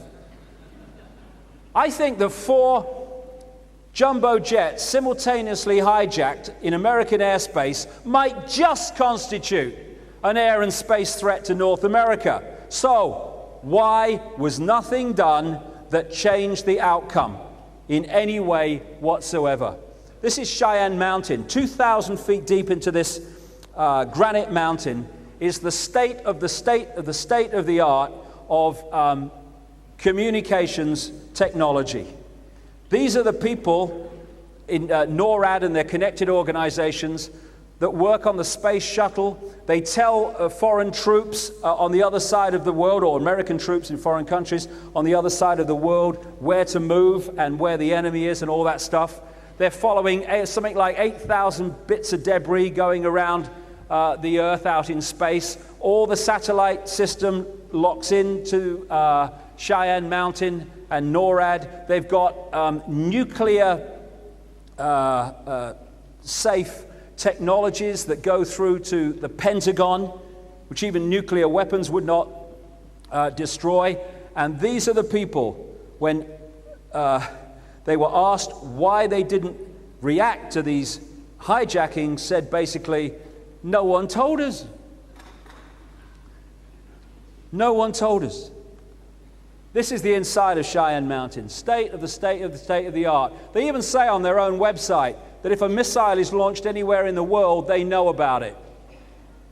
This is the kind of technology they've got. This is from Airman magazine, talking about an unmanned aircraft, surveillance aircraft called the Global Hawk.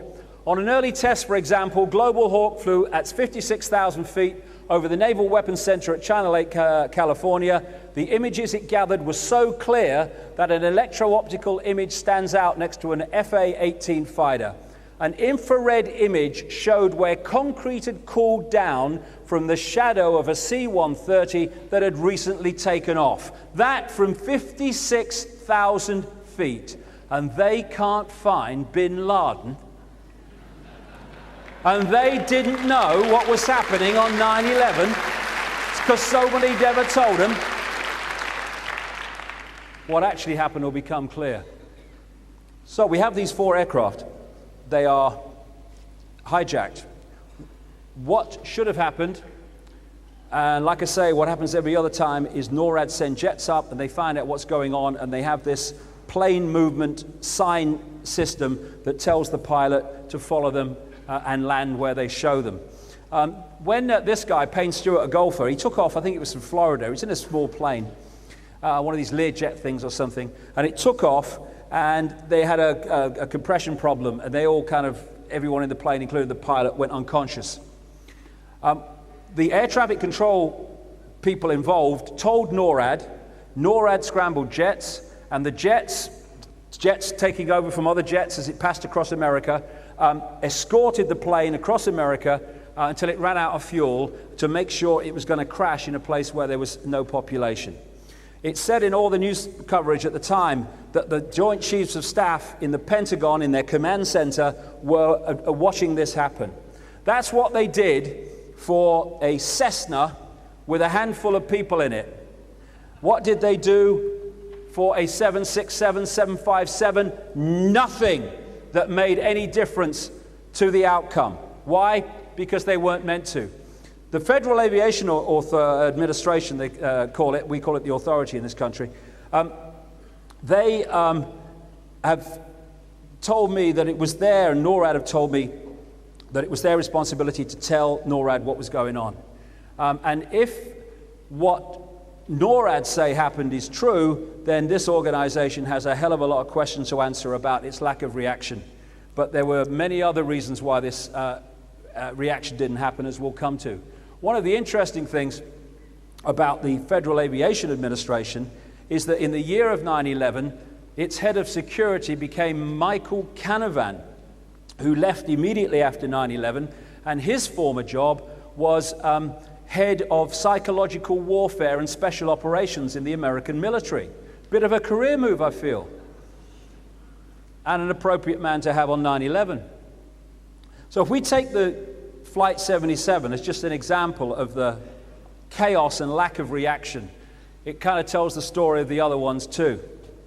First of all, according to Robert Mueller, the head of the FBI, this terrorist operation must have been in the planning for months and years. Well, you've only got to go on the internet to find out what NORAD does when it is told a plane has been hijacked or lost communication with the ground. So you are these highly trained terrorists, and your intention is to hit the Pentagon. Your plane is taking off from Washington. The Pentagon is in Washington. So what you do, even though knowing what NORAD's reaction system is, you fly the bloody plane, or allow it to be flown, right out into the Midwest, like 40 minutes an hour out. Then you hijack it, and you fly the sodding thing all the way back. Yeah, that makes sense to me. And even then, even when you've hijacked it that far out and come in, there is no reaction from the military that makes any difference to the outcome at all. Some say a plane didn't hit. I'll come to that in a second, but something bloody went off there, and certainly this Flight 77 went bloody missing. Now, the story became that what happened was that when the planes were heading for the Twin Towers, they scrambled jets from Cape Cod up on the East Coast, not that far from Boston, that kind of area. And by the time they got to the Twin Towers, oh, they just missed. And then, when this plane's coming all the way back from the Midwest, Flight 77, they scrambled jets from 130 miles away, the Langley Air Force Base, and it almost got there, but oh, just missed.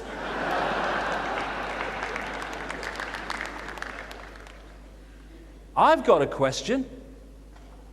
10 miles from the Pentagon in Washington, D.C.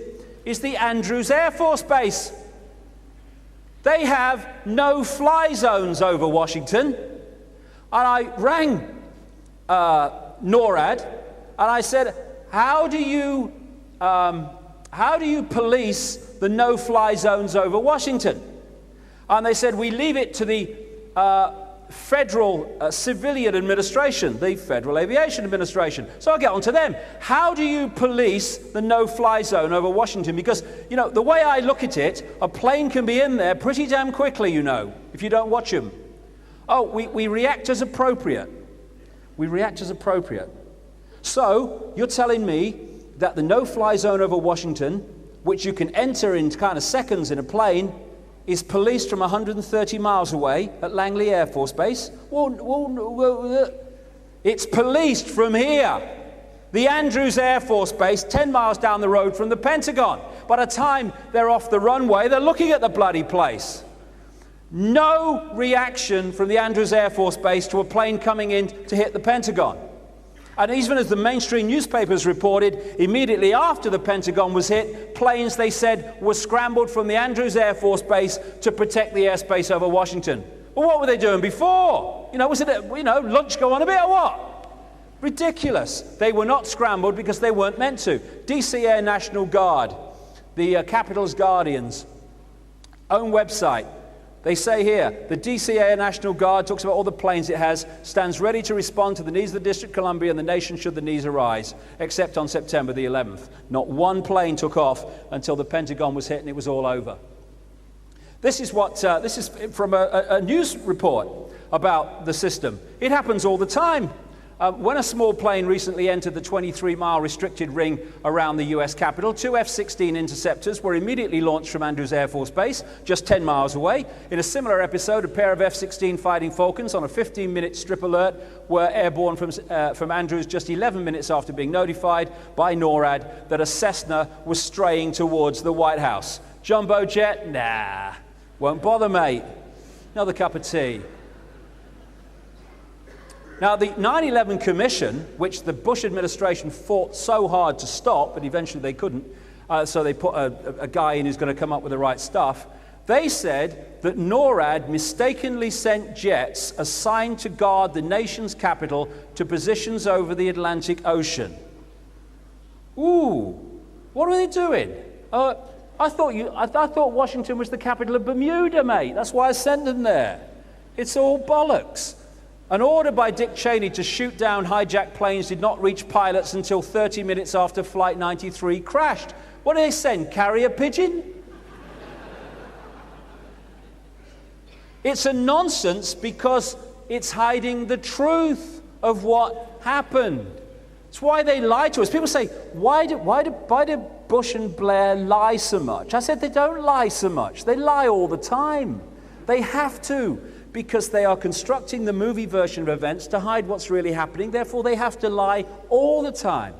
The 9/11 Commission said that FAA controllers lost track of Flight 77 for 36 minutes because of a glitch in the radar system. It was all going wrong that day, wasn't it? They were slow to react and there was confusion about what they do. Well, not on any other day. This is what the hijack regulations say. You can get them off the internet. The NORAD escort service will be requested by the FAA hijack coordinator by direct contact with the Pentagon Command Center. If you are in doubt that a situation constitutes an emergency or potential emergency, handle it as though it was an emergency. No, there's no confusion there. That's what it says. That's not what they did. Now, this whole story about launching jets, that wasn't even said at the time. On the day, or a few days after 9/11, a guy called General Richard Myers, who was the acting head of the Joint Chiefs of Staff, the top uniformed soldier in the American military, was asked if planes were launched before the Pentagon was hit. And he said, to the best of my knowledge, to the best of your knowledge, days later, have you not asked? To the best of my knowledge, no planes were scrambled until after the Pentagon was hit. Now, that's immediately sounded so stupid that they wouldn't react in any way. But by September the 15th, they were still saying publicly that no planes were scrambled until the Pentagon was hit. It was only on September the 19th, 8 days after 9/11, that they issued a press release from NORAD saying, actually, we did launch jets from Cape Cod and Langley Air Force Base, confirming a CBS Dan Rather report of many days earlier. So it was yes, we did, and no, we didn't. That's what he said. Got me things in out of order here. That's what he said, Myers. He then said a few days later, we've learned that they did scramble jets, and then they said they didn't, and then they said they did 8 days later. So the official story was not constructed until 8 days after the event. Now, these three guys are the three top people in the American military. The Commander-in-Chief Bush, Secretary of Defense Rumsfeld, and General Myers. It's very interesting about their stories of what happened that day. First of all, where was Bush? He was down at a school in Florida. And I was in a bar in Bermuda after I'd spoken there, just after 9/11. I was watching CNN live. And I saw Bush stand up and say, at a town meeting, as they call it, a public meeting with obviously selected guests, as usual. And he was asked by a little boy called Jordan what he was doing on that 9/11 day. And he said, well, Jordan, he said, I was at a school. He said, and I was, just before I went into the classroom, he said, I was looking at the television, he said, and I saw this plane hit the World Trade Center. And he said, this is word for word, he said, and I thought, what a terrible pilot. That's what he said.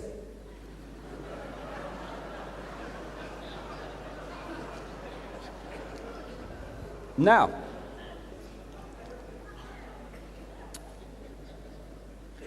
the first plane was not shown on live television, only the second one. And by the time the second one hit, he is in the classroom talking to the children. No way in the world is it possible for him to have seen the first plane hit. Next day, I'm looking through the press, waiting for, my God, what's the president said? Not a sodding word. So he goes into the classroom. I mean, he's just been told, by whatever means, that a plane has hit the World Trade Center. He's the President of the United States, the Commander-in-Chief. What does he do? He goes into a classroom and reads a story about a pet goat. Interesting use of goat. Andrew Card, his chief of staff, then comes in, and according to him at the town meeting, Bush, he said, Andy Card came in and he said to me, Mr. President, America's under attack. No, the planes hit the World Trade Center. Well, when you see the footage of Card going up to him and coming out, there's no way he said anything like that many words. But anyway, he's now told the president that a second plane is at the World Trade Center. What does the president do? He continues to read a story about a pet goat. And now we know what was really said here. He came in and said, Mr. President, America's under attack. No, the planes hit the World Trade Center. Okay, Andy. As soon as I know what's happened to this goat, I'll be right out.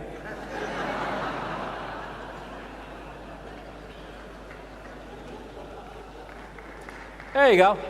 On he goes. And the 9/11 Commission said response to the hijackings was slowed by difficulty getting secure communications among the president in Florida and officials in Washington. Nonsense! They have perfect communications all the time. Cover story. Bullshit.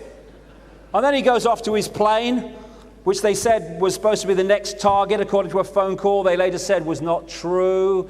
And he rings to see how the sport's getting on, and away we go. Then we come to Rumsfeld. I've got this on tape at home. He went on Larry King Live, and he was asked, just after 9/11, what he was doing on that morning.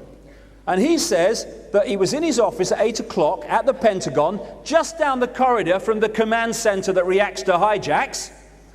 And the plane was just taking off, the first one, Flight 11 from Boston.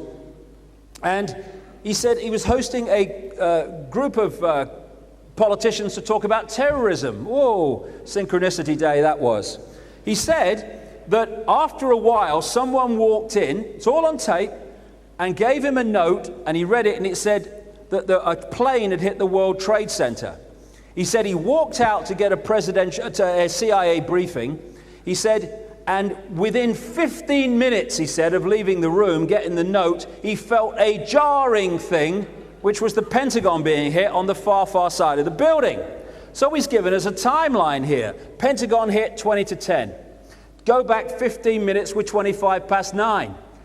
He's saying that the head of the military, the defense secretary, the Pentagon, was handed a note at 25 past 9 to tell him that the World Trade Center had been hit by the first plane at 9:15, and they never mentioned the little detail that another bugger had hit at 3 minutes past 9, and no one had told him that another plane was heading towards the sodding Pentagon. Nonsense. This is the regulations that they have to follow. The command center will, with the exception of immediate responses, forward requests for Department of Defense assistance to the Secretary of State of Defense for approval. It goes on to say the Secretary of Defense has to be told immediately there's a problem. 25 past 9. Well, soon enough. Nonsense. This guy, Richard Myers, he said on American military radio and television that he was on Capitol Hill about to go into a meeting with a politician called Max Cleland when he saw on the television that the World Trade Center had been hit.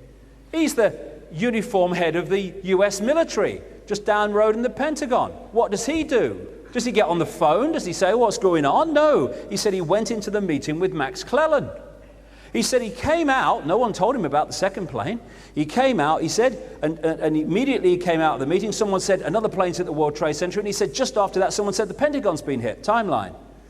He went into the meeting, he claims, before 3 minutes past 9, because he didn't know about the second plane, comes out around 20 to 10 when the Pentagon was hit, and he is saying that no one told him the second plane had hit, that another plane was heading towards the Pentagon in all that bloody time. Nonsense. That guy was somewhere else that we'll come to in a second. It's all a frickin' lie, the whole bloody thing. Richard Clarke, who was the White House terrorism advisor, has said in a book that he was part of a teleconference during the 9/11 attacks, and one of the people involved in the teleconference was General Richard Myers, who was not with a meeting with Max bloody Cleland at all, just as Rumsfeld was telling a pack of lies about what happened to him. What was actually going on, has become clear since, is that there were a series of Air Force military exercises in the airspace involving the 9/11 planes that were symbolizing attacks on America. On that morning of all mornings, this was going on under various names. One of them, or a number of them, involved hijacked planes, but one of them involved a plane hitting a building. What a coincidence, stands back in amazement. And who was it that was in charge of this whole shebang that morning? Dick Cheney, Vice President. And what's becoming clear is this: NORAD and the FAA and all these other people had elements involved in all these exercises. And so when it started hearing things about hijacked plane heading for this, hijacked plane heading for there, people were actually saying, is this real or is this the exercise? Complete bloody confusion, which is exactly what those exercises were set up to do on that day, and they had the desired effect. And amid that confusion, nothing was done. This is what another thing that happened. 6 air traffic controllers who dealt with 2 of the hijacked airliners on that day made a tape of their experiences and what happened and what they were dealing with. And the tape was destroyed by a supervisor without anyone making a transcript or even listening to it, the Department of Transport said today. It was destroyed by FAA Quality Assurance Manager, who crushed the cassette in his hand, cut the tape into little pieces, and then drop them into different trash cans around the building. Do you reckon he didn't want us to hear it, or what? And all around the 9/11, you find stuff that was relevant being destroyed. Evidence. Elephant in the living room. My God. Inside job from start to finish. Total freaking lies. I was in Australia, and this guy who is involved in the computer system that defends Australian airspace from air attacks was with me for a day, and he told me that the airspace over the Canberra Parliament building involves a system that if a pilot enters that airspace, he is invited not by a human being but by a computer to punch in a 4-digit code that gives him permission to fly through that airspace. If it's not punched in a very short time, then the plane is taken out by ground-to-air missiles. That's what happens in Australia. What happened when Flight 11 came in, or Flight 77 rather came in, to the Pentagon? Nothing. It means there's no air defense to the Pentagon. They've admitted they've got ground-to-air defense for the White House. I mean, couldn't they just point them a little bit in the other direction? I mean, the Pentagon's not far. Nothing. Because it was being allowed to happen.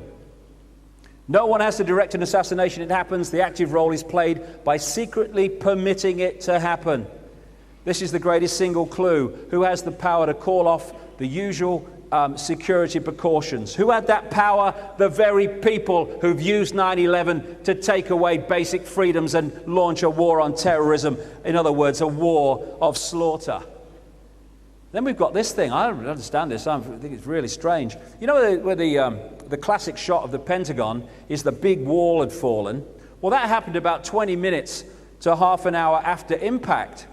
Before that, that's basically the area of the hole. Must have been a sodding small plane, that's all I can say. Whatever it was. It's the size of the plane it was supposed to be, and just take into account that wall fell not on impact, but 20 minutes to half an hour afterwards. I think there might have been a bit more wreckage about than we saw, actually, myself, if that had been the case. And there was that hole on the other side. They said the reason there was no wreckage is the plane disintegrated when it hit the building. Well,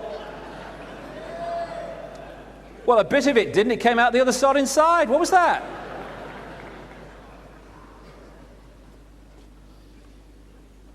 Oh, yeah, there was a bit of wreckage. I can see them now.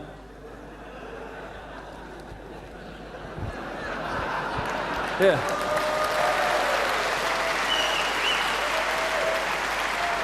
Hey, I think we got away with it. God.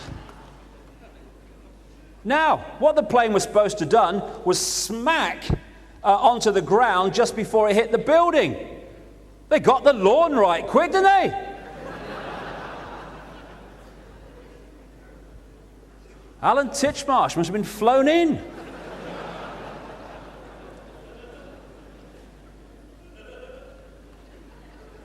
Oh, and this is the other thing.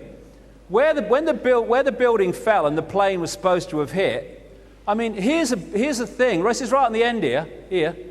Here's a book. And here's a computer. Imagine, can't you?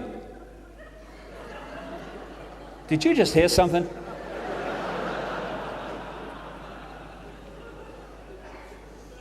But yet again, some people say it was actually a cruise missile or something akin to that. Some say it was another kind of plane, but it was very strange. But then again, as with the wreckage of the Twin Towers and the Murrah building, I've been to this gas station, as they call them in America, this petrol station. It's right opposite the Pentagon, where the Pentagon was hit. And I went in there to get some petrol, not realizing it was a military petrol station. He said, "Are you in the military?" I said, "No, thank God, no." He said, "Well, you can't have petrol from here then." So anyway, the point is, though, that was years ago. The point is, this gas station has surveillance cameras pointing out over that area of the Pentagon. Okay? No problem. As with McVeigh and the whole thing in Oklahoma, okay, do you want to see what happened? All this conspiracy theory and all that stuff? Look, okay, just sit down a minute. Let me just put the tape on. There you go, that's what happened. Those were confiscated, those tapes, on the morning of 9/11 and never been seen since.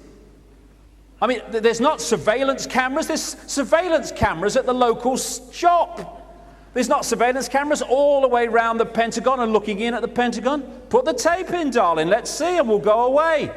No, we're not allowed to see. And that's one of the great red flags of this whole conspiracy stuff.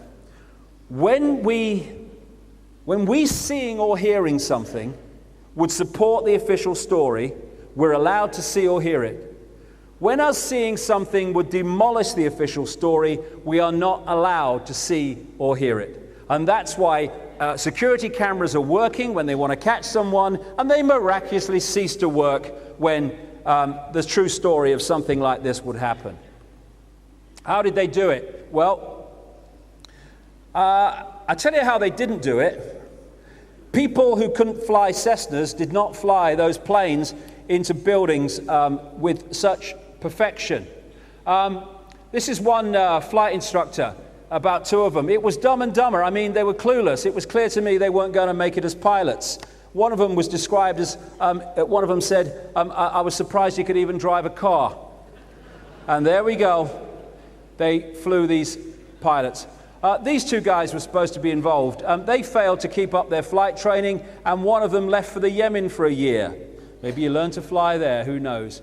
Mazawi, this guy who's kind of obviously mentally imbalanced, who they've used to highlight the whole thing again in this court case, he was described as a poor pilot who failed to obtain a license despite hours of training. So what did they do, this Al-Qaeda network? They found anyone who had any ability to fly a plane and said, get them, we'll have them. I mean, it's a joke. Arab terrorists were not flying the bloody planes, please. Yes, they were.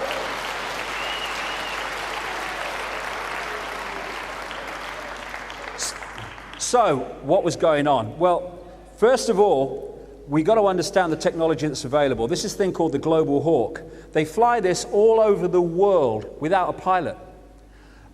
It's a surveillance plane. They've flown it from America to Australia, America to Europe. It's flying over Afghanistan and these places now.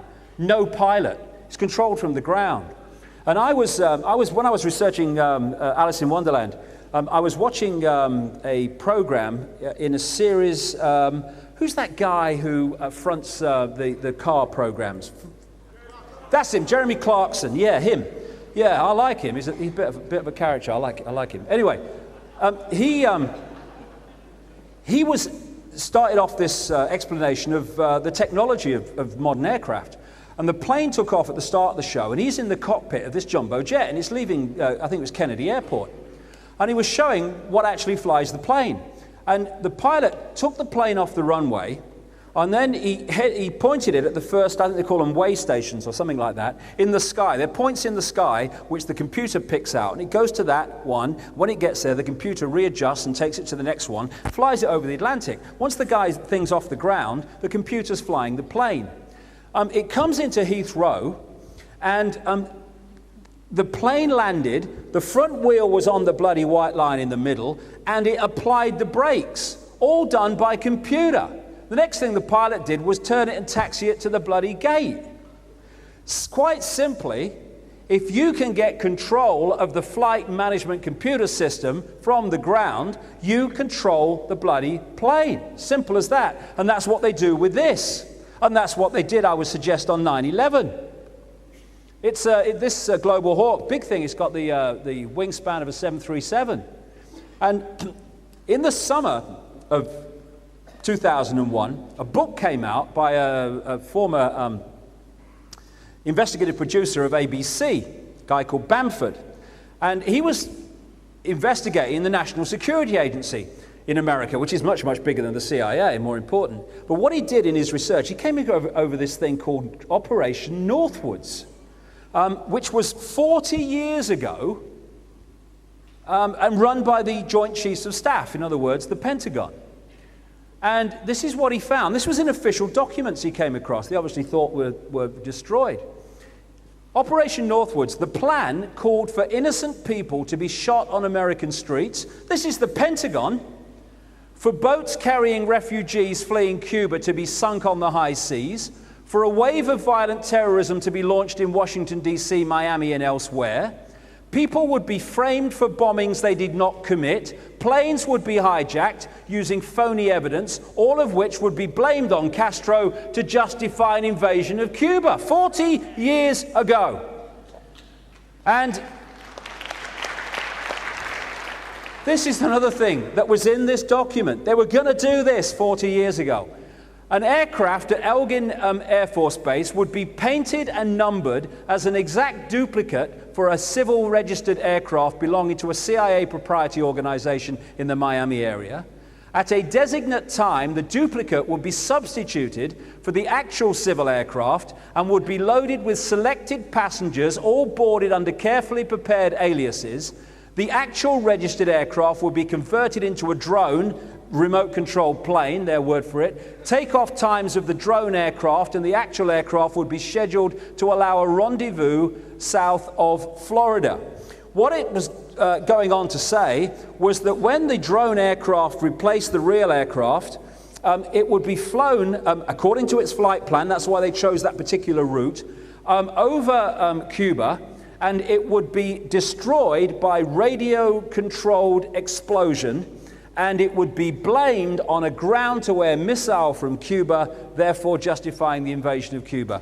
They had the capability of doing that with a remotely controlled aircraft 40 years before 9/11. Imagine the technology they have now. That's what happened. And this, NORAD, is one of the major organizations that's been involved in the development of remotely controlled aircraft. The black boxes. If us seeing or hearing something would destroy the official story, we don't see or hear it. Where's the black boxes? Oh, they're destroyed, mate. Well, that's funny. It doesn't happen in other cases. The hijackers, 19 hijackers. We don't know who they are. Suddenly, here's the list, size of shoes, everything. And you know what they've said? They've just come out and said this. The reason they knew this is because it was all in Mohammed Attar's bag that didn't make it onto Flight 11. The coincidences, that's just amazing. Synchronicity, it must be true. These people, 7 of these people at least, have been tracked down by the mainstream press. They're still alive. What do they do, parachute? I mean, what's going on? And then you've got these Korans everywhere. They left them in bars, in bloody hotel rooms and bloody cars. I mean, what were they? The Islamic equivalent of the Gideons? Who were these people?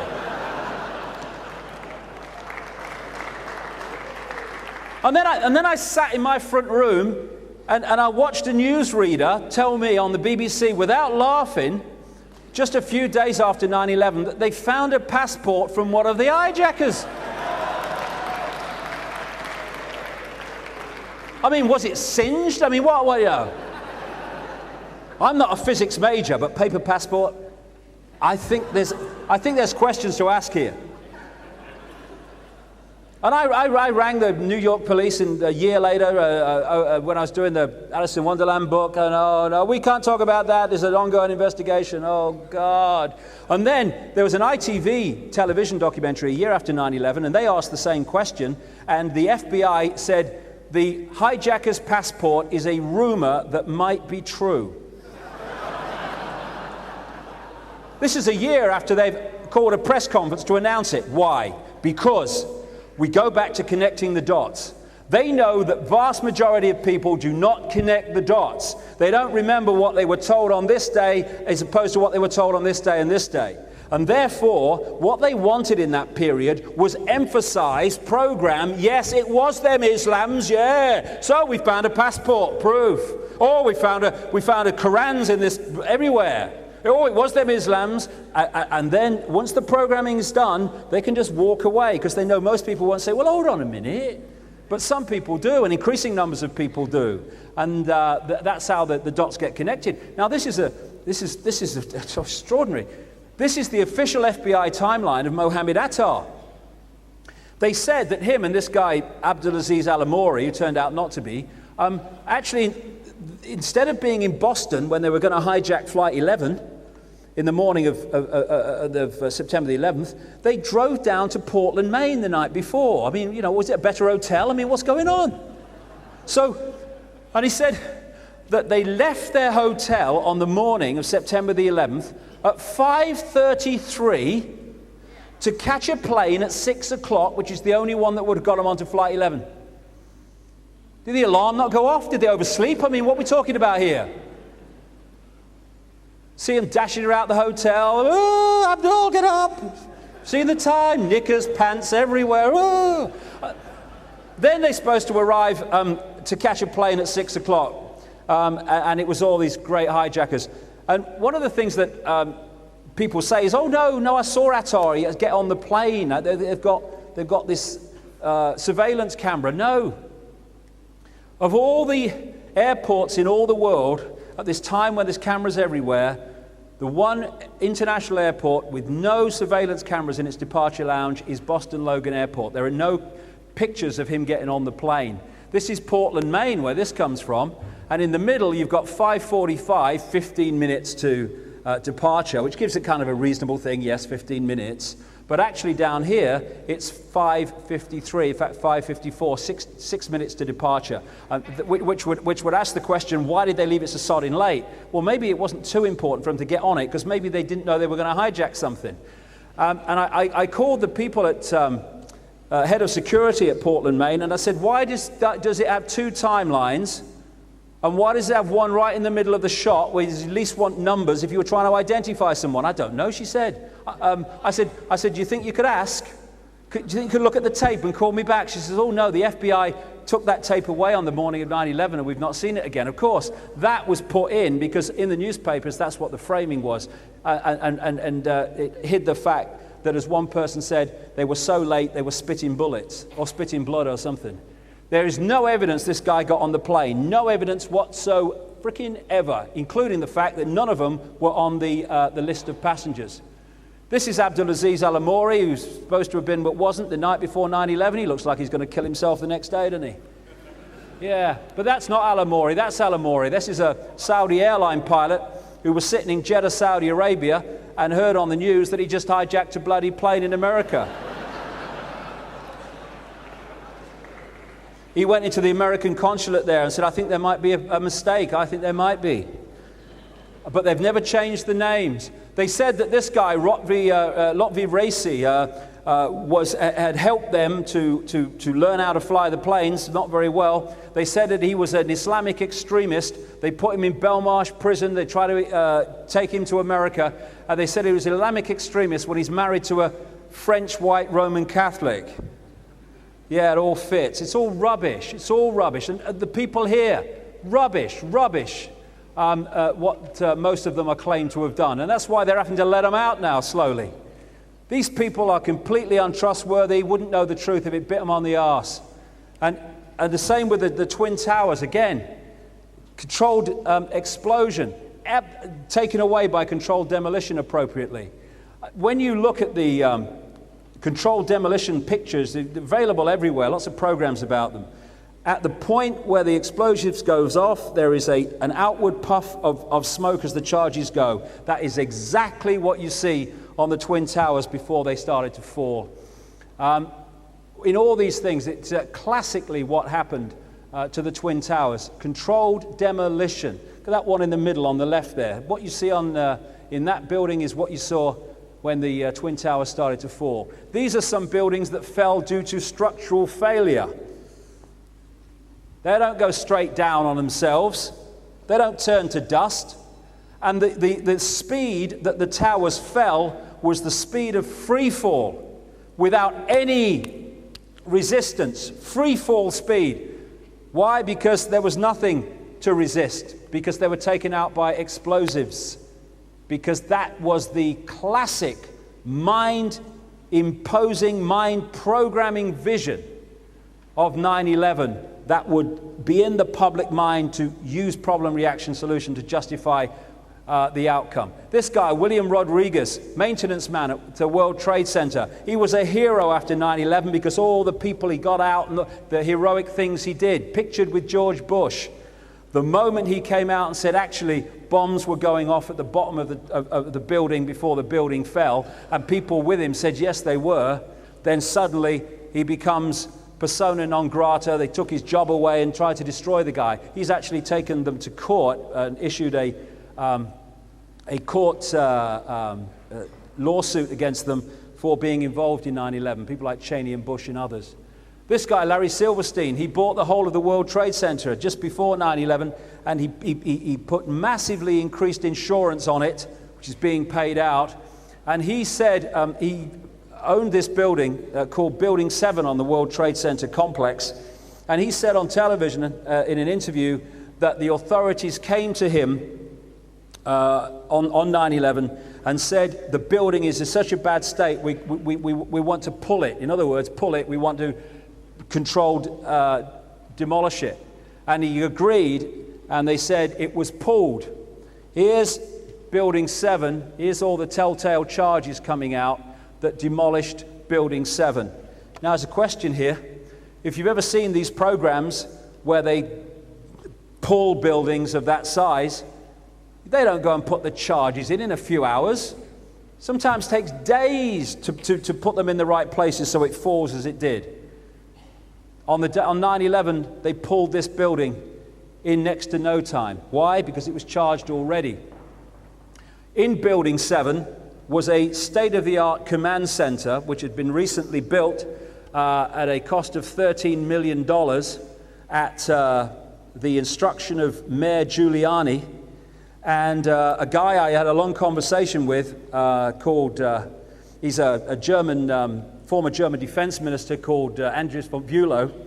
And he has come out publicly and said he's certain that 9/11 was orchestrated from the command center in Building 7. And the reason they pulled it was to destroy the evidence of what happened. I think he's not far from the truth. Mayor Giuliani, buy a used car, wouldn't buy a new one, mate. I won't go into that. So the whole kind of story of 9/11 is full of holes because it's not true.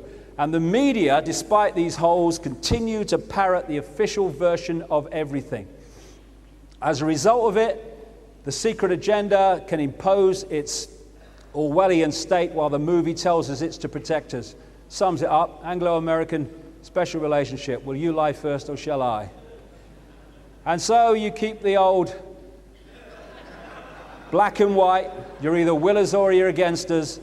You're with us or you're for the terrorists. You ignore the fact that there was great grief and support from the Islamic world for what happened, because this is what you're after. This is the Nazi technique. Why, of course, the people don't want war. Why should some poor slob on a farm want to risk his life in a war when the best he can get out of it is to come back to his farm in one piece? Naturally, the common people don't want war, neither in Russia nor in England, nor for that matter in Germany. That is understood. But after all, it is the leaders of the country who determine the policy, and it is always a simple matter to drag the people along, whether it is a democracy or a fascist dictatorship. Voice or no voice, the people can always be brought to the bidding of the leaders. That is easy. All you have to do is tell them they are being attacked and denounce the peacemakers for their lack of patriotism and exposing the country to danger. It works the same in any country. Hermann Göring. And that's what they're doing now. Abraham Lincoln said, public sentiment is everything. With public sentiment, nothing can fail. Without it, nothing can succeed. He who molds public opinion is greater than he who enacts the laws. He might have said, and he who molds public opinion can enact whatever laws he wants. Problem, reaction, solution. Control of the public mind. All propaganda, said Hitler, must be so popular and on such an intellectual level that even the most stupid of those towards whom it is directed will understand it. People can be made to perceive paradise as hell and the other way round, to consider the most wretched sort of life as paradise. That's the key line. All propaganda must be on such an intellectual level that even the most stupid towards whom it is directed can understand it. Bin Laden did it. It's Al-Qaeda. That's the mantra on the most basic level. Exactly. There you go, Georgie. This is Blair showing the evidence that Bin Laden was orchestrating it. This is the Americans looking at the evidence, you know. Here you go. Lies, lies, lies. I'm sorry, that's all I can say. All my other lies are classified. This is the level we've got to after 9/11. They are harboring a terrorist and they need to hand him over. There's no need to discuss innocence or guilt. We know he's guilty. That's the new world order that we're coming into. Bin Laden, I can't go into him much because I want to get some other things in before we finish this section. But he said in this so-called video in which he admitted it, we did not reveal the operation to them until just before they boarded the planes. Eh? Now, come on. They're boarding. Over here, over here. Right. You know those big towers? 9/11 Commission, only 2 days before the attacks, they had still not agreed what targets to hit. The 9/11 date was selected 3 weeks before the attacks. You're having a bloody laugh. You ever seen this film, Wag the Dog? Wag the Dog. What they do, if people haven't seen it, the president, a sex scandal is about to break and there's an election coming up. So they invent a war that's not actually taking place. They get this top Hollywood producer to produce this war footage from the front. And they choose a war with Albania because they reckon no Americans ever heard of Albania. And they have this war, and they get it all on the front pages, and the footage from the front is coming from a Hollywood studio, and they hide the fact that the president's had this sex scandal until after the election. And when you watch the movie, it's so real. This is how we tell if there's a terrorist at the airport now, apparently. Yeah, we've got to keep things real simple here. There you go. God, he's dangerous. But you keep focusing on what you want to focus on until he's past his sell-by date, which is now. You talk about freedom while taking it away, and you can take 3,000 dead people in America and turn them into, well, far more than 5,000 dead civilians now in Afghanistan, and you can call it a glorious victory. That is terrorism. That is fighting for freedom. That is evil. That is the will of God to bring peace to the world. Wanted for terrorism, biggest terrorists in the world, well, actually bigger ones behind them.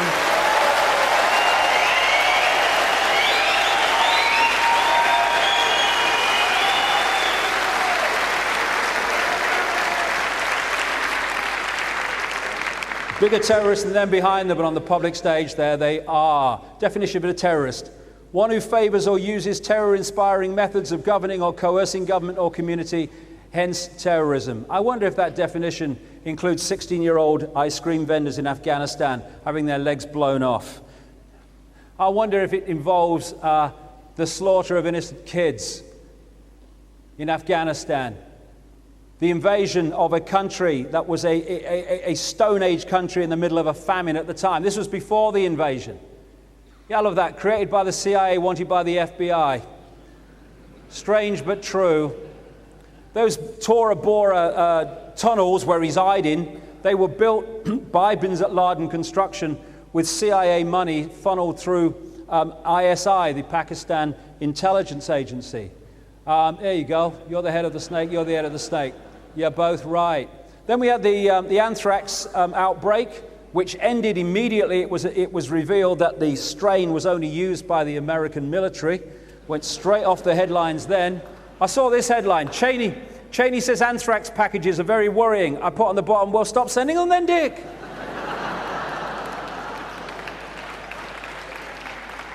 And this is how it's done. This structure. You have the terrorism, or the people blamed for terrorism, and the secret societies of the Islamic world, of which there are many, many, just like everywhere else, and you encompass them in the same pyramid in your Russian doll structure as the United States, American governments, FBI, CIA. So at this level of the pyramid, you are dictating to both apparent opposition sides within the public arena. And from this level, you orchestrate it being carried out, you orchestrate the lack of response and the lack of the defense system being activated, and you carry out the whole thing by pulling the strings of all elements of both sides. And that's how it all works. And that, holding the strings, is the level we never see, the spider in the center of the web. Now the solution: more and more changes in society, homeland security, military dictatorship. We're getting the same in this country. Support the glorious war, help us find a terrorist, tell us about your strange behavior of your neighbors, tell on your friends. We want people to be informers because we want to protect everyone. This is an FBI leaflet that says that people to watch for involving terrorists are defenders of the US Constitution against the federal government and the UN. You're a terrorist to do that now. And this is what Adolf Hitler said when announcing the creation of the Gestapo. An evil exists that threatens every man, woman, and child of this great nation. We must take steps to ensure our domestic security and protect our homeland. If George Bush had said that, Tony Blair had said that, well, we wouldn't have been surprised. Straight out of the mouth of Adolf Hitler, because the same mentality is in place. And then we go back to Babylon. Through Bush again, Father Bush involved through his son. And Saddam Hussein, he was a great friend of America. He was one of their blue-eyed boys until it became much better for the agenda for him to be used as the fall guy.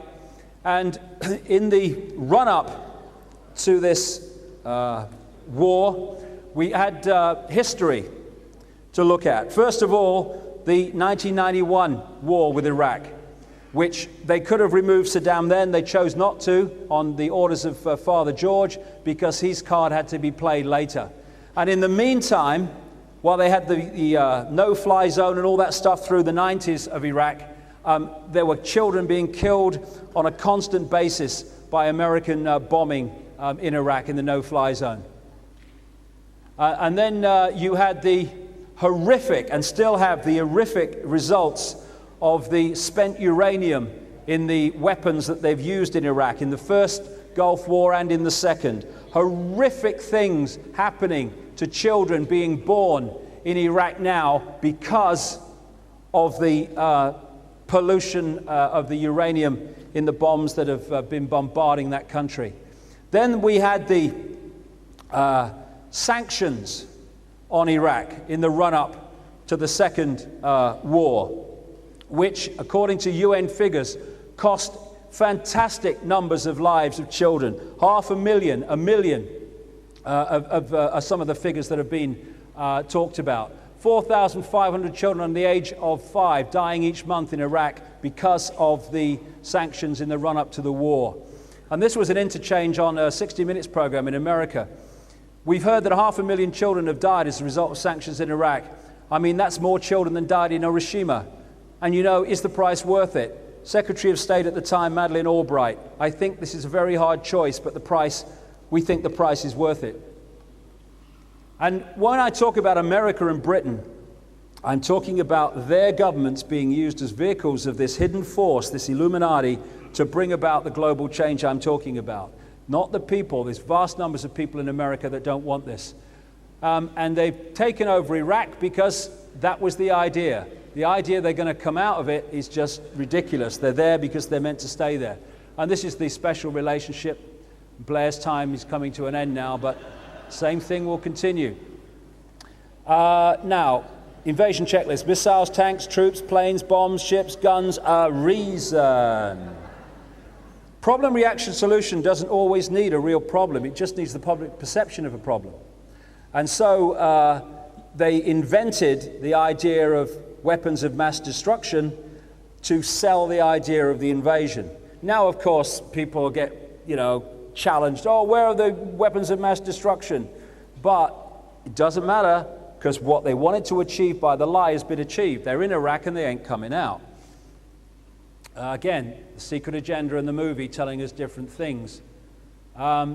This is a leaked document from Downing Street that shows that they were certain they were going to invade Iraq long before they actually did. In fact, it was years. There you go, there's the reason. Dead simple. And there he is, he's found in the plane, look, special. So yeah, Iraq was involved in 9/11. Here's the weapons of mass destruction evidence. Here's some more, and along we go. There's the whole dossier on the weapons of mass destruction. Not a problem. There's one of them. There's the mobile weapons laboratories. Look, there you go. They're very, very canny, these people. Made it look like a London bus. And, of course, like I said right at the start, just because you have two sides that appear to be against each other doesn't mean they're not controlled and manipulated by the same force. In 1983, Donald Rumsfeld was sent to Iraq to organize the shipment for Saddam, there's the meeting, of biological and chemical weapons for use against the Iranians in the Iraq-Iranian war. And these were the chemical weapons shipped through the American government from American corporations that were used to kill the Kurds. But because they keep that quiet, it means they can use the chemical attack on the Kurds as a justification to remove Saddam. It's all smoke and mirrors. And this is not me surmising this. This came out in official documents, I think 2002. This is a report in a newspaper. Donald Rumsfeld, the US Defense Secretary and one of the most strident critics of Saddam Hussein, met the Iraqi president in 1983 to ease the way for US companies to sell biological and chemical weapons, including anthrax and bubonic plague cultures, according to newly classified US documents. And before he became Secretary of State, Donald Rumsfeld was on the board of a European engineering giant called ABB. And he was on the board when they sold nuclear technology to North Korea. And then he becomes Secretary of State and says, they're dangerous, North Korea, they've got nuclear technology. Yes, you sold it to them, you silly sod. But it was meant to be sold to them. Problem, reaction, solution. Keep following the white rabbit, keep believing what they tell you, and war is peace and get a brain more hands. And as a result of it, slaughter in Iraq. And somebody told me John Wayne was dead. I don't think he's dead. I see him everywhere. I see him on Fox News. I see him on CNN. I see him in the US military. He's everywhere.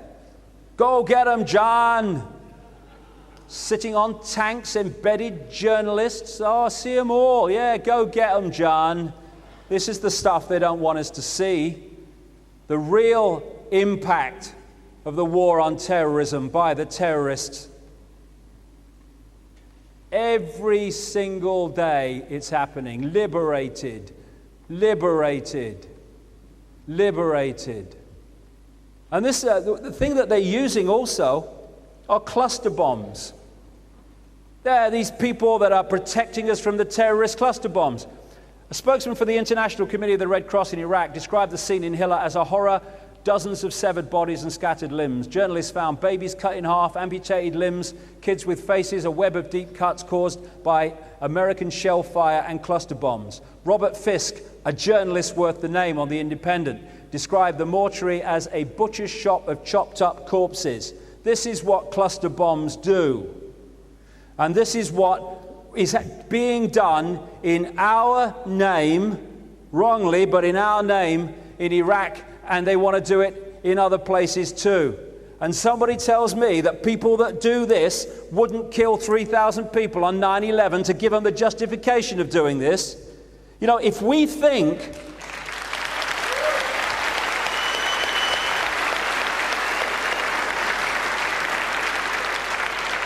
if we judge what this network would do on the basis of what we would do, we lose the plot, because we have empathy with people who suffer the consequences of our actions. If we did that, well, God, how would we live emotionally? To them, no problem. So they don't have this fail-safe mechanism of empathy with the consequences of your actions. And I'm sick of this. I'm sick of this bloody morality. Do you ever see this here? In America, Janet Jackson, is it Justin Timberlake? I don't know, something to do with wood anyway. He was at the Super Bowl, and just by accident, stands back in amazement, her breast came out, right? There was moral outrage in America. It's disgusting, Janet Jackson, immoral. I wonder which of these pictures is more sodding immoral.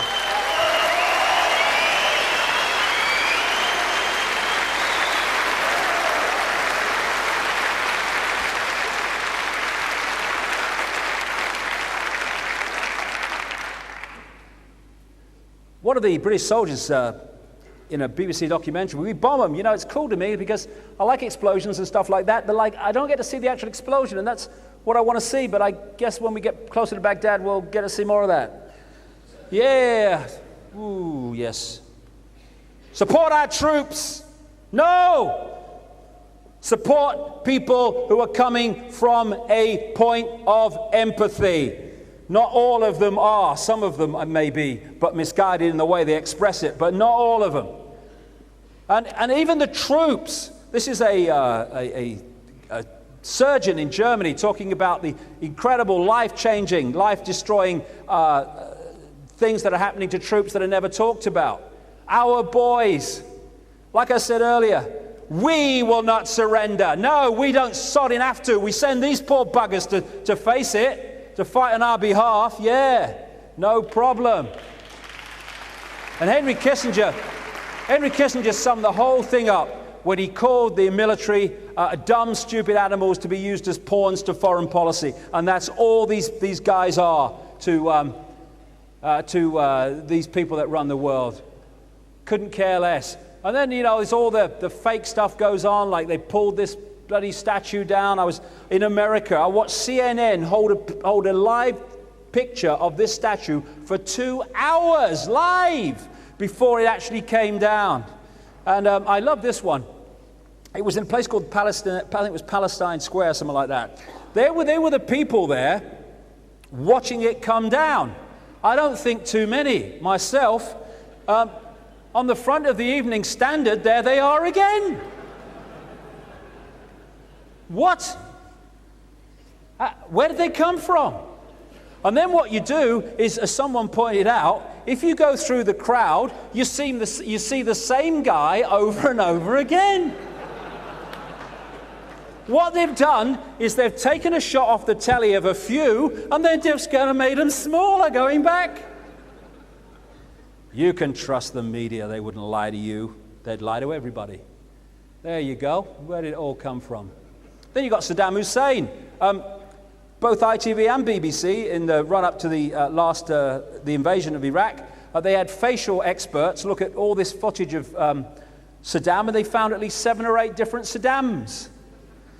And have they got the one at the moment? I don't know. Apparently, according to newspaper reports, his wife was taken to see him, this present Saddam, and it said that she arrived from Syria with her official escort and then entered the prison, emerging only moments later, pink with rage and shouting, "This is not my husband, but he's double. Where is my husband? Take me to my husband." American officials rushed forward to shield Mrs. Saddam from perplexed Russian observers, trying to insist that Saddam had changed quite a lot in custody and she probably didn't recognize him.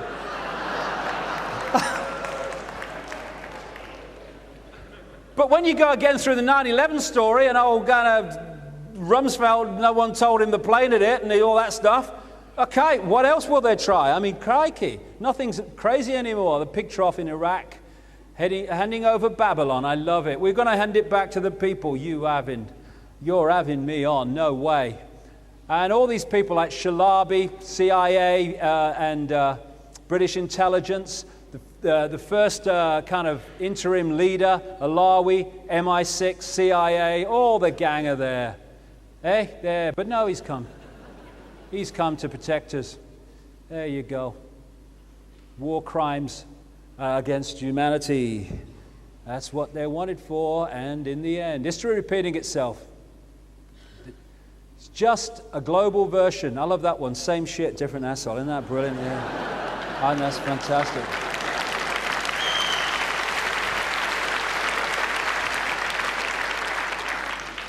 And now we're heading for the next one in the list, Iran. You see, when you follow the kind of background and you follow the project, the New American Century, you know, anyone's followed my website and stuff like that, you're sitting there, okay, they're now well ensconced in Iraq, okay, it's not going well on the surface, but if you want to stay there, you don't want it to go well, because then you've got no justification for staying there, so you don't want it to go too well.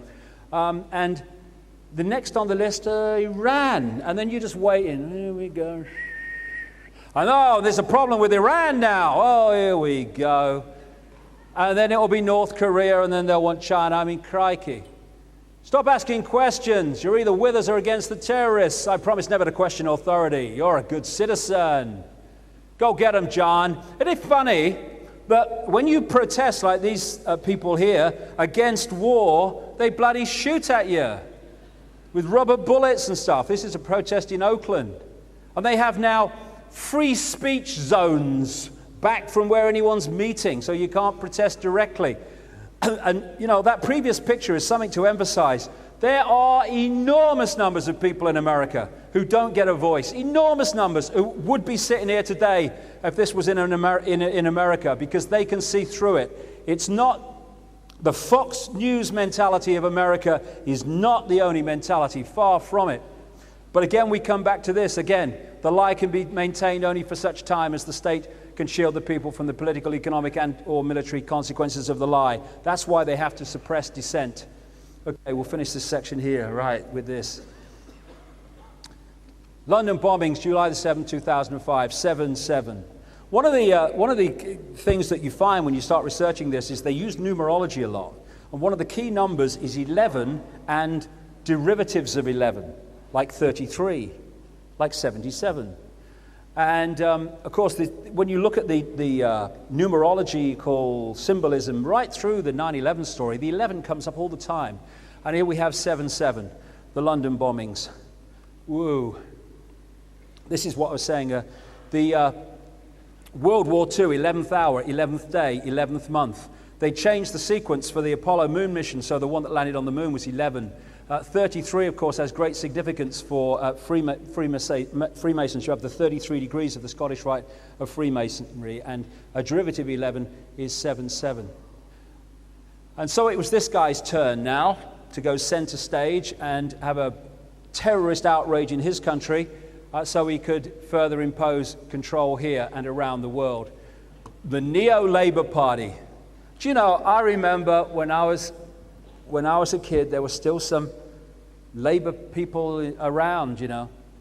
Now it's just become part of the one-party state in which it's just the same group of people. And we must destroy old Labour, because it's neo-Labour now. It's neo-Nazi. There you go. I mean, this guy is in the Labour Party, in the sodding dinner party, more like. God, dear. He don't walk, he slithers, that man. He does. Mandelson. And the week started with, and it was a very orchestrated week of the London bombings. Started with Live 8. Yeah. Well, I think we might have a difference of opinion there. Just me.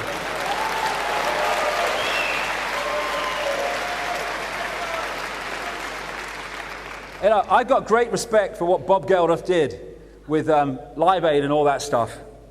But I do have a whiff of joining the club here, because Live 8 provided a cover and provided a almost heroic status for Tony Blair at the G8 summit, that he was pressing to help the people of Africa and the third world, the developing world, when he couldn't give a shit. He'd bomb them more than bloody help them. And I do see these famous people on stages, and good luck to them. But, you know, I do find it rather symbolic when the African bands are sent out to Cornwall and just go over there. You're all right, we've sorted you out. We've had a few complaints, so you better have a place because we are the center of the show. And it was a way of bringing, almost diluting the protest. And maybe it's me. Maybe I'm just a 60s guy who never kind of evolved. But I just find it, I find it a bit grotesque myself that rock singers are on first name terms and how are you with mass killers like George Bush and Tony Blair. It's just my view.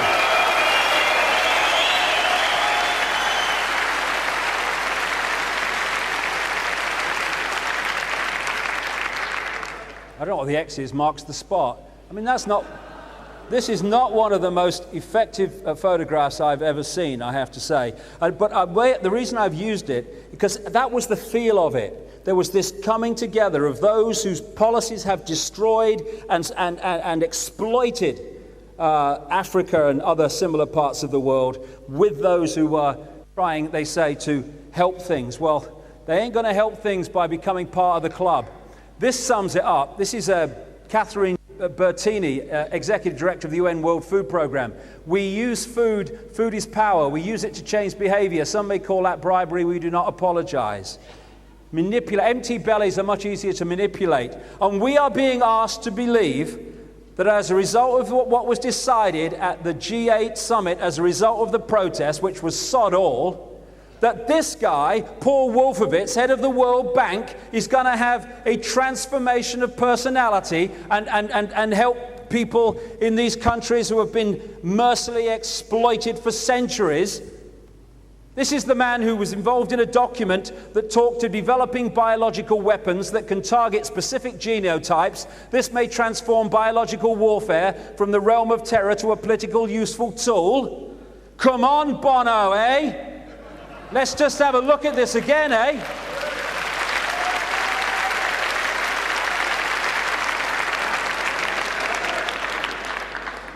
And going on during this week, it was all going on. You had the G8 summit. You had all the world leaders there, all in place for reaction for what was to come. Then we get the Olympics. We get the Olympics in 2012, the same week. And I'm not being wise after the event here. I said to my friends long before, when it was announced that London was going for the Olympics in 2012, I said, I bet you they get it. Because 2012 London, they had that ring to it. You know what I mean?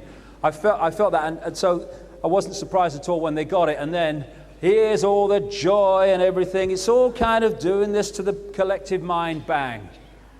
Suddenly we have the London bombings of what was described as our 9/11. And it was, because that was a sodding lie as well. And so we had these bombs. Someone sent me this picture through my website. It's kind of interesting little pyramid joined together there.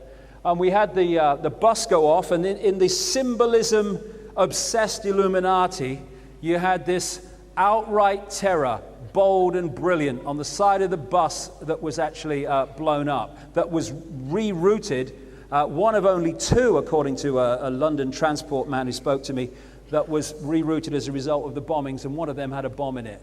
And of course, there they are, just there to react to it and say, this is more terrorism. We as a world community must react to this by taking away more freedoms and more stuff. And then you had this celebration afterwards of something to do with the military. What was it? The World War II and the veterans and stuff, true Brits and nation defiant, all fitted together perfectly. And all the pictures there, Prince Charles and all that stuff. And it was been blamed on 4 Islamic extremists. It's kind of funny that when you look at the background, so many of these people are Islamic extremists. They don't seem too extreme to me. And the background before they hit the papers, you know, they're described as decent people. And this is another lovely one. And make sure you get your identity cards to be found after the bombs go off. We didn't need to find them because they had all their things on them. Oh yeah, you didn't find that passport in New York, did you? There it is. I mean, it's child's play. This is Frank Gardner, BBC security correspondent. I do think it very strange that they were able to find these documents belonging to these bombers. Maybe they thought they were going to paradise, so it didn't really matter. but it allowed the police to trace where they came from very quickly. It was a strange thing to do. Yes, it was. I agree, Frank. And it's strange how Mohammed Atta did the same. Did you notice that? Left his bag. This is a Times of London report. Police had no need of DNA evidence to identify the suspected bombers, as the men were all carrying personal documents. It's as if they wanted their identities to be known, a police source said. No, they didn't, darling, but your bloody controllers did. One of the guys went for a Big Mac. Big Mac, please make it quick. No, it's not bloody funny. The outcome is very unsodding funny, but the story is so ridiculous, and by showing it's ridiculous, it demolishes the sodding thing. It's taking it seriously that's the bloody problem. We had ridiculously few surveillance pictures in a city surrounded by bloody surveillance cameras of these people. And then there are other things. The bombers brought round-trip train tickets and paid for long-term parking for 7 days. That makes sense. Why would they leave extra bombs, as someone asked, in their hire car for the police to find? Well, same reason they had all their papers on them. The four men looked, the police said, like happy hikers, laughing and joking. Well, maybe that's what they were. Maybe they weren't going to bomb people. Maybe someone else did it. They talked about the times of the trains that in the media that they were probably on. The times of the trains that were quoted were cancelled from Luton into London. And again, this is another common theme. They said one of the masterminds of the London bombings was this guy, Aswat. Well, it turns out that he's connected to British intelligence, as this report in America revealed. And when the picture's changed. That should be the Madrid bombings, the computer going haywire. But the Madrid bombings, the man accused of supplying the dynamite used in the Al-Qaeda train bombings in Madrid was in possession of the private telephone number of the head of Spain's Civil Guard bomb squad.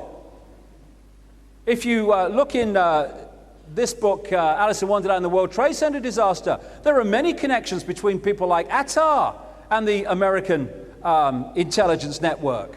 What if, like Lee Harvey Oswald, who was also connected to the CIA, they were led to be in places with a story that led them to believe that they should be there, and yes, okay, I'll be there, because they were thinking it was something else, and suddenly they find themselves in the wrong place at the wrong time so that they can be blamed for something that the authorities actually did. I think there's a strong possibility. Benjamin Netanyahu, massively connected to the neocons in America. He was in London. He got a warning not to go to a hotel where he was going to give a speech near where one of the bombs went off before it went off. And then there's this guy, Halevi, former head of Mossad. He wrote an article for the Jerusalem Post on the day of the London bombings. And he wrote this: the multiple simultaneous explosions that took place today on the London transportation system were the work of perpetrators who had an operational capacity of considerable scope. And then he goes on to talk about it. Now, hold on a second. He wrote this article on the morning of the London bombings. On the day of the London bombings, and for some days afterwards, the London police were not saying the bombings were simultaneous. They were saying they happened over a period of about 50 minutes. How does the former head of Mossad on the day know that they were multiple simultaneous explosions? Because he bloody knew about it. Because these intelligence agencies are connected in the web. Then there's this guy, Bruce Layton, and he's not alone in what he said. He was quoted in the Cambridge Evening News, who used what he said here in the body of the article when it should have been in the first paragraph and the headline. He was in one of these tube trains right next to the bomb when it went off. And he said, the policeman said, after it happened and they were coming round, the policeman said, mind that hole, that's where the bomb was. The metal was pushed upwards as if the bomb was underneath the train. They seemed to think the bomb was left in a bag, but I don't remember anyone being where the bomb was or any bag. And of course, there's those strange things when stations were shut and lines were closed in that area in the hour or so before the bombings happened. 9/11, same thing. No investigation. Oh no, we're not having an investigation because the investigation might find out the truth tone. We don't want that. And so as a result of it, now more and more surveillance, more and more control. This poster, the London Underground, secure beneath the watchful eyes, we're there to protect you with all our cameras and all this other surveillance. You should want it everywhere. Everywhere as a result, everywhere. And then we've got a situation, however, when the cameras would reveal what happened, as in the Pont d'Alma tunnel, 17 traffic cameras, none of them working when Diana was killed. The bus never had a camera working, and according to a London Transport source, someone came round and was working on the cameras that they'd never seen before in the run-up to that. And of course, we had the Stockwell shooting of the Brazilian, 7 shots in the head from close range, and of course, none of the surveillance cameras were working. And we've now reached a point where a group of policemen can hold down a fella and shoot him in the head 7 times, and no one is arrested or charged with it. Because they got a bloody uniform on, that's why.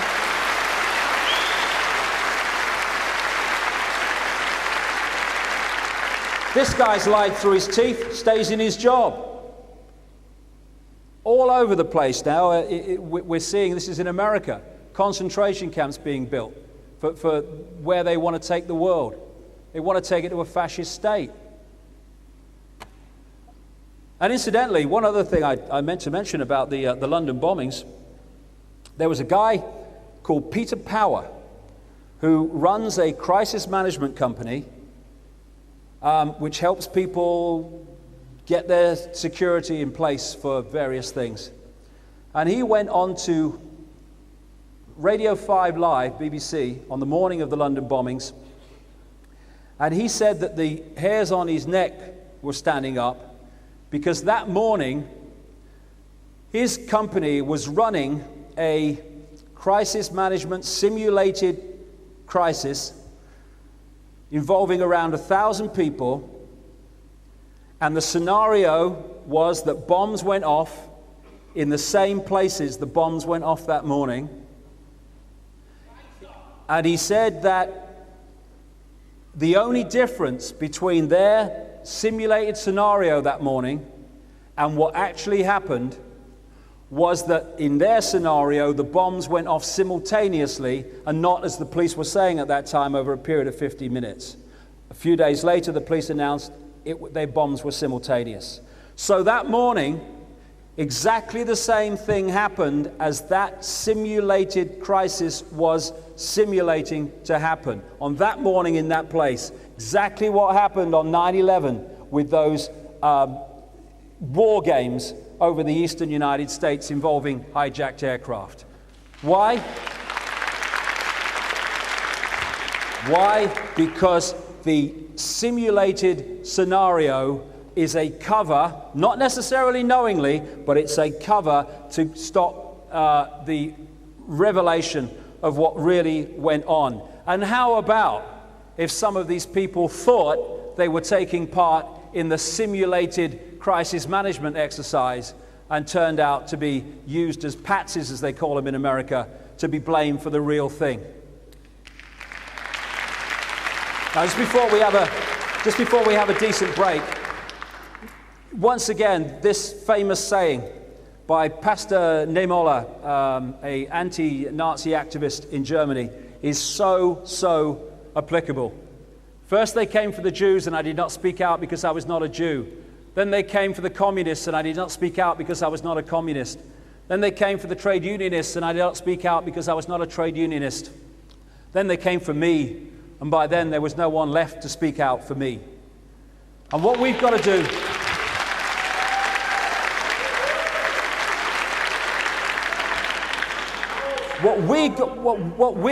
what we have to do, surely, is stop being divided by what we don't agree on and start being united by what we do agree on, which is freedom for all of us.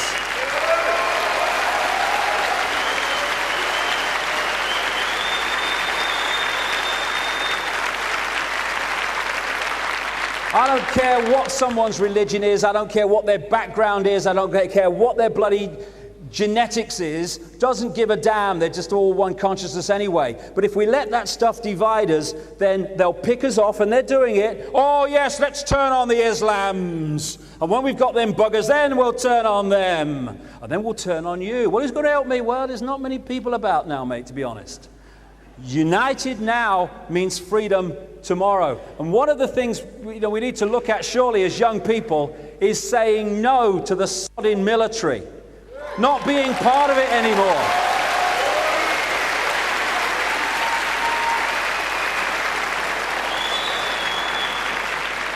Join the army, travel to exotic distant lands, meet exciting unusual people and kill them and be killed.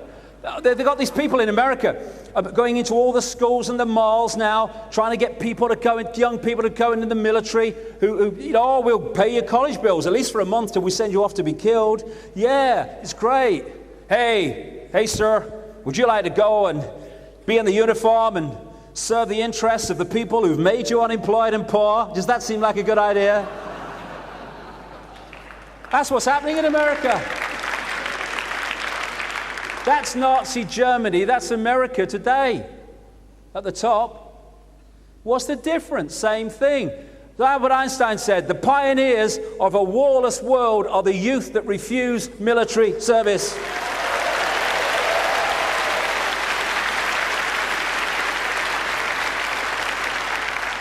And there was that great song in the 60s by Donovan. I stopped evolving musically after Donovan. Mellow Yellow was the peak of me.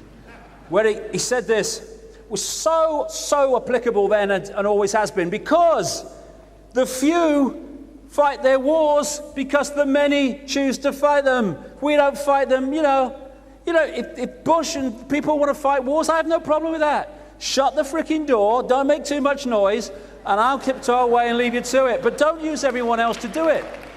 And this song said, if I can remember the words, he's 5'2" and he's 6'4". He fights with missiles and with spears. He's all of 31 and he's only 17. He's been a soldier for 1,000 years. He's a Catholic, a Hindu, an atheist, a Jain, a Buddhist and a Baptist and a Jew. And he knows he shouldn't kill, and he knows he always will. Killing for me, my friend, and me for you. And so it goes on. And the whole point of the song is that the universal soldier is the one that fights the war. And if, as they said in the 60s, what if we had a war and no one turned up? No war. It's because we play a part in the system that is controlling us that the system is allowed to control us. If we will not be part of it, it cannot exist.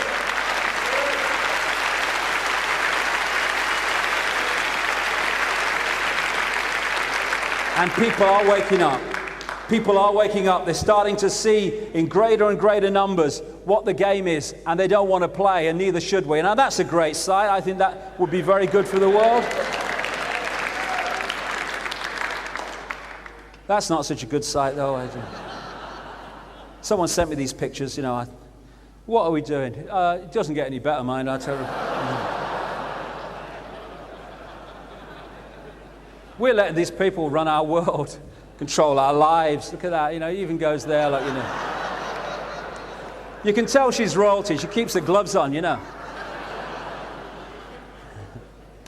So in the last part, when we've had a decent break, because you bloody need it after all this sod. I've had the crystal therapy, I've had the hands-on healing, and I've had the acupuncture, and I've still got verbal sodding diarrhea. I can't shift it. I just keep talking. But if we come back in 1 hour, and then we'll go into the last part, which is the most important, which is how we bring an end to all this shite.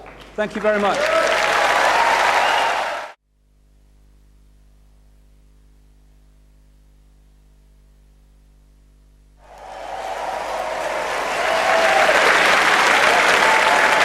Thank you. Thank you. So this is where we get a little bit more bizarre, but not really bizarre, only the area beyond what people normally talk about in terms of this conspiracy. There's people all over the world now who are researching this and communicating it and, great stuff. But if you are limited by a belief system, particularly a religious belief system, and many researchers of this conspiracy come from that background, then you'll go so far, which is about as far as we've come today so far, but you won't go into this next bit. And for me, this next bit is where we need to go to find the way out of this.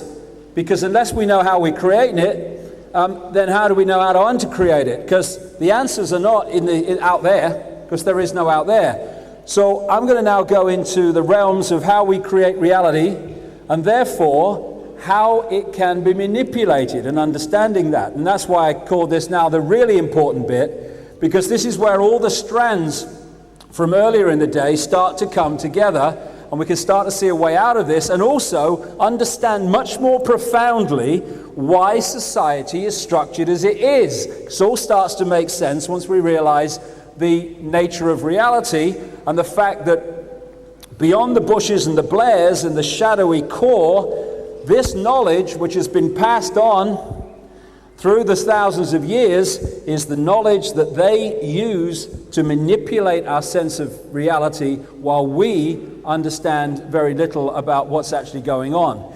Our thoughts are not necessarily our thoughts, but implanted thoughts. So seeing is believing. But actually the truth is, believing is seeing. And that's a massive truth that moves us forward. What is reality? Reality is an illusion. The only place this world exists is in our heads, and even our head, if you go on to another level, is an illusion. We are consciousness. We are infinite consciousness. This quote from Goebbels about vitally important to repress dissent, because the truth is the mortal enemy of the lie. Now we're entering the area of the biggest lie and the most important lie in terms of the few controlling the many indefinitely.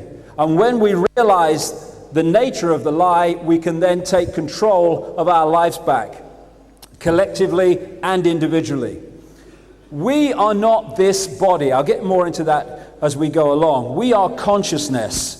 We are consciousness that is connected to an ocean of consciousness we call infinity. We can perceive life as a droplet in an ocean. Oh, I'm just little me. Oh, what power have I got? You know, I was born in Leicester. I was, and I went to school, and now I've got a job, and I'm a droplet. But you can perceive that, and you will create a reality that reflects the way you see reality. That the perceived reality becomes the experienced reality. But if you perceive yourself not as a droplet, but what happens when you put a droplet in the ocean, there is no point where the droplet ends and the ocean starts. The droplet is the ocean is the droplet. We're all one infinite consciousness. Now, when we perceive life from that point of view, the last thing we think of is we are powerless. Is that we have to look outside of ourselves to be told what to think. And so the whole conspiracy at its really profound foundation level is to hold us in a bubble in which we are operating on a fraction of who we are, and they use the physical body, again I'll come into this in more detail, to be the block on us being multidimensional infinite consciousness that cannot be manipulated. We are energy, awareness. People call it consciousness. My favorite word is awareness. We're awareness. And, you know, these can be photographed. We call them auras, but that's just one level of our infinite energy field. And we are not the body. The consciousness works through the body, which is nothing more than a biological computer, fantastic as it is. And when we leave the physical body, even every form of life, that's a fingertip. This is a plant, energy, life force. Everything has the life force. And when that's withdrawn or withdraws, then the physical side of it, which is a biological computer, disappears. What the Illuminati want to do and have structured society to do is to make us identify who we are with the computer. I'm David Icke, I was born in Leicester in 1952. No, that's the experience I'm having. I am infinite consciousness. There are very different perceptions of reality. This thinks it's small and insignificant. This knows that it's everything, like we all are. But if you can be held in the perception of the physical body, the computer level, then you can be controlled very easily. Now, I had an experience over the last week. My mother died. She was in her 80s, and I went up for the funeral, and I was asked if I wanted to go and see my mother in the coffin. Now, I would have said no. I want to remember her as she is. But something said to me, "Go, go, go." So I went, and there was my mother in this coffin, and next to her was a massive blown-up picture of her with a big smile on her face, sparkle in the eyes. And I looked at my mother in the coffin, and I looked at the picture. That had no life. That was full of life. That was my mother. That was the computer with my mother gone.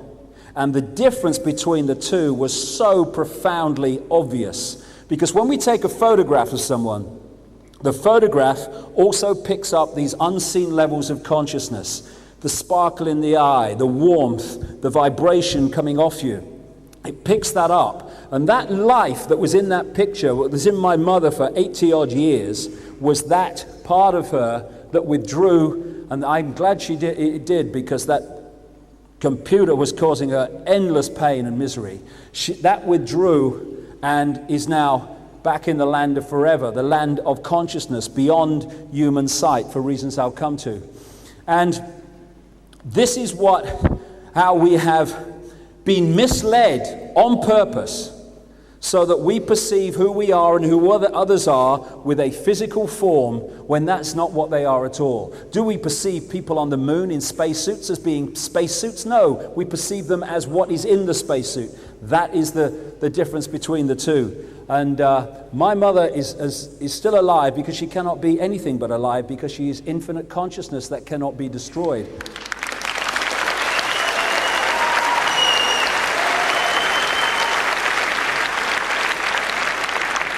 Now, this is a symbolic picture. There are now endless accounts all over the world of people who've had what we call out-of-body experiences, where they leave the body when the body physically dies, and they're looking down on their body, and when they're revived, they can tell the doctors and the nurses what they were doing and saying when they were apparently dead. They also talk about going through a tunnel and seeing people who've gone before. Now, what is another common theme of near-death experiences is people say when they've left the body and they are looking and perceiving this world from another perspective, they have massively expanded consciousness, so much so that they can perceive their entire physical lifetime in almost one thought. We're perceiving it in a series of thoughts going through what we call time. They're just perceiving it all in one thought, something that they couldn't even conceive doing when they were in the physical body. And what this physical body does is it limits the vision and perspective of consciousness.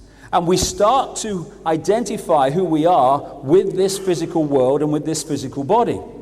Now, if you control the information that this level of us is implanted with from cradle to grave, then if consciousness starts to identify with the physical body as who it is, and disconnects its perception of being interdimensional and infinite, then it's going to get its information to get a fix on who it is and what's happening in the world through this information. It's not going to get it from out here through intuition, through knowing. It's going to get it from here. So if they can control that, they are literally programming a computer to see the world in the way that they want us to see it. And that's what they've done. The idea is to keep us in the five-sense reality, because they control that. And that's holding us in the level of the computer. This is a symbol of this tunnel that near-death experiences constantly talk about, where they're moving from this reality into another reality beyond human sight. Because We think, and I say we, I mean most people, we think that when we look through our eyes, we are seeing what exists in the space we are looking at. In fact, we are seeing through physical sight an infinitesimal fraction of what exists in this space. We're seeing a tiny frequency range accessible by five-sense sight. Now, according to mainstream scientific projections of what exists as mass and matter in this one universe, the electromagnetic spectrum is 0.005% of what is projected to exist in this universe. 0.005%, the electromagnetic spectrum. Human sight can perceive a fraction of that 0.005%. One of the other fantastically effective ways that we're controlled and manipulated is to get us to perceive that we are seeing what exists when we look through our eyes, when we're seeing an infinitesimal fraction. In the space that I'm occupying now are all the radio and television stations broadcasting to London. I can't see them, they can't see each other, because they're on different frequencies, different wavelengths.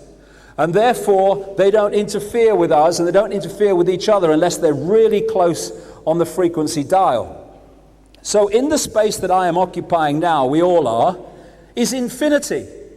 An infinity of worlds and dimensions of existence and what we call life, all existing here.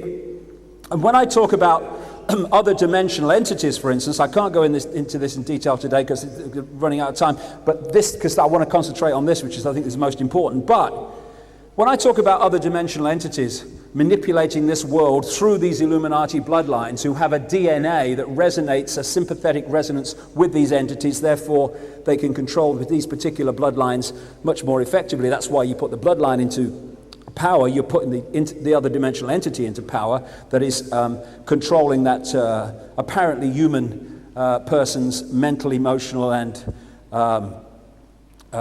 physical traits and stuff. What is happening is that these entities are operating on frequencies beyond human sight, which ain't saying much given the amount we can access. And so when people say, oh, I saw this reptilian entity, and this reptilian man, it just appeared before my eyes and then disappeared. People go, what you on? What you on?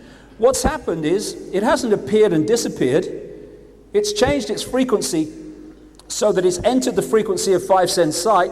Oh, did you see that? It's changed the frequency. It's gone out of the frequency of five-sense sight. It disappeared, mate. When people say, I saw this UFO, and it disappeared in front of my eyes. Well, no, it hasn't disappeared. It's left the frequency range that your eyes can access. This is why some people will have a psychic ability to go further into the sight frequency range, and they'll see a ghost, or what they call a ghost, and someone else will say, I can't see a thing, mate. It's all about what you're tuning into and what you're not. Radio signals, radio stations symbolically. So, we are living in five-sense reality in a tiny, tiny frequency range. Infinity lies beyond it. What the Illuminati want us to do is keep that as our focus of what is and real and all the rest of it, and forget about all that stuff, because once you go there, this looks very bloody different. And you start to see through the manipulation and the lies and the claptrap. And people say, I saw it with my own eyes. Well, no, you didn't actually. You saw it with your brain. All the five senses do is they pass signals, electrical, electrochemical signals, to the brain, which then interprets them to form a apparently three-dimensional holographic reality in the brain. We don't feel pain where we get the smack. We feel the pain when the brain has interpreted the message from the smack into pain. And it's the same with all the senses. We are constructing our reality in terms of what appears to be out here is actually in here. And as psychological research and other research has shown, we construct that reality from all this information that we receive on the basis of what we believe. On a simple example of that, I've seen television programs where they put two people together who have a really, really preconceived idea about each other. Because this world's controlled by preconceived ideas, beliefs, imposed beliefs, most of them. And what they do is they get them to talk to each other. They film it, and they take the people apart, and they ask them what the other person said and how they said it. And they tell them. They then play the original chat back, and these two people are shocked. Because when they look at it again, what the person said, and especially how they said it, was completely different to how they perceived it. Why?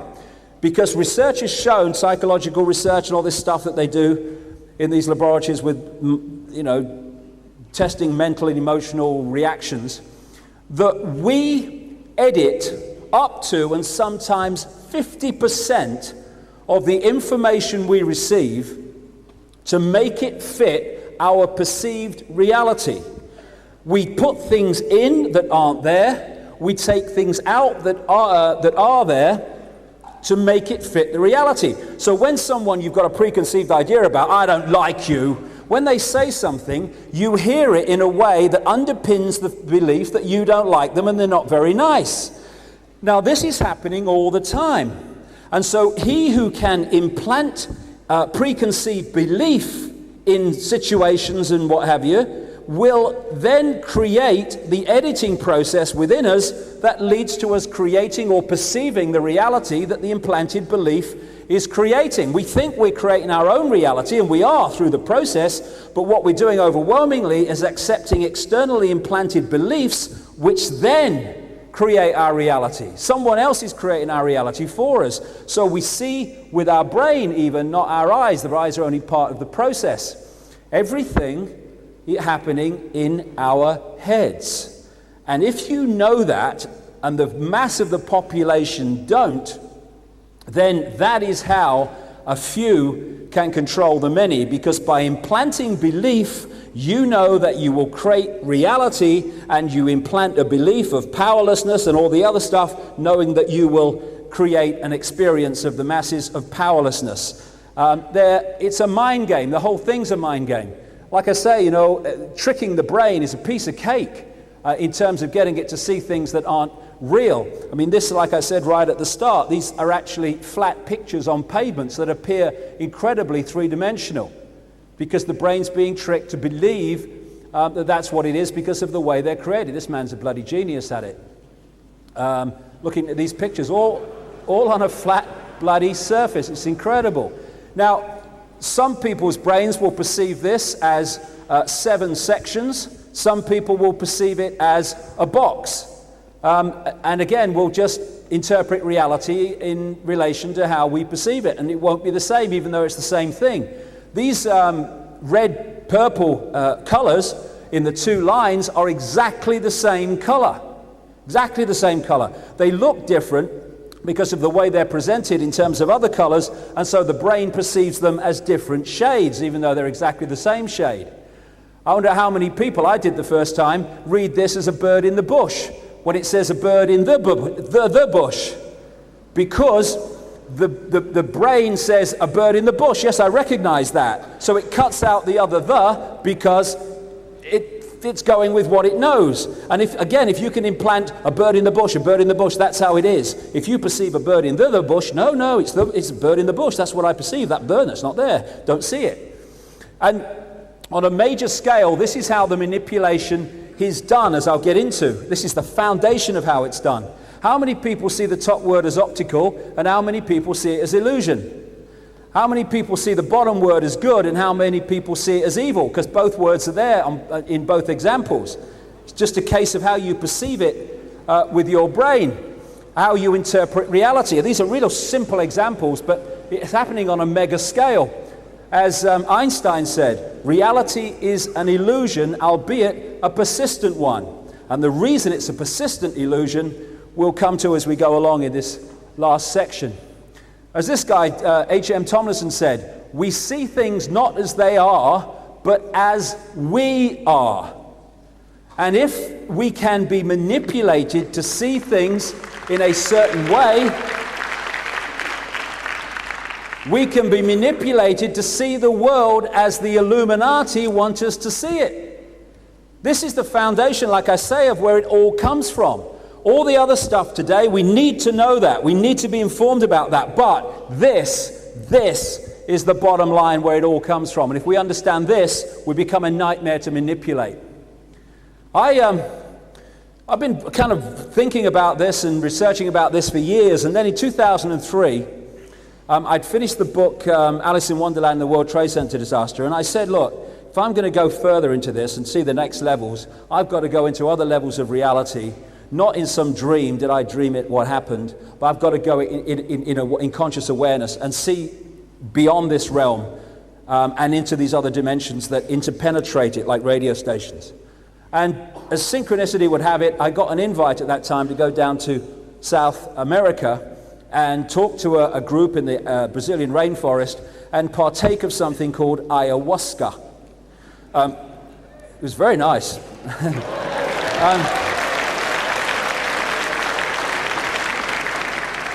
And I took this stuff. I could have taken it 4 times. I took it twice. That was enough for me. And over 2 nights, I went into another state of consciousness.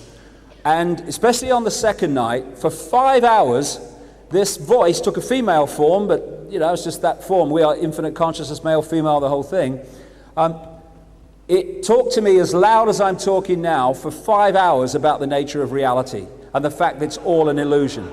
And it was so funny. I mean, this level of consciousness, if it was a comedian, it would clean up. It was so funny. It was taking the piss out of this world and how we perceive it in the most brilliant way. Anyway, what it said was when it opened up, it said over and over again, it said, all you need to know is this: infinite love is the only truth. Everything else is illusion. And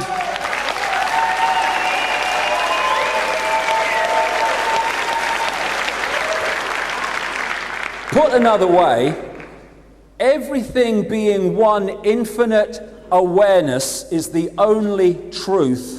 Everything else is the imagination of that awareness made manifest. And we can get caught in identifying with our manifest reality and delinking from an identification with that infinite consciousness that is manifesting this reality. We get caught in our creation and forget we are the creator. That's what we've done here. We've got locked and identified with what we are creating and what we're experiencing instead of what we are. So, the illusion and the nature of the illusion is one, if not the most important secret truth that has been passed on the top level of the secret society network, taken from that ancient society, global society that understood the nature of reality, and it has been passed on ever since through that structure, while sucking it out of circulation, by ridiculing it, by condemning it, by saying it's the devil, and using mainstream religion to destroy it in the public domain because the devil is involved in this stuff. And this is how it has worked, and we've lost an identification with who we are. Oneness, infinite consciousness expressing itself through this at this time and through everything else. We are not individuals in that sense. There is not a vacuum between us. There is an energy field. We are all one. The Illuminati want us to identify with division, because in perceiving division, we perceive this to be who we are.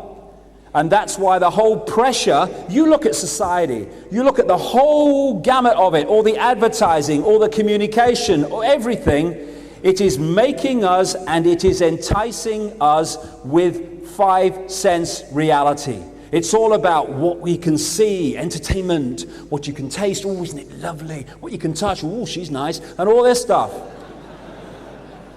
It's all about the 5 senses and holding us in the 5 senses. It's not there's anything wrong with that. It's a lovely experience. I've tried it. You know, it's good. But if that is our entire perception, instead of that is me having an experience, but I am infinite consciousness, we start identifying with the five senses as who we are, then we are the fly in the spider's web. And that's why we've got caught. And that's why they've wanted to take out this knowledge in every way possible. But it's coming back, and it's coming back fast. This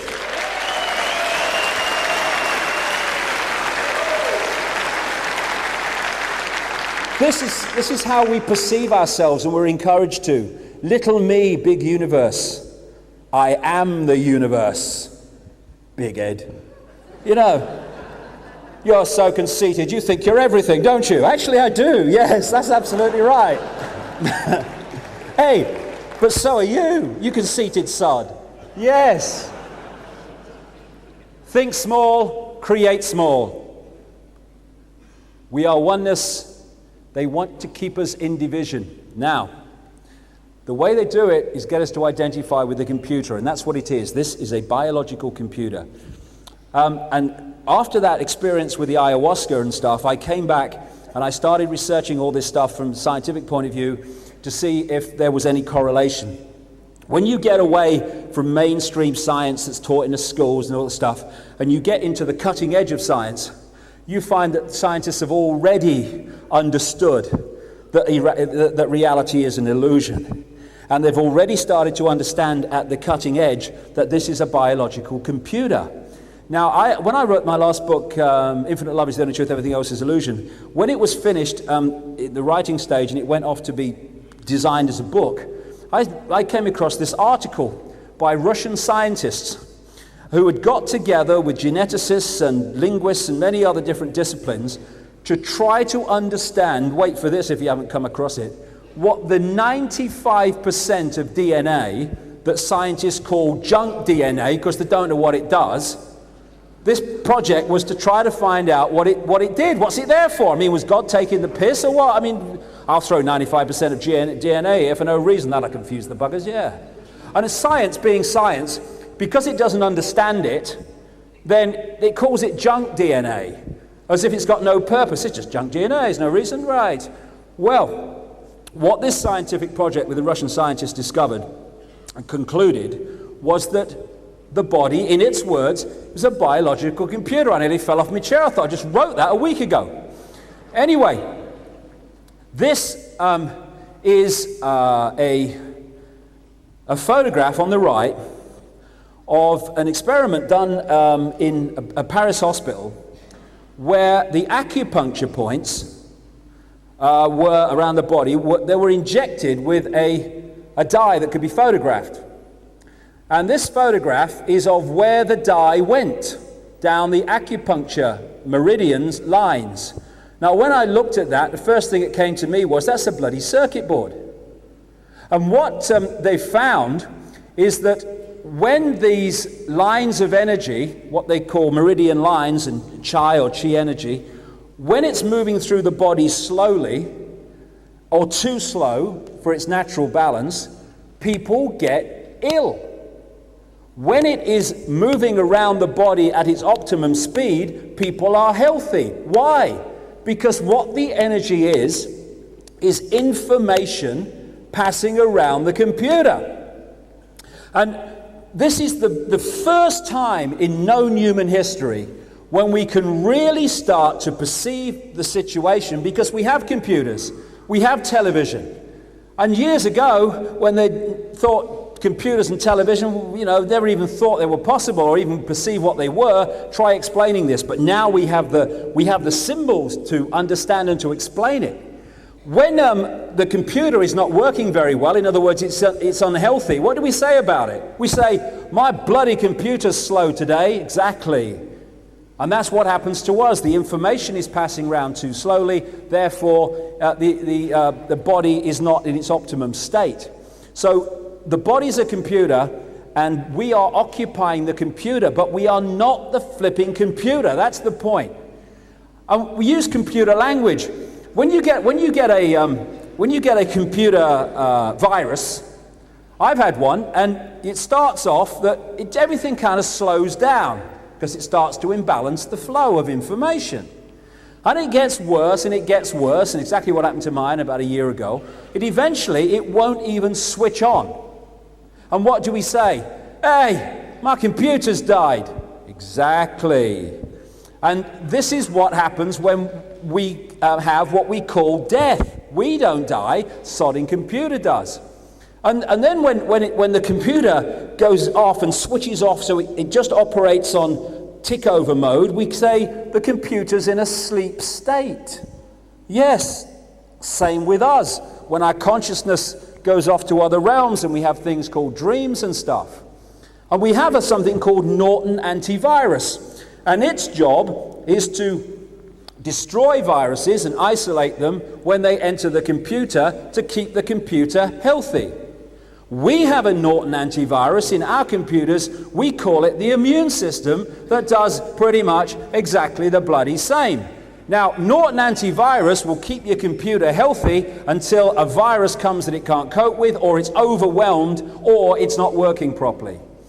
Our immune system will keep us healthy until something comes along it can't cope with, very rare, or more often it has been undermined by all the shit we drink and eat, and all the pressure and electromagnetic pollution, and also because it's overwhelmed by the number of things that are being fired at it. And then we become ill, and eventually the virus gets so bad we die, or the computer does.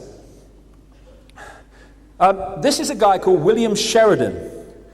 He is one of these people who have had organ transplants and mysteriously, though it's not, taken on the personality or some personality traits and some aptitude traits of the donor. He was in a hospital in New York waiting for a heart transplant. And to kill the time while he's waiting to go into the operating theatre in the days before, however long it was, he took an art therapy course in the hospital in his bed. And the top is the kind of pictures he drew in his art therapy course before the operation. Pretty much as bad as I would draw. I'm a terrible drawer. Anyway, when he had the heart transplant, he comes back into bed to recuperate, and the art therapy course continues. And what he found, to his art therapist's amazement, was he was suddenly drawing much better pictures, intricate pictures, something he was absolutely incapable of before. What happens in heart transplants and organ transplants is the donor's family very rarely meet the recipient. But on this occasion, he was doing some promotional work as a result of his operation to encourage more and more people to donate organs. As a result of this work, he met the mother of the donor, young man who died and donated the heart. And he said to her the obvious question, was your son interested in art? Oh, yes, he says. She says, he's crazy. He was crazy about art. He said from the age of 18 months, he wanted art materials more than he wanted toys. He was, really into art in a big way. And what has happened here, and the doctors and stuff are going, yeah, and we know it happens, but how it happens, we can't understand. Well, we are, at the body level, a computer. We are downloading information at a cellular level all the time. We are inheriting that, just as we inherit, if we inherit a computer, we are inheriting the stuff on the hard drive, but we're also adding it with every experience that we have. And within the cellular level of hard drive, if you like, it carries our personality, it carries our character traits, it carries our aptitudes, what we're good at and stuff like that. And so when you have a heart transplant or lung transplant, what you're actually doing is putting software into another computer. And that information contained in that software is then released into the computer as a whole, and you can take on the traits that it includes, which is an aptitude for art in this man's case. He also says that he took on different character traits, which also related, he found out later, to the kind of personality that the donor was. And there are so many stories like this. There was the woman who was frightened of heights, had a lung transplant that turned out to be a mountain climber, and she starts climbing mountains. This is a woman that was frightened of heights before. And the reason I'm going on about this is this. If our personality can be changed by downloading software information from another computer, who the hell are we really? What is this thing we call personality? Is it infinite consciousness or possibility, or is it a computer program that we react in certain ways to certain things? Prepare to download if you see it at that level. And did you come across this story recently where there's this hen, right? And it's been laying bloody eggs, this hen. And then it turns into a cockerel.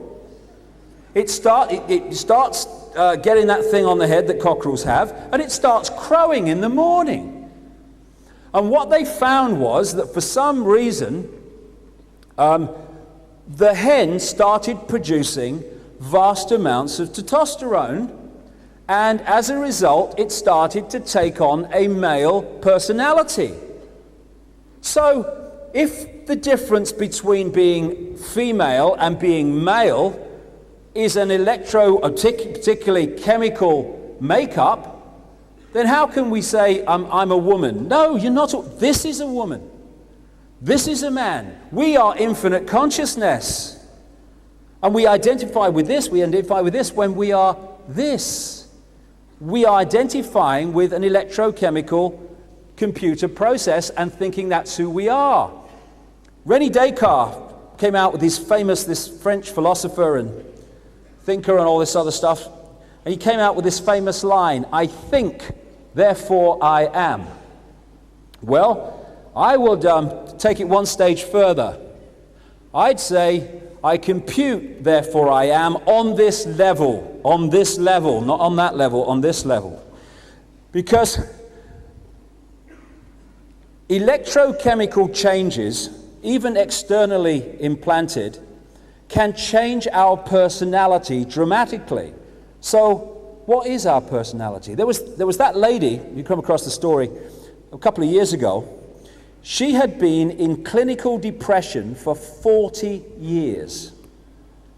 After 40 years, she'd been institutionalized and all this stuff, and then someone said to her, can you remember if anything happened around the time you went into this deep depression? The only thing she could come up with was she had something like 19 mercury fillings.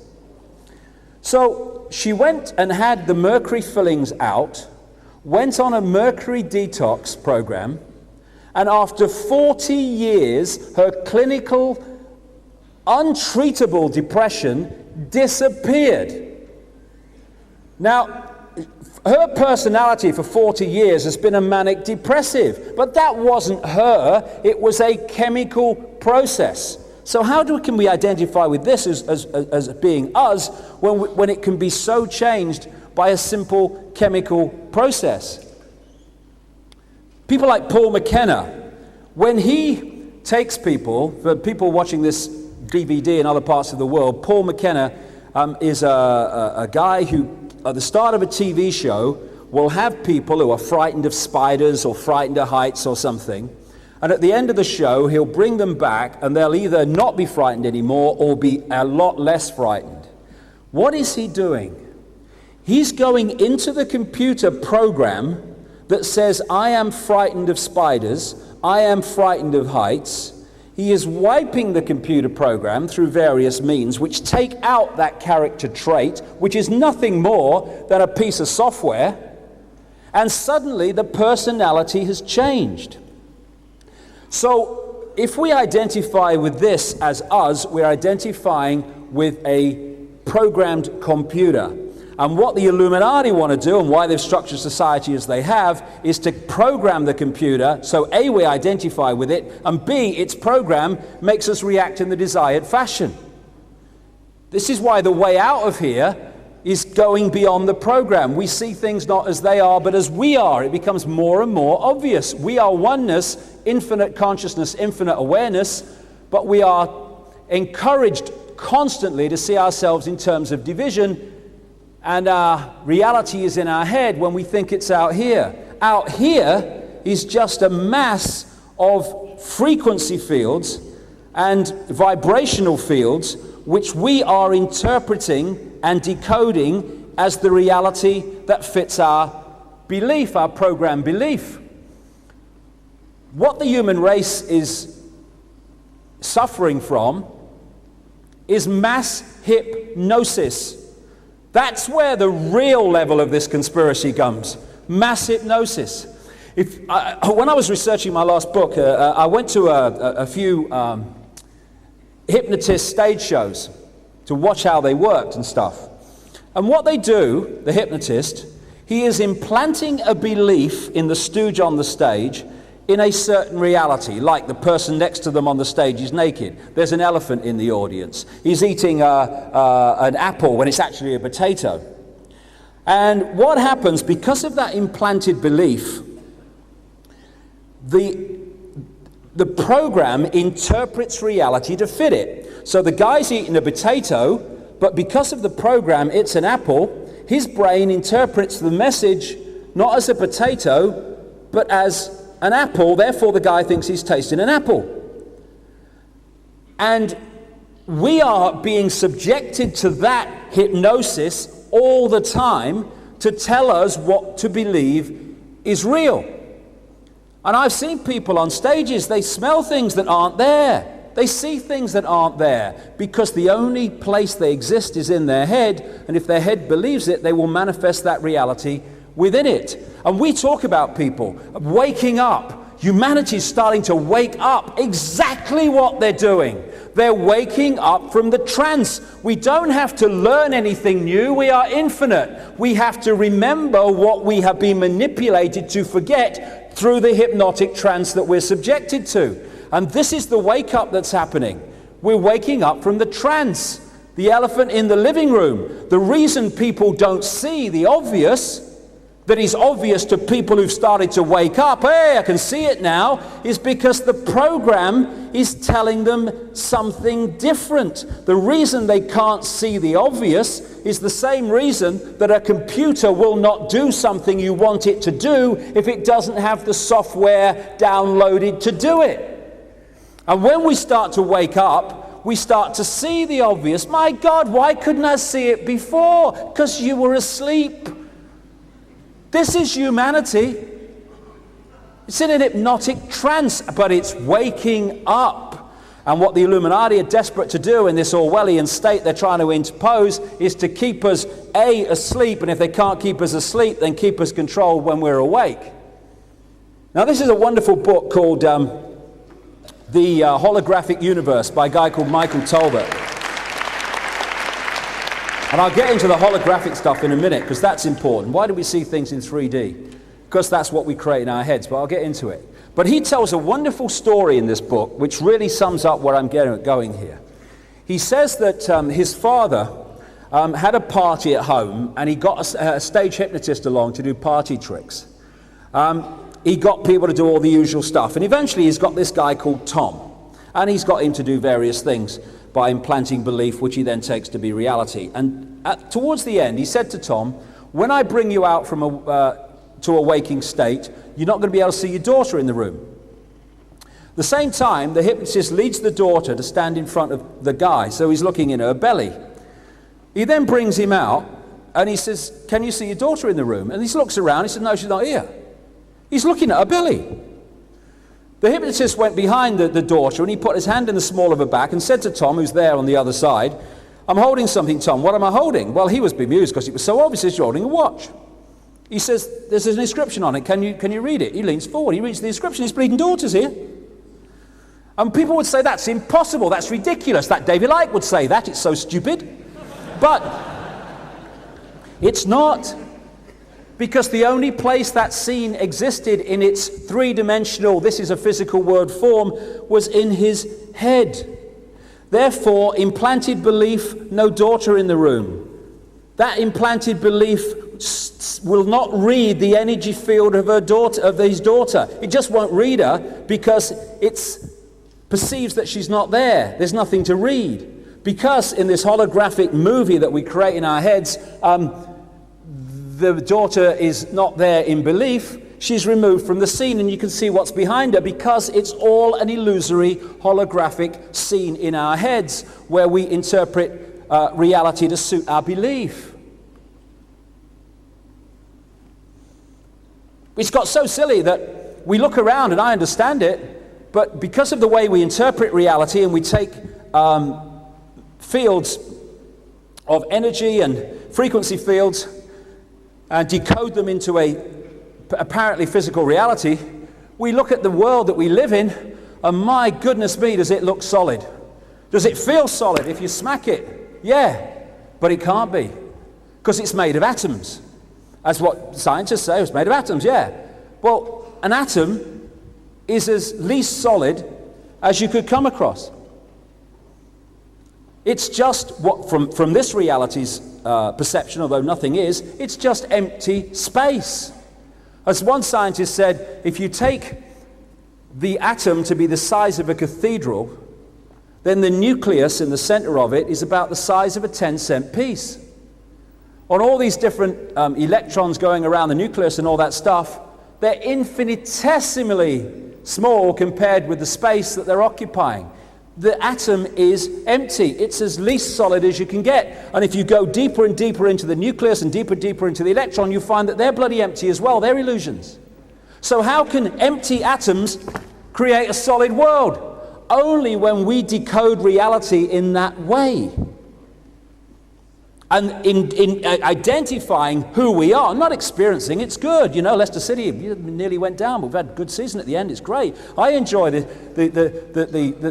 things that go on in this world to an extent. But if we identify with who we are with them and this world, that's when we get caught in the prison and get caught in the web. What they do with when they're making holograms is you have a laser beam, and part of it will get diverted to go across the object you want to photograph, these holographic pictures that are apparently three-dimensional. Another part of the laser beam will go pretty much direct onto the film.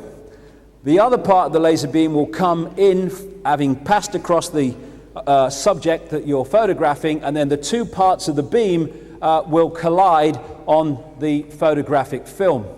And what they do, it's basically like dropping two pebbles in a pond, and then the waves go out, and as they pass over each other, they create what they call an interference pattern, which is a wave representation of where the two pebbles fell, how far they fell, how fast they hit the water. It's a wave representation of that. And what they have when they're creating holographic pictures, which are apparently 3D but aren't, is they create interference patterns on the photographic film where the two parts of the laser beam come in and collide.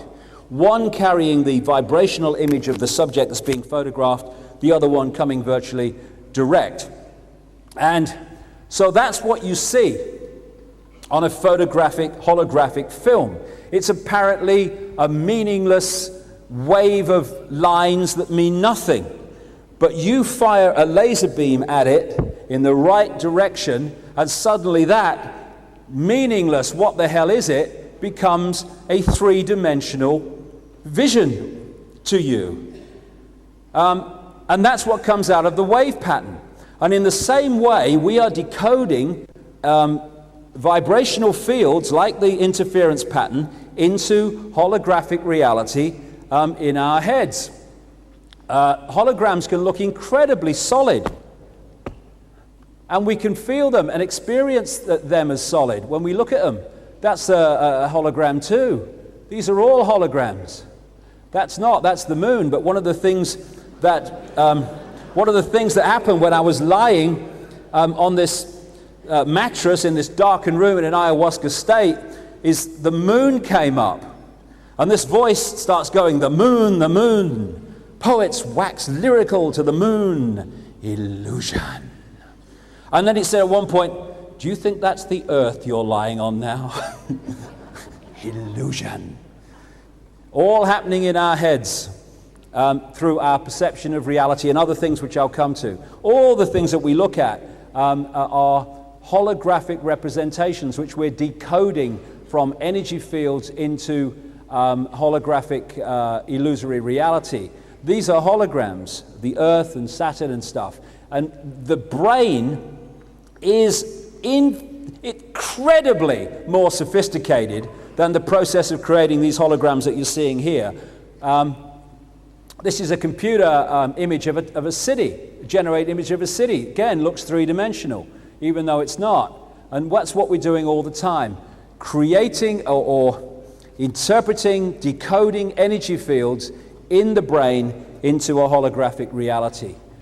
We see them as buildings and street scenes and people, but outside of us they are energy fields, because that's what we are, that's what everything is, energy, consciousness, awareness. What we're actually doing in this world, in effect, is experiencing a virtual reality game, where we're looking into a world and thinking it's real, when it's just an illusory reality that we're creating in our heads. Now, one of the amazing characteristics of holograms is that every part of the hologram contains a smaller version of the whole.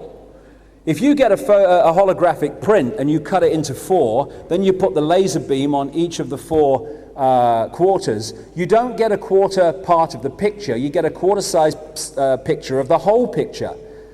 It's an amazing characteristic that no matter how much you play around with it, it will always give you the whole picture, no matter what part you choose to use. Now, because the body is a hologram, and every part of the body hologram is a smaller version of the whole, that's where alternative healing methods come from, like reflexology, acupuncture, and these other healing methods. The reason they can find points in the feet that represent the whole body in different parts of the body, the reason they can find points in the ear that represent all parts of the body, and indeed everywhere else, is because the body is a hologram, and therefore every part of the hologram is a smaller version of the whole, and that's how this is possible. We're using the holographic reality to heal the whole body by using a part of the body. Because of the connection, one affects the whole. Because although it's a smaller part of the hologram, it is in effect the whole hologram. The DNA is a crystalline receiver-transmitter of information. We are receiving information and we are transmitting information and we are holding information. And it's done through the DNA and other related parts of the computer. This is what an article in the San Francisco Chronicle said. DNA is a universal software code. From bacteria to humans, the basic instructions for life are written with the same language. Every form of life, what we call physical life, is made up of DNA that has 4 codes, A, C, G, and T, and the difference between a mouse and me is the way that these codes are put together and relate to each other. It's a universal software code. This article said it, even though it wasn't talking about what I'm talking about. That's exactly what it is. And interestingly, when you see the 4 codes put together in their various sequences, which manifest as different physical forms, it always reminds me of the Matrix and the numbers and figures in the Matrix movie on their computer screens. Because if you look at it in the Matrix movie, when they looked at computer screens, they were looking at street scenes and situations in what we call this reality, because they were decoding the mathematical codes of what they call the Matrix, the illusory reality, to see, like we do, to see a reality that we think is a world. We are a computer at the body level decoding these things and creating this reality in our heads. Interestingly, television is based on the same thing. This guy, Jean Fourier, he developed something that became known as Fourier transforms, which was basically a mathematical understanding which allows pictures to be taken, turned into a frequency form, broadcast from the transmitter, and then decoded by the television into pictures. You know, in this room now where I'm standing are all those radio and television stations broadcasting to this area. Maybe Friends is on now, or maybe it's the news. But I can't see the bloody news. I can't see Friends. But if I get something that can decode those frequencies that exist here, I can suddenly watch Friends or the news, or I can listen to the radio. It's decoding those things into something that is tangible to us. That's what we're doing through the brain. The same thing, decoding frequencies into a reality that we think is around us, but is actually only in here. The matrix. This matrix is this illusory world that we get caught in. And what is the matrix?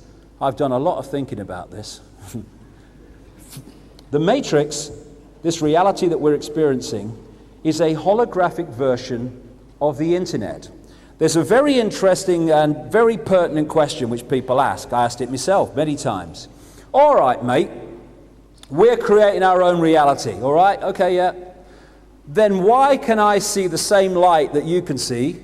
Why can I see the same theater that you can see? Why can everyone who walks in here see basically the same backdrop? Why can we both see the same car going past? We might not agree whether we like it or not, but we can see the same car.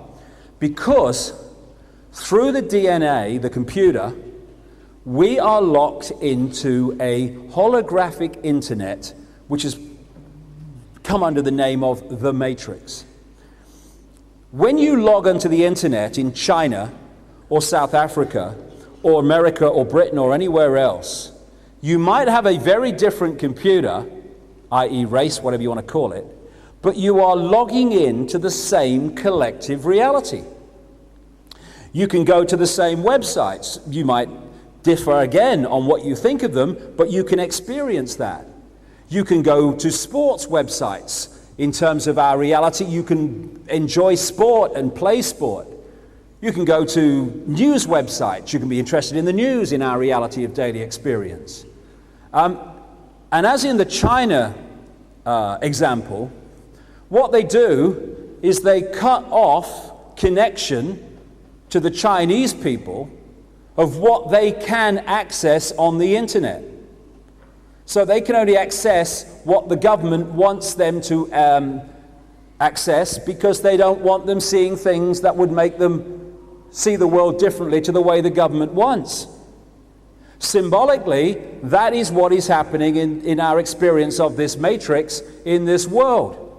We are being manipulated to shut out areas of knowledge and understanding which would get us to see the world in a different way to what the governments and the Illuminati through the governments want us to perceive and understand.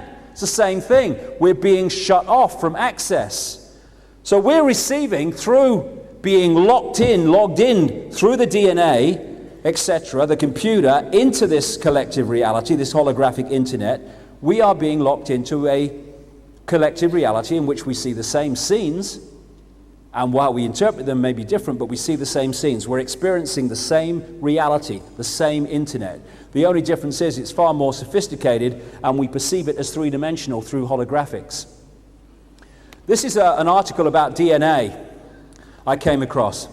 From the characteristic form of this giant molecule, a wound double helix, the DNA represents an ideal electromagnetic antenna. On one hand, it is elongated and thus a blade which can take up very well electrical pulses. On the other hand, seen from above, it has the form of a ring and thus is a very magnetical antenna. A DNA is a receiver-transmitter of information, and we lock into the internet, the holographic internet, the matrix, through this DNA connection. And one of the key reasons that the Illuminati are obsessed with bloodline is what is bloodline? It is a DNA code. What is a DNA code? It is a computer code. It carries information It carries knowledge, and it carries other stuff that they want to pass on through the generations to these Illuminati bloodlines, because it gives them a greater fix on the nature of things, a greater fix than the general population get. It's a software program. It is a hard drive, if you like, of information which they want to pass on to their bloodlines and stop the people getting. And they therefore have understandings, natural understandings and natural connections that we don't have. And it's through this software program, which is in itself, it is a frequency, a particular frequency, that they connect to these interdimensional beings, entities, that through them manipulate this world. They're operating on different frequencies, but they're manipulating this one through these Illuminati bloodlines, because it's all about tuning in to frequencies, etc. In the same way, we are transmitting information. There's the matrix holographic internet, and then there's also the other internet, the alternative internet, which is us transmitting from the DNA to each other. This is one way that we come up with this thing about telepathy, where someone thinks something and someone next to them says, I was just thinking that. There has been a connection, a broadcast and a receiving, and therefore the same thought appears to both people. The 100th monkey syndrome, where they found that once a certain number of a species has learned something new, suddenly many all or a vast number of that species can suddenly do whatever the few have been taught or learned spontaneously without being taught. They just know how to do it. How do they do that? Because those that have understood or learned something new, they transmit that knowledge. They don't know they're doing it, but they're transmitting it all the time, because we're transmitter receivers. Other members of that species pick it up. If it's a monkey, the elephant doesn't pick it up. Other monkeys in the same species pick it up. Why? Because they're operating on the same wavelength of that species, the same DNA code transmitter receiver frequency. Therefore, that species picks up the new knowledge, and not another species that is operating on a slightly different frequency. And that is why, when people start to change their frequency by beginning to wake up, they start to lock into the frequency on which this knowledge is being transmitted by people who are already aware of it and learning about it and waking up to understand it. And suddenly they start to get the knowledge of what's going on spontaneously. They don't have to read a book or anything. They just know it, because they're now starting to pick it up. And this is why we are in a wonderful time at this point that we're experiencing, because the 100th monkey syndrome within the human species is beginning to kick in. And people are starting to spontaneously pick it up and tune into it.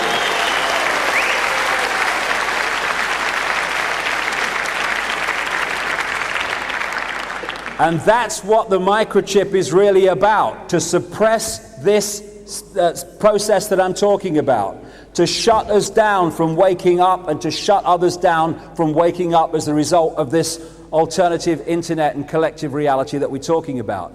Now, the 95% of DNA, they call junk DNA, kind of funnily enough relates to about the 90-odd% of reality that people, scientists say exists that we cannot perceive.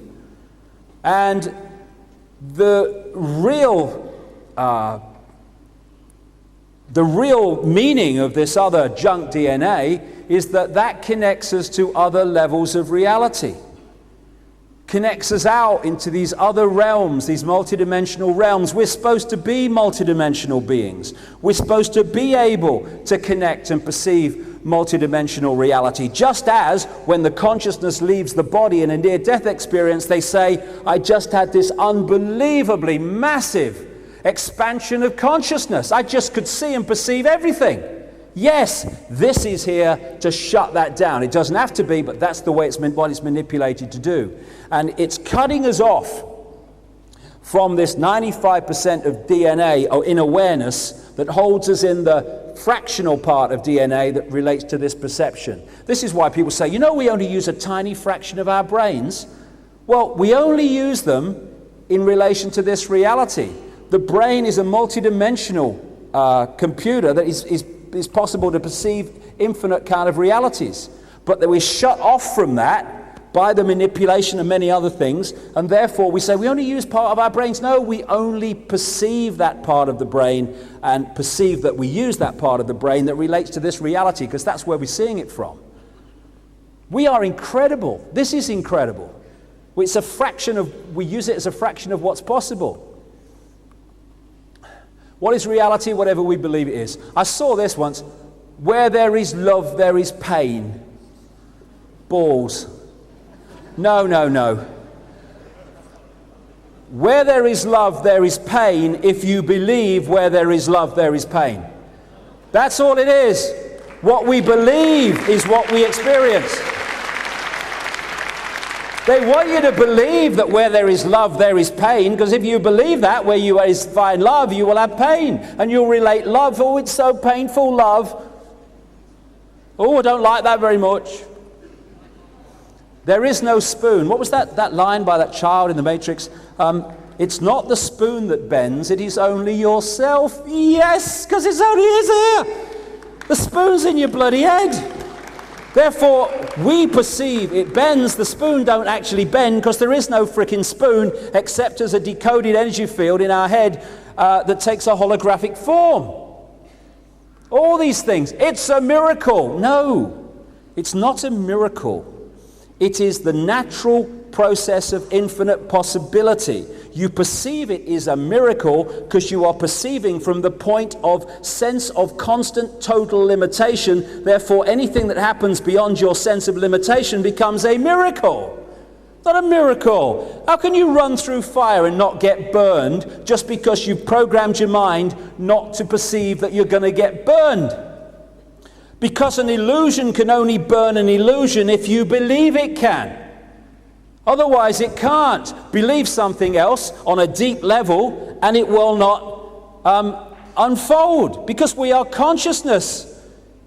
It's a vibrating field that we've decoded in our heads to be a holographic, apparently physical body. How can it be harmed or be burned except if we believe that is the way it works? It's all belief. All perception. William Blake said, if the doors of perception were cleansed, everything would appear to man as it is, infinite. Exactly. And if we reach that point where we cleanse the doors of perception and we remove the implanted limitation and sense of who we are, then we are not, I think, therefore I am. We are not even, I compute, therefore I am. I am, therefore I am. We just are. Everything just is.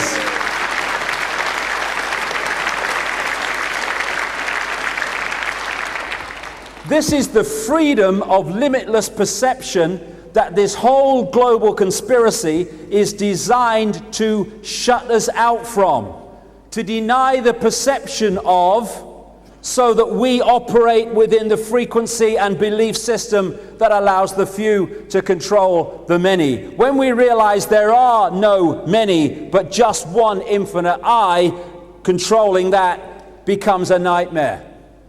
And this thing of the body and this reality can be broken down to pure mathematics, because it is a mathematical construct on one level. It can be broken down to numbers. This is why we get kind of numerology and how these sequences of numbers, and this is why the Illuminati play with numbers, like I've mentioned briefly, but there's enormous detail to go with that on another occasion.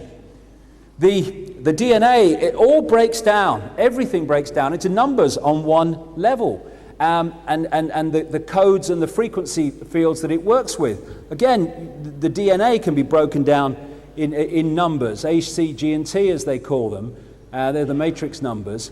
And in these ancient constructions, where they're so fantastic in their mathematical construction, where the same patterns, the same lengths, the same mathematical blueprints appear all over the world in these incredible ancient structures going back thousands of years, and the archaeologists go, oh, well, they're all the same. I wonder why. They knew about this pi and this golden mean and all this other stuff, and these over here also knew about it. Why do they do that? Because did they go traveling? No. It was the ancient knowledge when we had a global advanced society that filtered down through this now disunited global society.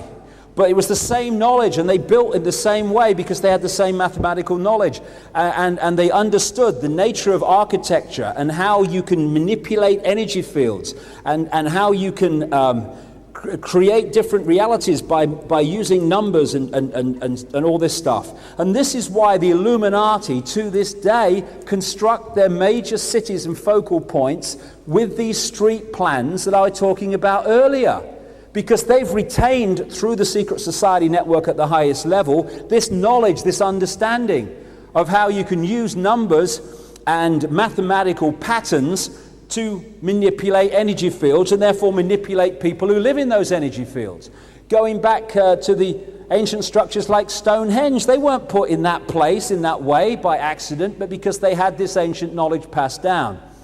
This guy, Leonardo Pisano Fibonacci, he was Italian.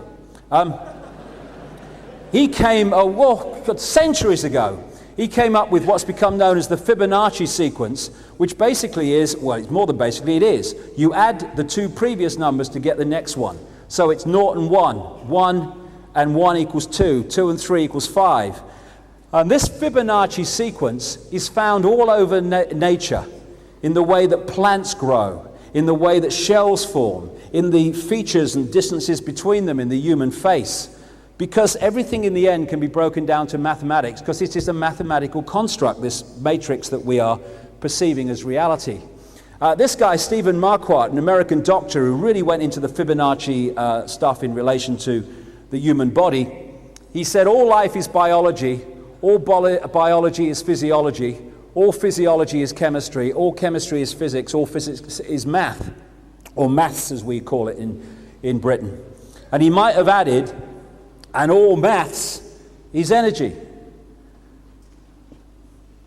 So if you understand, because you've had the knowledge passed through and you've added to it, the mathematical nature, then this is why the Illuminati are obsessed, as so many researchers have established, with number sequences, with doing something on certain days, in certain months, at certain times, which have certain number sequences. They're manipulating the matrix to suit their ends.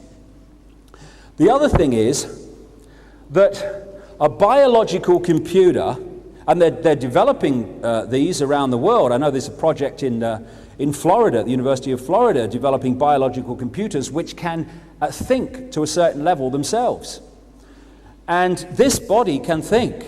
It does have the ability to think because it's a computer, it can react. Many of our reactions, our emotional reactions, are not infinite consciousness reacting, they are the computer program reacting.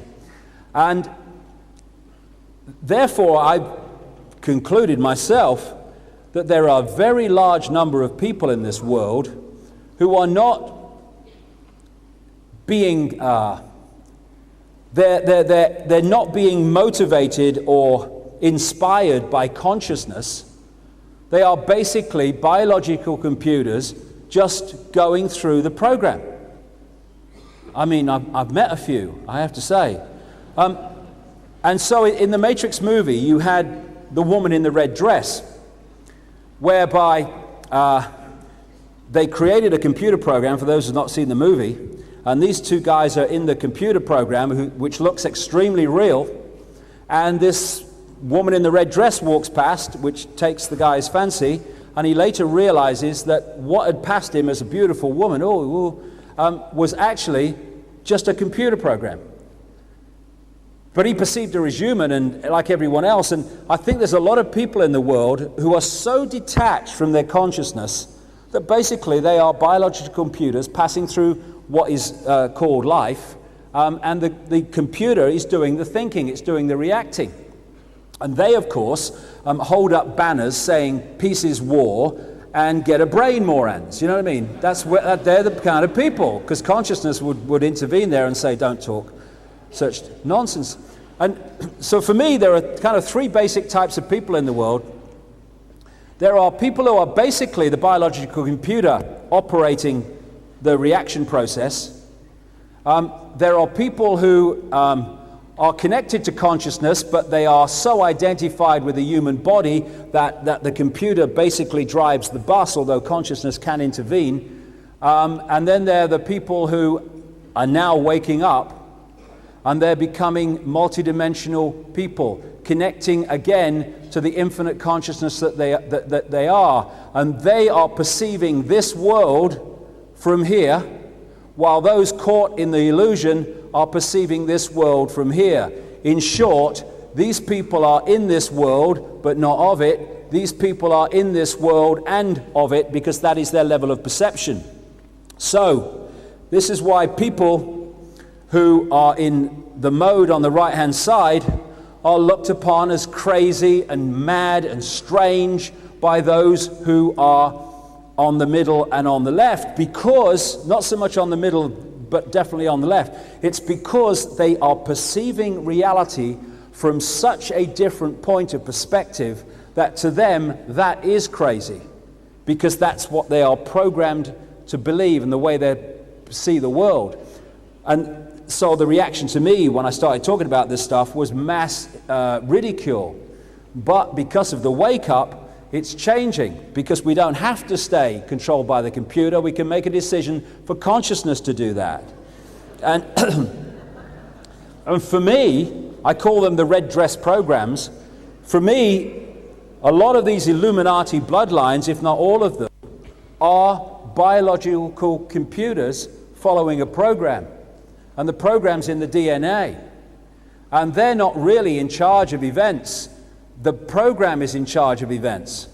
And that voice, the female voice in the ayahuasca state, was talking to me about all this and talking about the nature of reality.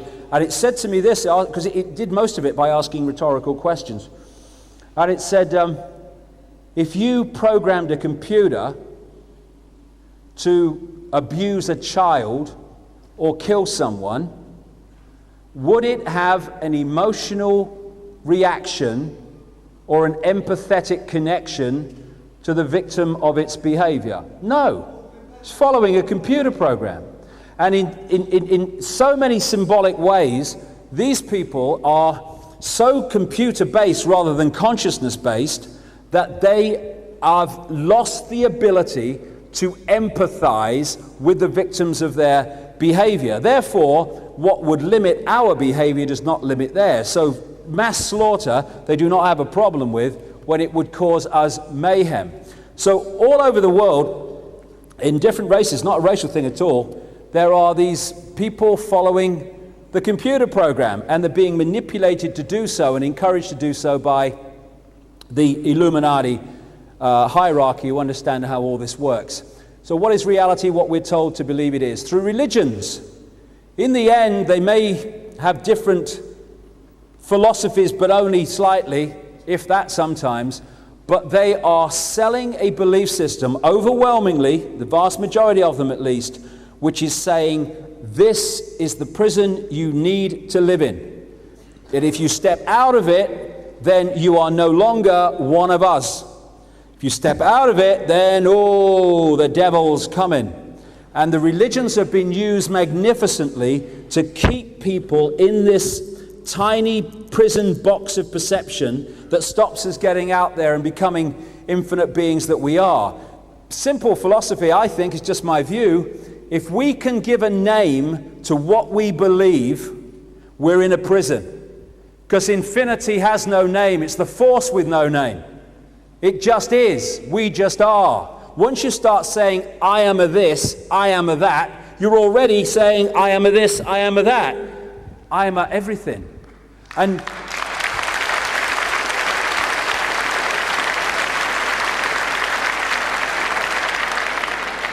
Somebody said to me the other day, well, you've got to believe in something. Yeah, and you know why you've got to believe in something? Because you can't bring yourself to believe in everything. So you have to substitute that by believing in something.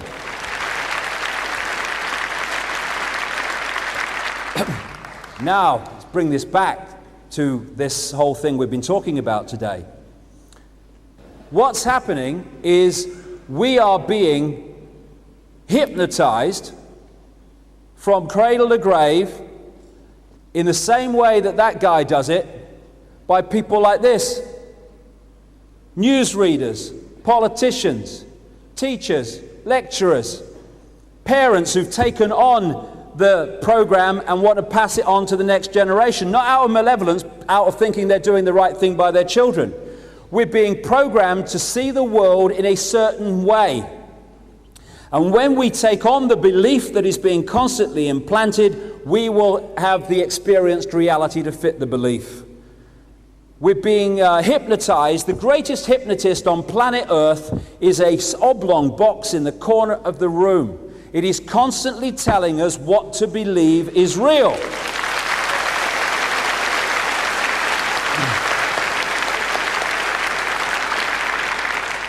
And you know, when you're watching television, you go into a brainwave state that is akin to being in a hypnotic trance. And so much is fed through that system subliminally as well as actually to get us to see the world in a certain way. They want to manipulate what is in our heads so that we see the world they want us to perceive. Anyone who's read the book Tales from the Time Loop will know this already, and indeed the last book too. But for people who haven't read the book, that is a picture of 4 plants. Except that in the middle of it is a massive, and when you realize it's there, clear subliminal. And for those who haven't seen it yet, and 95% of people don't, look between the plants and you'll see the word S-E-X, sex.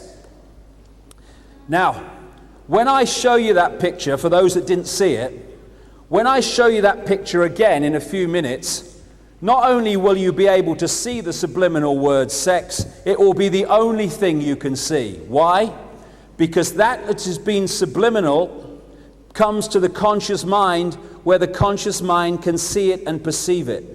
This is why this information we've been talking about today is so important, because it takes the subliminal manipulation and it brings it to the conscious level, and now people who are aware of it, they read the world like a book compared with what they did before. I can see where they're going with this. I can see what you're doing there. You want that outcome. You start to get control of your reality back. But they're trying to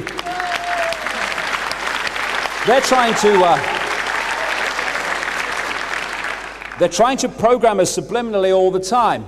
There's a subliminal in this. This is advertising does it all the time. Because the subconscious sees something, is attracted to it, whereas the conscious level doesn't do it, but he's still attracted to look at the picture because it's not aware that the subconscious is the one that's actually having the attraction, because the subconscious is like a sponge. It can see it all. The conscious level is just a fractional little frequency range, can only see a tiny, tiny bit of reality. Now, the subliminal here is a dick here in this picture. And what it's designed to do is to attract you subliminally, not for that, because you don't realize that what you're looking at, but it is to make you look at the picture. It's doing it all the time. This is an advert for McDonald's Chicken McNuggets.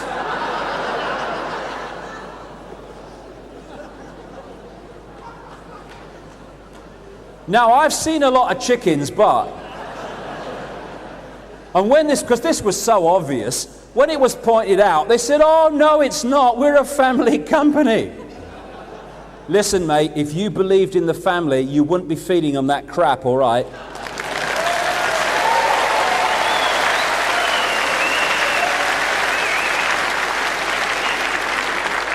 This actually happened in the Gore-Bush election, the first time Bush was not elected. In an anti-Gore advertisement, political advertisement, they left the subliminal in too long. You couldn't see it when it passed through normal speed, but you only had to play it back slowly, slightly, for it to come up. And just as they were saying an anti-Gore statement in the political commercial, rats came up, which the subconscious would have picked up, and it associates Gore, rat, negative association. This is happening all the time to us as they try to manipulate our reality. Time magazine, when they were they were really anti-Gaddafi, when they were trying to demonize him. Whatever happened to him? I thought he was a danger to the world. Is he gone? Was he gone? Is he still alive? I don't know. What's happening? We've got new monsters now. You have to keep up with it. Anyway, on his face, subliminally, which has been pointed out in this book where this picture comes from, on his face, subliminally, obviously not like this, you see the word, when you look at it real closely and blown up, the word kill and the word sex. Sex is used a lot to attract consciousness subliminally to look at a picture that they will then absorb, and then kill there. Oh yes, kill Gaddafi, almost get him. It's all subliminal.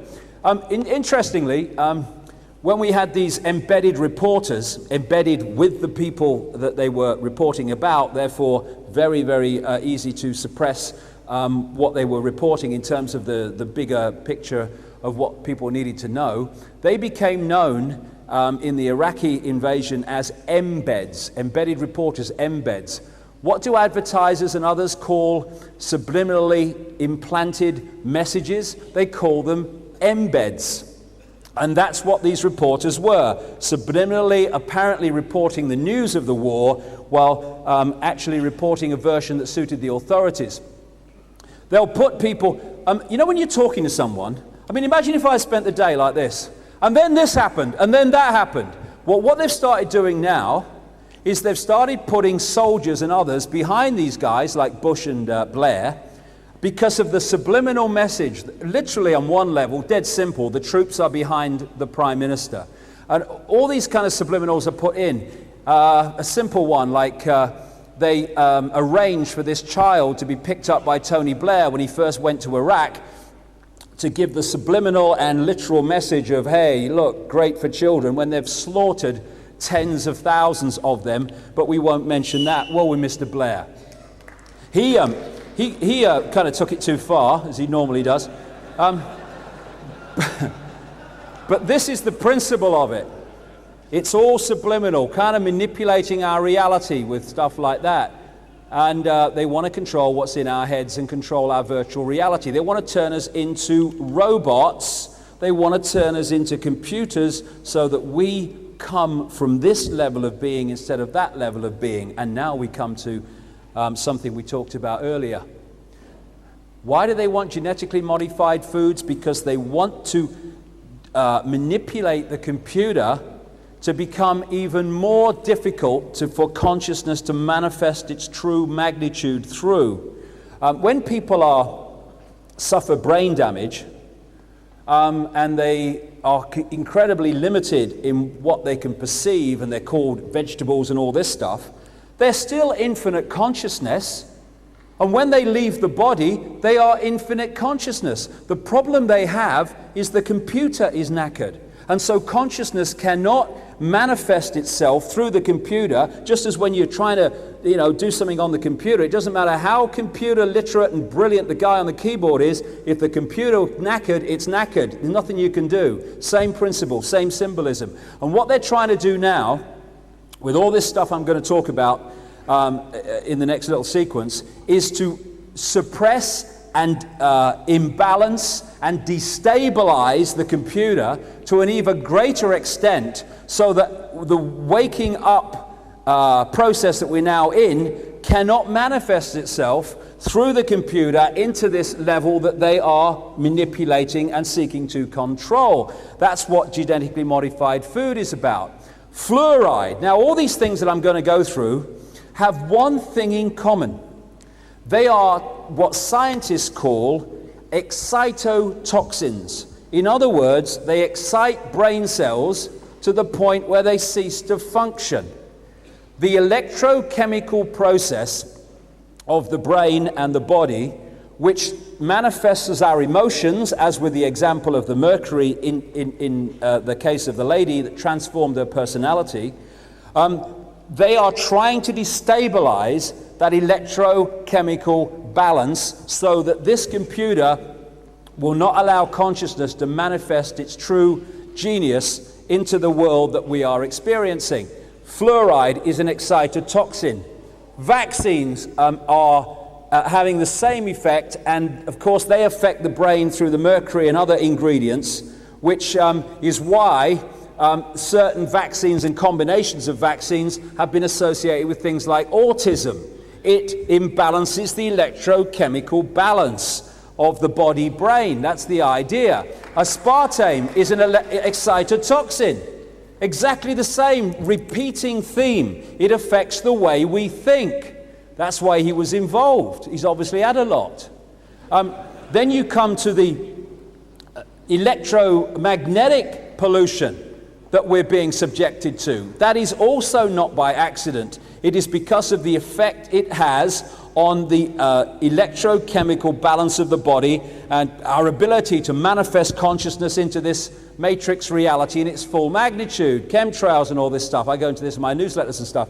The HAARP program with these radio signals being bounced off the ionosphere and filling this reality with a radio frequency electromagnetic soup. That's all to do with suppressing our ability to function, as is the tetramass system and all these others. And this is why, as I said earlier, we have to start realizing that while there are pressure groups for all these different things, all roads lead to the same force, because they're all different strands in the same agenda of suppression. The microchip is the piece de resistance. See, I can speak Italian. See, that is why they want the microchip inside us. The brain is the central processing unit of the body computer. It filters and processes all the information traffic. In a computer, the central processing unit is a microchip. What they want to do with the microchip, the real reason, is they want to hijack the electrochemical processes of the body so that they can intervene in the way that information traffic is communicated through the body, therefore affecting the way that consciousness can manifest itself through thought, etc., out into this reality as behavior, understanding, and wisdom. They want to shut us down. That's what the microchip's about. That's why that guy with the patch on his chest said, if people say no to one thing, say no to the microchip, because that is the robotic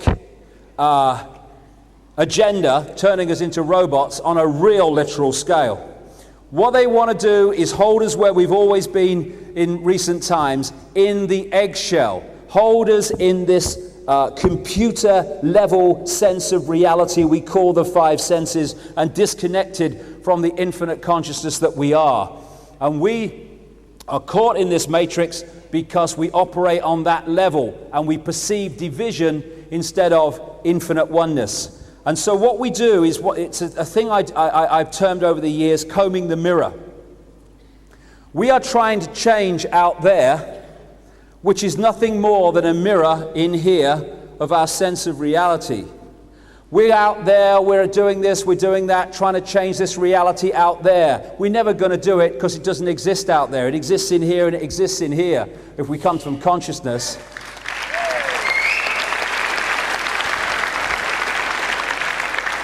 What the Illuminati want us to do through all those institutions is to perceive change happens out here. Because they know out here comes from in here, if we perceive change happens out there, change is never going to happen. And they know that because we're combing the mirror.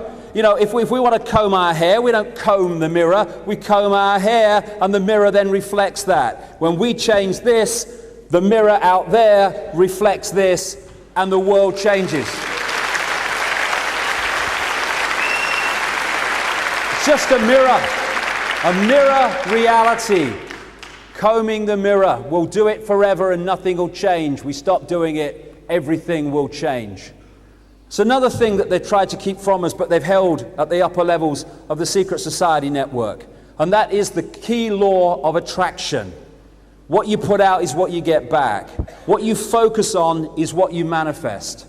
They know how this works, and they've used this process in a way that's attracted all the wealth of the world, basically, and all the real power in this reality, they're not power in infinite reality, into their hands, because they understand the law of attraction.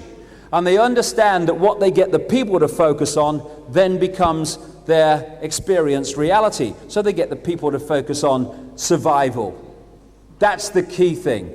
Keep them in a mode of survival, and then they will always experience a life of surviving. Have I got enough? Will I get to the end of the month?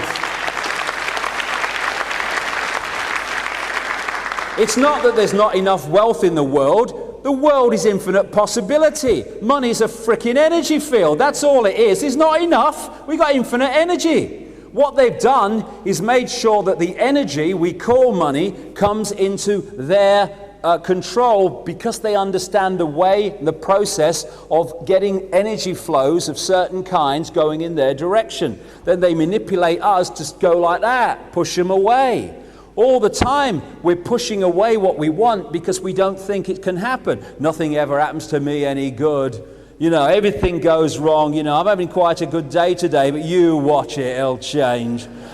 What happens? See, I told you, it's bloody changed. No, you have created that. Your reality is it's going to be shit this afternoon because it's been great this morning. Hey, it's shit this afternoon. See, I told you, you were right. There's nothing to do with you. It's just you're so unlucky.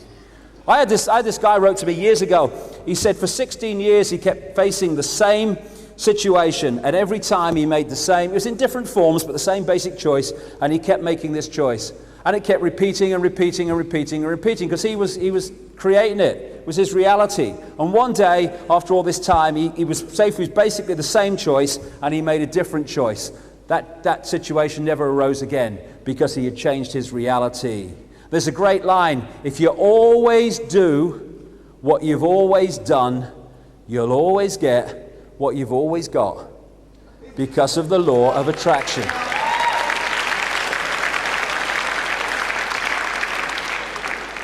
We are in control. We attract to us what we most fear because of the law of attraction. What we focus on, oh my God, I hope it doesn't happen, oh, it's going to be terrible. Whoa, that way it comes. When I was a footballer, when I was not in a confident mood, or I was in a kind of down mood, and I said, oh God, I hope I don't let people down today. I hope I don't make a mistake. It's a big game. I would make a mistake, because I was creating my reality. I can see it now. So obviously that's what I was doing. When I was in a different mode, I didn't make mistakes, because I was in a different mental state. I was attracting a different reality. It's all us that is creating this. The difference is understanding this and saying, okay, I now am going to create my reality from my perception and what I want, instead of I'm going to accept unknowingly, because I don't know how it all works, an implanted version of reality, which I will then create an experienced reality that suits the people who've implanted the reality. Get rid of that. It's still the same process of creating your own reality. It's just that we are creating our wanted reality now, instead of taking on someone else's without realizing how the system works. Talk about fear. So Gandhi said, today is the tomorrow you worried about yesterday. Was it worth it? But they want us in a place of worry, sense of survival. Oh my God, what's going to happen next? Oh, have you seen the news? Bird flu, oh my God. They want that, because then we will create a reality that suits them. Divide and rule, fear. Save us, do something. Give me that Tamiflu. Give me that Tamiflu for the bird flu that Rumsfeld's got massive shares in. Go on, please.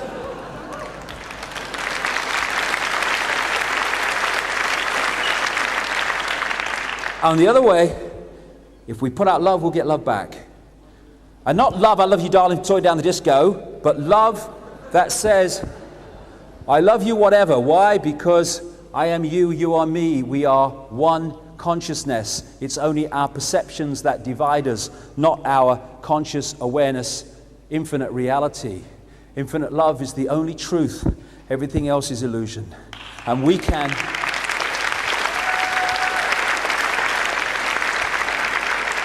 We can create an illusion that is a nightmare. We can create an illusion that is everything we've ever dreamed of.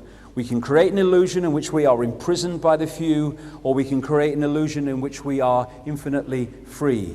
It is our choice, and it is just a perception. It will still be an illusion, but it will be a nice illusion or an unpleasant illusion, because the only truth is we are infinite consciousness. We are all that ever has been, is, and ever will be. That's not bad news on a Saturday evening, really.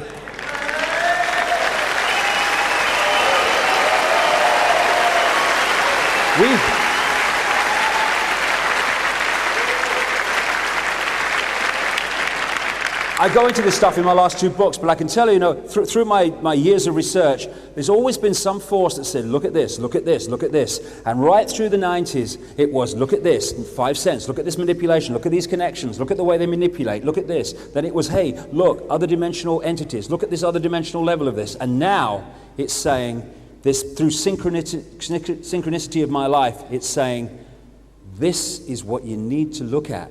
Go for this, look at this, understand this, because this is the answer to that. And it's all this stuff about the nature of reality, because this is where the answers lie, and this is where most researchers will not go because they're stuck in religion. We have created this matrix. We have created this false reality by going from infinite consciousness, taking on fear, more and more fear. These are pictures, by the way, by a brilliant artist called Neil Haig, a friend of mine, who has done the art in many of my books, including the last one. He's an absolutely brilliant artist. And he's got a website you can go to and see great pictures. And this is the way we have allowed fear to create this prison based on fear, based on losing contact with who we are, based on being divided and perceiving division instead of perceiving infinite consciousness. And just as we finish, one of the things that happens, this is how the matrix works. We come into this reality, and in a world where this knowledge was universal and known and encouraged, then that situation on the left is what we would be. We would be experiencing this reality and its challenges and its great things too. And we would be connected at the same time to infinite consciousness. We would be in the world and experiencing it, but we'd know we weren't of it. We would be perceiving it from another level. What actually happens is we come into this reality for whatever reason. It could again be the law of attraction. And we suddenly get caught in this eggshell of fear. We come out of the womb and we pick it up. We start to see that, if you step out of the box, or you say things outside the norm, there's kind of consequences for that. People laugh at you, and kids at school and that stuff. And you start to withdraw, and you start to get more and more programmed. And so you end up being infinite consciousness, trapped in an illusory prison of our own creation, made up of a 4-letter word called fear, and another one called lack of understanding of the nature of the world we live in, or another sentence, whatever you want to call it. And it's been a long day. That's what we get caught in. But what people are beginning to do now is break the eggshell, break out of domination by the computer level of perception, and start to be in this world again, but not of it. And that's what the wake up is, and it is happening on a vast scale. I've traveled to more than 40 countries. I used to talk to next to nobody, absolutely next to nobody. I got very lonely some nights speaking about this stuff in the early 90s. But all over the world, this wake up is happening. It won't get in the mainstream media. I mean, they won't understand it. What's happening? I've never heard of it. No one talks about it at the parties I go to, and all that stuff. But it's happening, and by the time it breaks through into the mainstream, it will be a tidal wave, and they'll wonder where it's bloody come from. Usual thing. Hey, where's this come from? Hey, where's that come from? I don't know. Am I finished? There you go. It's a new computer. It don't bloody work. It's just like this one, Anyway, this is breaking the eggshells. This is what we're doing now. We're starting to break out of this false reality and start to see beyond it. And that's the worst nightmare of the Illuminati. And that's one of the key reasons they're desperately, panic-strickenly pressing on with this Orwellian state.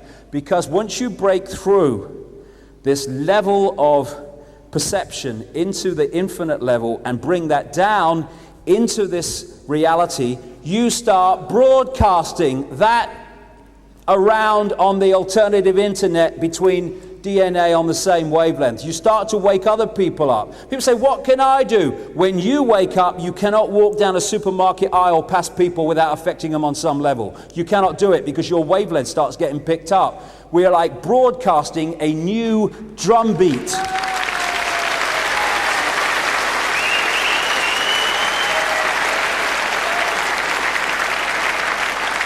And when we start to get to that level, you start seeing beyond the illusion. The Neo figure in The Matrix, once he started to break through at the end of that first movie and got through the illusion of death and realizing it's an illusion and it's not real, he stopped seeing those agents as they are on the left, and he started seeing them as they are on the right.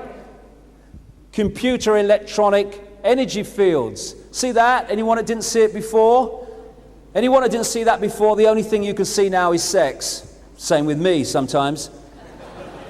Because that which was subliminal has come into the conscious mind, no longer manipulating, clear as bloody day. And that's what this information is doing to people in changing their reality from division to oneness. Free your mind.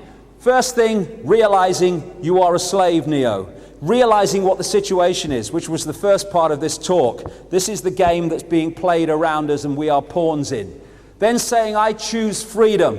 I don't want that. I am me, I am free. And then you go through this process, which most people have been through, of transformation.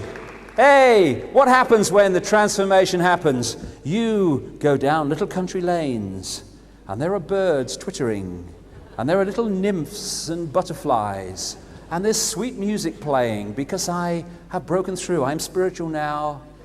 And I have transformed so that I walk like this. What happens in the transformation? All sodding hell breaks loose in your life. That's what happened to me. A couple of years into this transformation of mine, I thought, if this is spirituality, you can stick it, mate. This is no fun. But if you keep going and you keep doing what you believe to be right, and you keep doing what your intuition, your knowing tells you, then you come through it and you break through it and you transform your life. Yes, I've been there, mate. Morpheus, I have been there. About 3 times yesterday and once this morning. Know thyself. This is the key for me. It's the kind of thing, know thyself. It sounds kind of trite, but there's a difference between thinking and knowing. The computer thinks. The computer has emotions. They're electrochemical processes. That's why chemicals can affect emotions, and emotions produce chemicals in the body. There is another level, consciousness, beyond the program, which does not think and does not, what some American New Age people call, emote. It just knows. It knows, it intuitively knows. You see, when you access that level of infinite consciousness, infinite possibility, you access that level of infinite knowing. Infinite consciousness doesn't sit down and work things out. No, what do you think? It knows. It is all-knowing. We are all-knowing. Once we start to think and try to work things out, we are accepting that we are not all-knowing. When we stop thinking, the first stage is think for yourself. Yes, that gets the old process moving, but it's only stage 1. The next stage is know thyself. Know anything you want to know without thinking. You just know it. We call it intuitive knowing. I just kind of knew that. Why didn't I go with my knowing? Because thought was saying, can't be that easy. You've got a mortgage, you've got a cat, you can't follow your knowing and go here. No, mate, you've got to stick in the box. And knowing is the level where we're accessing that level of us that is all-knowing, all-aware consciousness. And if we think that's not possible, that's just an expression of the fact we're still, to an extent, stuck in the box. Don't think you are, know you are. No, don't think. Don't stop trying to hit me and just hit me. We are in the process of trying to do something. What does that mean? We're always trying to do it. Don't try to do it, just do it. Don't think that it's as hard, and I'm talking to myself here. Don't think I'm cross-legged on a mountain here. I'm talking to my bloody self. I give myself a lecture sometimes, myself, stop trying to make it happen, just do it. Because when we're trying to make it happen, we're in the process of trying, it's not actually happening. Don't ask the question, know the answer. That was one of the great lines that was given to me in that ayahuasca experience. It's from the Matrix movie. There's a line in it where I think it was the Trinity character said, "It's the question that drives you mad." And this voice in the ayahuasca state said to me, "It's not the question that drives you mad. It is asking it. Know it. There are no questions to ask. We already know." And when we think we have to ask, we are all still perceiving division and limitation, when knowing knows all, and we know all, and we become the one, the oneness in awareness. Because we're all oneness, whether we perceive it or not. Whether we think we're not, we're still oneness. It's not whether we're oneness or whether we're not. It's our perception of whether we're oneness or whether we are division. And we're at a point, a fork in the road, where we can waken and start living this world from that point of infinite consciousness and transform it, because we are the world and the world is us. They're just mirrors of each other. Or we can go on the way we're going, close down computer-based reality, in which case we'll live in a global fascist state within not many years from now. My feeling is that transformation is the immovable or the irresistible force, and the Illuminati Orwellian state is not the immovable object, because it's there, because we're holding it there. When we choose not to, it'll crash and it'll all be over. And we're starting to see this. There have been times on this journey when all this stuff has been going on that my optimism has waned sometimes, and I've thought, I've never been more optimistic in this whole period that this is coming down. It's coming down because we're waking up. The 100th monkey syndrome. The 100th monkey syndrome is kicking in. People are spontaneously seeing it. Hey, I love Daffy Duck. I love Daffy Duck. Yeah.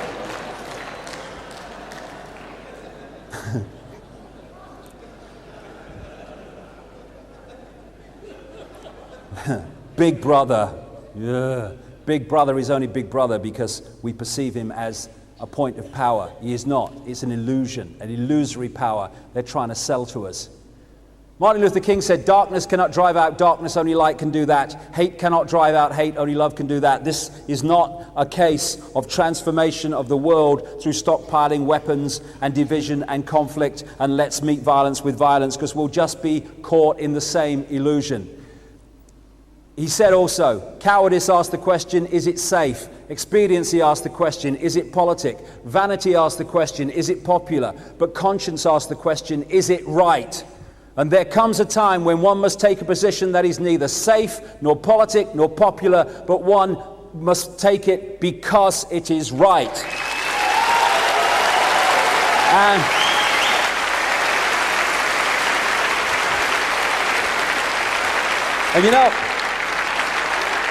for me, one thing would change this world in a flash. If we, as a people, as a consciousness, started to do and make decisions based on what we believe to be right, not believe that is right for us in the moment, in this superficial, is it right for me? Oh, what about that job I might get if I speak out? And oh, what will they think of me? If we just do what we believe to be right on the basis of it is right, we'll transform the bloody world, because most people are making decisions out of fear or desire for ambition that is on the basis of, how do I do this that most suits me in the moment?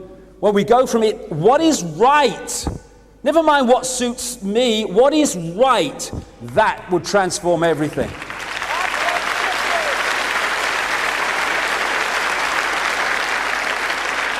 As Gandhi said, you must be the change you want to see in the world because we are the world. It is a mirror of us. We change, it changes.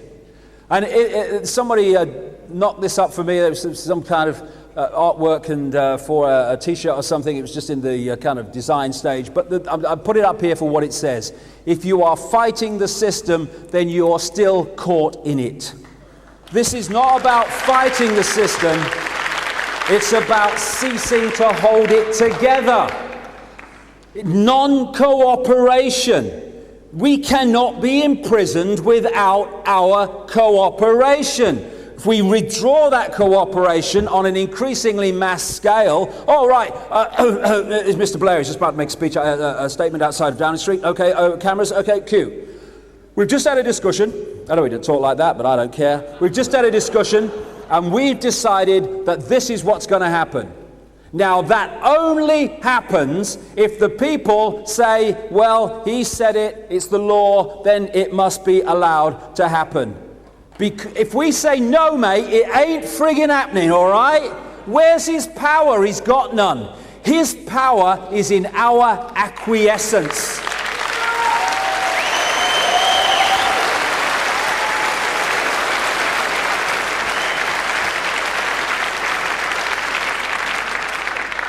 Crack the eggshell, open the heart, cosmic love, connection, know who we are, outside of the matrix, in the world but not of it, and the cards, the house of cards will crumble because that which is holding them together will have been removed.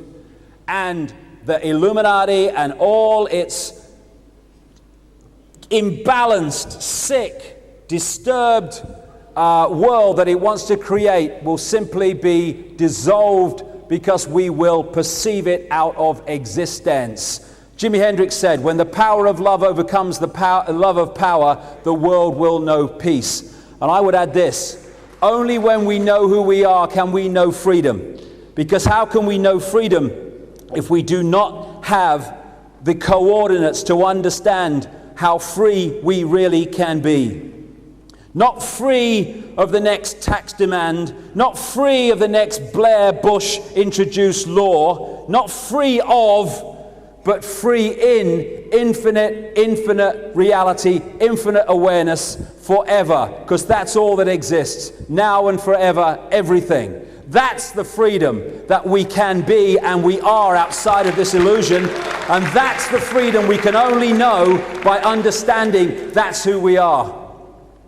And infinite love is the only truth, everything else is illusion. And we are at a wonderful time. Years and years ago, I came across this wonderful piece of music by a lady. She came from Germany and then came to live on the Isle of Wight.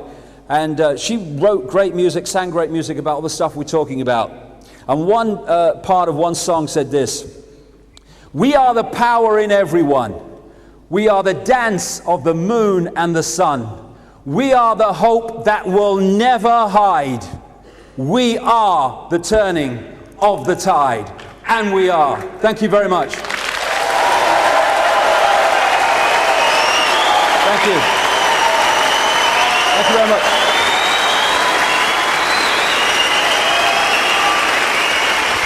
Thank you very much. Thank you.